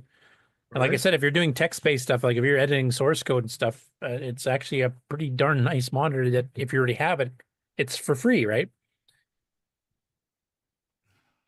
Right. And instead of going full monochrome, you can develop with some color. Yeah. Right? Like if you want to highlight, like we have a text editor that highlights, like CoCo 3 one in particular, it might highlight, a select box or something of text. Next up after that, we've got some updates on the Dragon archive. There's a few things on here. So the first one here is that Kieran has released XRoar 1.8, which I didn't even know was coming out. It adds a few things. There's, of course, the regular bug fixes, etc. He's also added automatic config saving, so that if you do some changes, it actually will save that config. Hey, that's good. He's also added hard drive image mounting from the user interface as opposed to having to do it from the command line or a config file, so you can actually mount those. I think there's still IDE. I know he was talking about possibly supporting the MU disk style that MAME and VCC and stuff use. I don't know if that's in here yet. Probably not, but I think he does have the IDE one. As he posted in the chat quite a bit earlier to show you, there is actually Michael Furman has made a distribution of EOU, I think 1.00, not 01, that actually supports the ID driver interface for it, so it will work in XRoar. So you can run Nitrosign XRoar if you get that particular version. Another big thing here is if you're an MC10 guy, because XRoar emulates Dragons, CoCos, MC10s, as he's added now support for a hardware add-on, the MCX 128. So this is the hardware that added 128K of RAM, added an extended basic written by Darren Atkinson, which I think is also part of the SD version that only gives you 32K RAM, but basically also has the extended basic in, which means stuff like them will now run finally in XRoar, which it didn't before because it required the hardware. Now I did see some mention here, and I don't know if Sixie or Kieran and Erico have had a chance to talk about this, but Erico had mentioned that he tried downloading 1.8 and he said, I'm having crashes when I try to do zoom in or zoom out, and he's wondering if anybody else was seeing if it was just him. So every time he uses those commands, it would just crash the thing completely. I don't know if that's been just a fluke on his end or if that's something that's a general bug that Kieran's got to look into. So hopefully one of them will update us in the chat. Anyway, if you want to get it, you can go download it on Karen's XRoar.org UK or something. I can't remember. Just search for XRoar on the web. You'll find it. Porta CoCo's done a couple videos this week. So the first one here is basically talking about the Porta MC10. This is the version that has the battery and the screen and stuff and no hardware or case mods, I should say. It all kind of clips on, etc. Now this one here is showing Brendan Donaghy's expansion with joystick adapters and a bunch of other things added onto it too. But basically this video kind of just gives an introduction of what the Porta MC10 all in close. So I'll just play a few bits of here at the very beginning so you kind of get an idea, and then you can go check it out on the page. I'm imagining they'll be down at CoCoFEST to show this off for both the MC10 and the CoCo versions.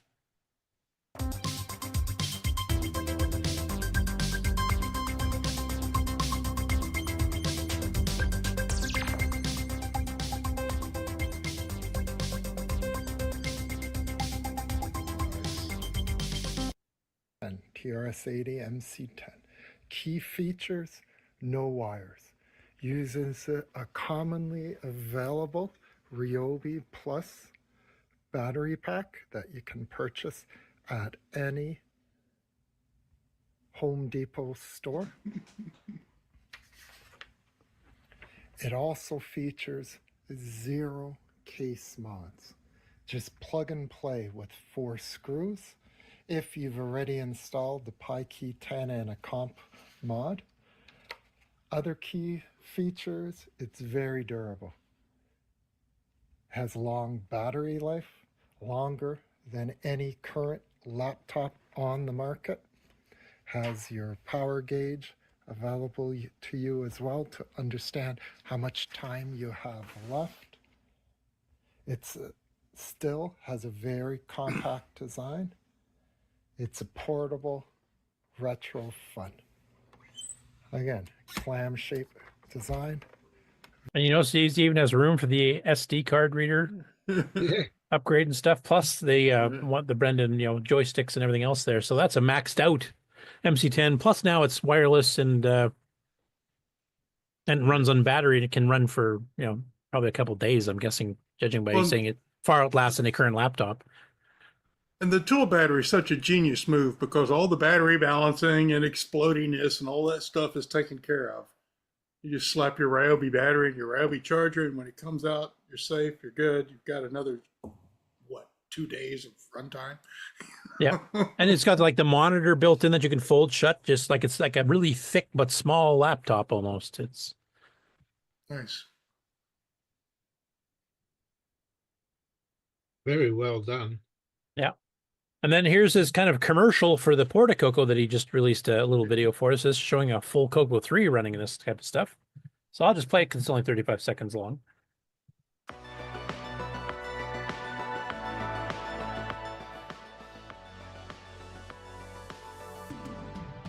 There's some Pac-Man game on there too being demoed. Yeah, I was looking at that. You stick the big Ryobi batteries in this boy, don't you? Now that was interesting. It says the CoCo runs cooler on this than it does under regular AC power, which is nice. Nice, yeah.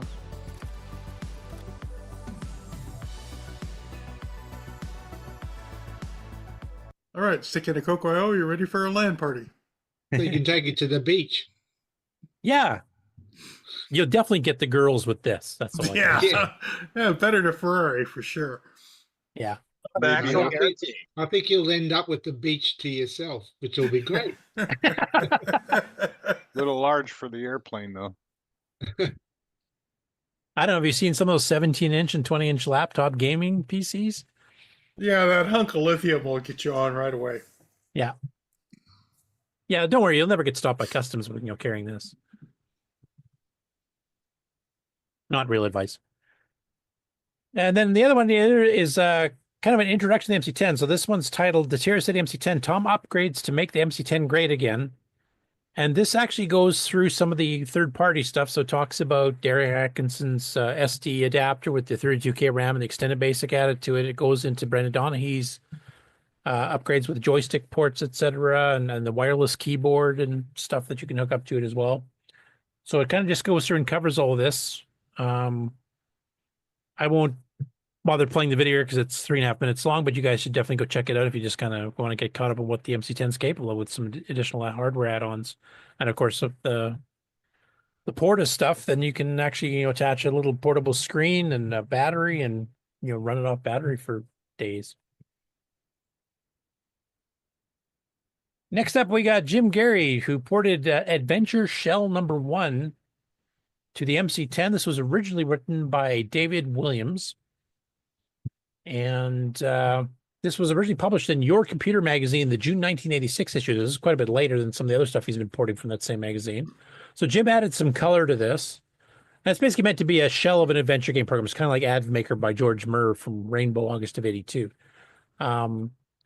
He added the color, and he also added a special lowercase semi-graphics SG6 font. So that's a 64 by 48 by 4 color, I think it is, including black.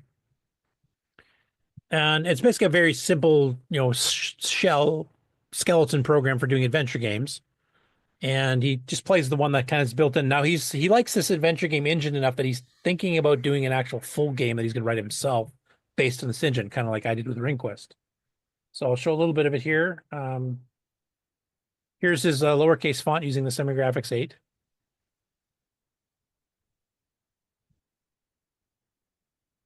He uses Semigraphics 8, and kind of cheating with this little vertical stripe cursor that you can do. And using color set 1, so you get a couple extra colors out of it. And you notice it's drawing like the top and bottom halves of the characters as it's drawing, because it's using character strings as far as I can tell. This would be worthwhile, I think, actually I have Simon or somebody that's familiar with the MC10, is maybe write a little ML routine to drive the lowercase font so that can come on the screen instantly.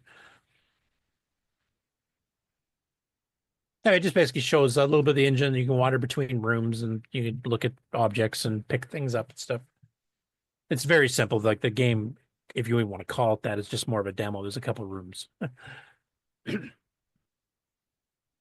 Next after that, and this is a follow-up to last week. So we talked about Robert Sieged made a program so that you can convert 24-bit color images in BMP format that are sized ready to be 128 by 96 and convert them to 4-color, basically to match the palette of the MC10. So you can draw stuff or get photos, etc. And he showed the black hole one. I think we showed last week the image of the black hole at the center. I can't remember if it was the Milky Way one that he used or one of the other ones. But basically, this is the actual program itself. If you want to actually download the program to do the conversion between the BMP to the MC10's native format, this will do the picture conversion for you. And he's got some details about it here on the bottom as well. But that's a free download in the Tier City MC10 group on Facebook. Next up, we have the Clueless Engineer channel on YouTube, and he does the Matra Alice Part 2. And of course, the Alice was an MC10 clone done in nice bright red, made in France, and by Matra and Hachette. And they later on went and did some sequels like the Alice 32 and Alice 90, which were kind of like spiritual successors, but completely different hardware. Much better hardware, to be honest. So he's spent the first one. He received this and he was fiddling with it, and he's got some problems, and he's actually going through, and he thought he had some problems with the keyboard, like the underlying circuitry and stuff had been worn off because certain keys were not working properly.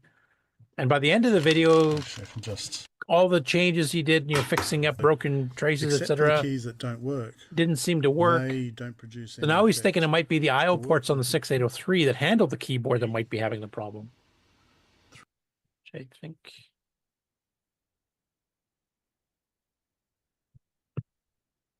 Issue with these first 4 ports, these first 4 lines. That's why it's not working properly. So I'll take all this off and have a close look, but I don't think we have to order. I'll order some spare CPUs from I think Unicorn Electronics. They've got some for $8 or something. What do you think? Am I on the right track, or what else should I check? Let me know. So everybody here is or anybody viewing the show is a expert on MC10 hardware. Please go and maybe watch the full video and then give them some advice if you have any advice to give on, is this the right track? Is it the CPU that's causing the problem, or could it be something else? Right. I don't know any hardware, so I can't tell them.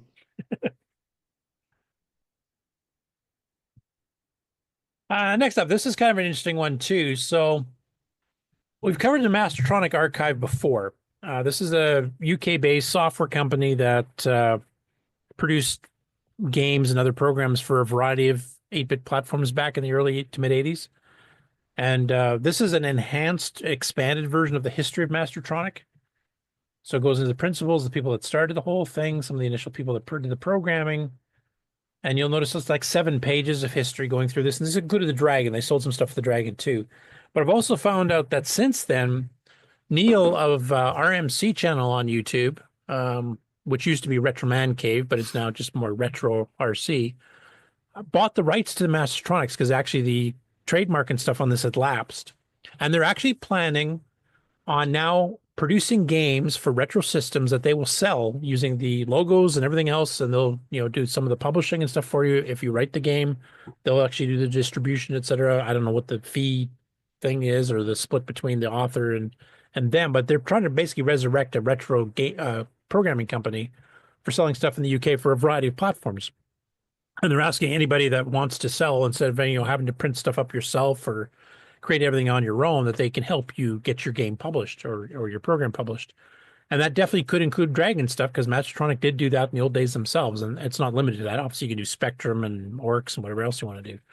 So if you go to the RMC YouTube channel, which is Neil's channel for the museum that he runs, they've got a video specifically talking about this and how to get in contact with him if you're interested in doing that type of a thing. And I know some people are good at writing stuff, but they don't want to have to deal with writing manuals and doing shipping and all this kind of thing here. Nick does it all the time for his stuff, though even he's kind of cut that out lately, just because I think that one company you were using to do it kind of quit. Yeah, they're not reliable now. Yeah. So maybe, Nick, if you want to approach Neil, I mean, I've talked to Neil numerous times on some of the Amigo shows, so I kind of know him. If you want me to hook you up and see if it's worthwhile pursuing with him, maybe he can do some arrangements for that kind of stuff, at least selling to Europe for you. I don't know. I don't know what all their capabilities are. I do know his museum is looking awesome, though. He's actually did an update video here just this last week on the museum itself, and they're expanding to start using the garage and stuff now, because they've got a whole set of buildings that they've got. And when I do finally get to the UK, his museum is on my list of things I have to go see, as well as attend a Dragon meetup. So, but yeah, if you want a full history of Mastertronics itself, and I have covered this before, so I'm not going to go through it right now, but there's definitely some Dragon content in there as well. Speaking of Dragon, we got some updates from Julian Brown for his replacement/augmented Dragon 32 motherboards. And he's got a couple updates I just linked here. I think he's had more during the week, but I just picked a couple of the latest ones. So he said, today's progress down, this is yesterday's post, down to 129 missing connections. Been dealing with some subtle liberties taken when the board was redesigned. Thought I was going mad a couple of times, but it was just gates being swapped around and the data bus buffer for video being wired in a different order. And this is the type of stuff that is nightmare fuel for me, which is why I'll never do hardware. Only 129 missing routes. Yeah. So every time you get one of these sample boards and it's wrong, you got to go do it again and pay for it again. So I do software where I just lose my time. Yeah, it's great. It's great. weeks to cycle. Yeah. Oh, you guys trying to convince me of soldering? This type of story is why I'm not even interested in learning. Oh, we ain't even got to soldering yet. Board design isn't soldering. They're two completely different skill They sets. both cost real money. That's my point. No, board design doesn't have to cost money these days, because I mean you can do most of it in software. Yeah, but what do you do with the design unless you get the board built? Well, board testing costs money. Right. Board design That's the does same not. thing. That's like putting gas in my car and never driving and saying that's, smart. Anyway, I'm glad you guys do it. I just can't. This is another post he did earlier yesterday. He mentions the wiring for the 6847, the VDG, is pretty much in place on the CCAM board. Now, this is where he was designing it to have these little satellite boards. So you can just swap one in and out if you want to switch between PAL, NTSC, CCAM, whatever the heck the Brazilian PAL is called. Basically, you have this little separate board. You just plug in, rather than having a completely redesigned motherboard to integrate whatever version of the video circuitry is required for that particular type of output. You just swap these boards in, and you can take the same Dragon with you on a trip to North America and run it on NTSC, or go to Brazil and run it on PAL-M, or go to France and run it on CCAM. So it gives some updates in there, but you can see like all these little design wiry thingies and hardware thingies. That is the rat's nest. That's what you have to solve. All those light blue traces. That's what you have to figure out how to not run into anything else with. Good luck with all of that. Have a nice day. This is how you're not upselling me on doing hardware. What can I tell you? Quite the opposite, frankly. But like I said, I'm glad you guys have the patience to do it.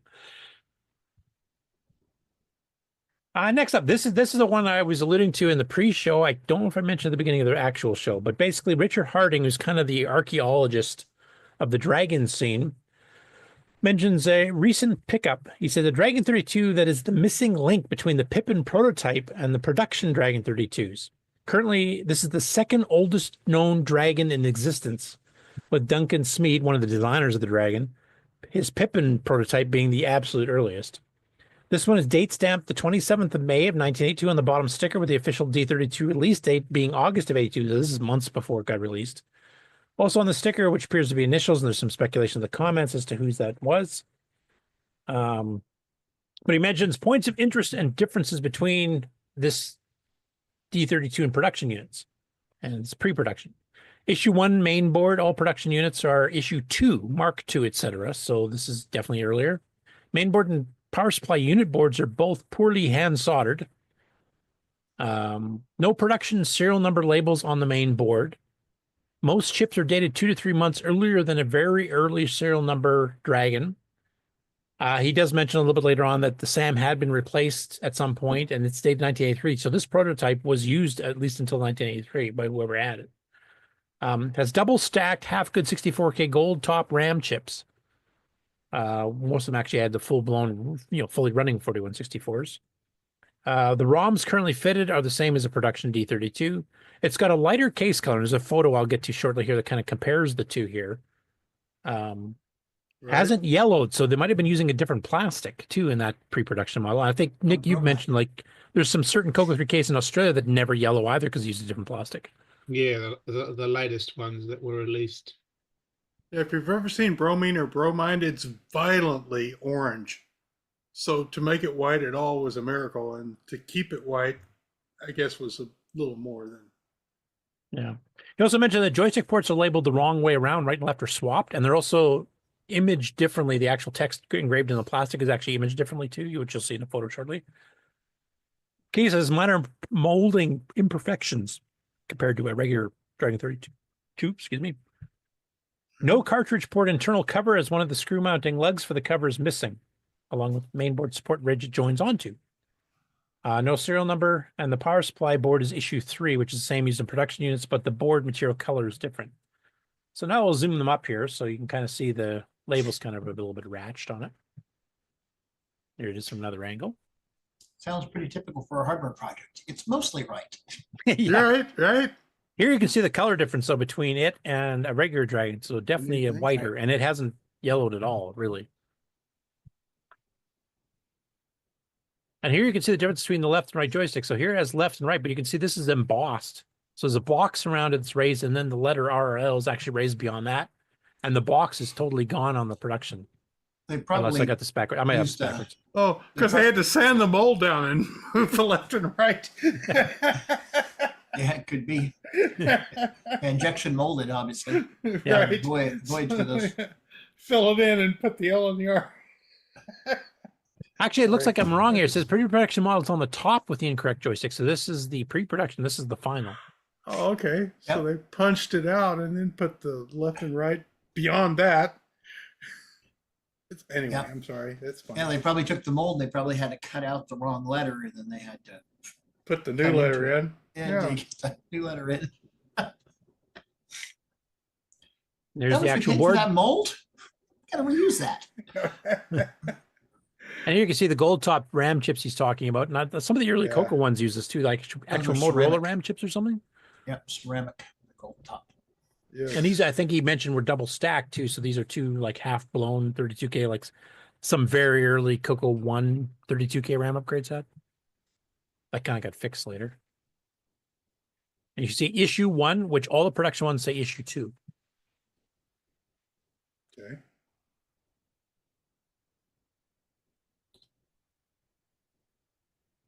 Underside. There's the date stamp with the initials. Again, several months before the actual release. Definitely a much whiter plastic. Dragon data history there. Yeah. Like it. Anyway, thanks, Richard, for finding that. And hopefully, if the speculation in the comments is correct and they figured out who the person was, hopefully this was not part of an estate sale, just somebody kind of cleaning up and retiring, that they maybe have an interview with them and kind of get some details of working on this back, months before the Dragon was actually released.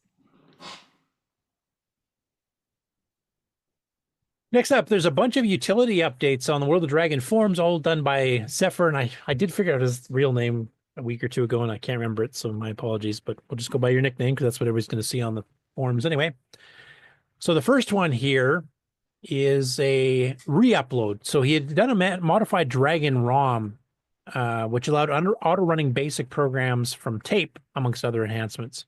So like normally you have to do a clone, then a run. This, and of course you can do clone M if you set it up properly where it's loading vectors in memory, you could actually get it to auto start, like Sugar Software's auto run on the CoCo did. But there's no way to do that on the cassette. And even on the CoCo, there wasn't. You had to do a clone and then run. Unlike a disk where you could do run, quote the program, and it automatically launches the program as soon as it loads. So this is a patch to the ROM to actually fix it. But there was a bug. They had some data that got corrupted when he uploaded the first version out, which he discovered recently. So he's re-uploaded it, and it's now fixed, and now it works. And that actually happened to a couple of programs that he uploaded. So they're all fixed now. And then some others got some other features. The second one is a Dragon CoCo utility. This works on the CoCo as well, to disable the cartridges by from auto starting by patching the ROM into RAM. So this requires 64K in either system. So if you have a Dragon 32, you have to do the 64K upgrade, and then we'll work on a 64K CoCo or Dragon 64. One nice feature of the way he's done it here is that you're able to switch pretty easily between the patch version, which is in the upper 32K bank of RAM, and the ROM version. So if you wanted to auto start, you can actually just do, I think it's a single poke or something, and it just flips over onto that version. And then you can flip it back if you want it to not auto start. Now, of course, if you're running a 64K program, it takes all of the RAM. Well, obviously that'll probably overwrite the patches, so that won't work. But for any of the stuff that's designed for the Dragon 32 or 32K CoCo and less, you can actually, flip between them, which is kind of related to this next one, which is a cartridge ROM size detect. That's a new utility you just created here. So this will instantly detect and display the correct cartridge ROM size, along with the start and end addresses for saving to cassette. So if you want to dump a ROM cart onto cassette, and then you can later move it to disk, this utility will do that and actually kind of figure out the size of the ROM and everything else all on its own. And then he mentions this, you can be used in conjunction with some of these other utilities we just talked about. So, including one we mentioned last week. I think his name is Steve Evans. Yeah, I bet you're right.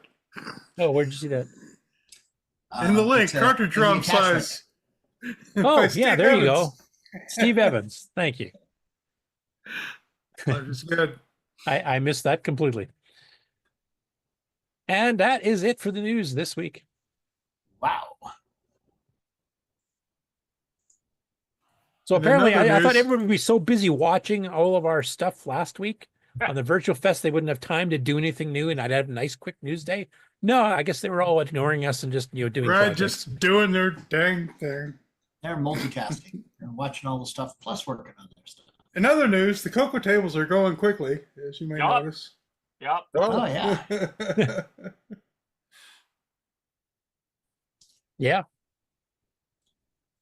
So is that a current view, Rick? Yes, as of now. Someone got a big table, took their little table away and took the big table. Who was it? Who moved up? I don't know who moved up, but someone moved up. So we have one more little table and one less big table. They're going fast. Yep. Get your tickets now. Operators are standing by. Yeah, it hasn't. Well, maybe it has crashed. Maybe that's why we haven't changed any in the last 15 minutes. Go check, everyone. Register your table now. Make sure the server's still up. Yeah, everyone need refresh now. Yes. Click the button. Click the button. Click the button. No, don't crash it before I get a chance to book my table here. Come on. I got a half a table. I could rent you for.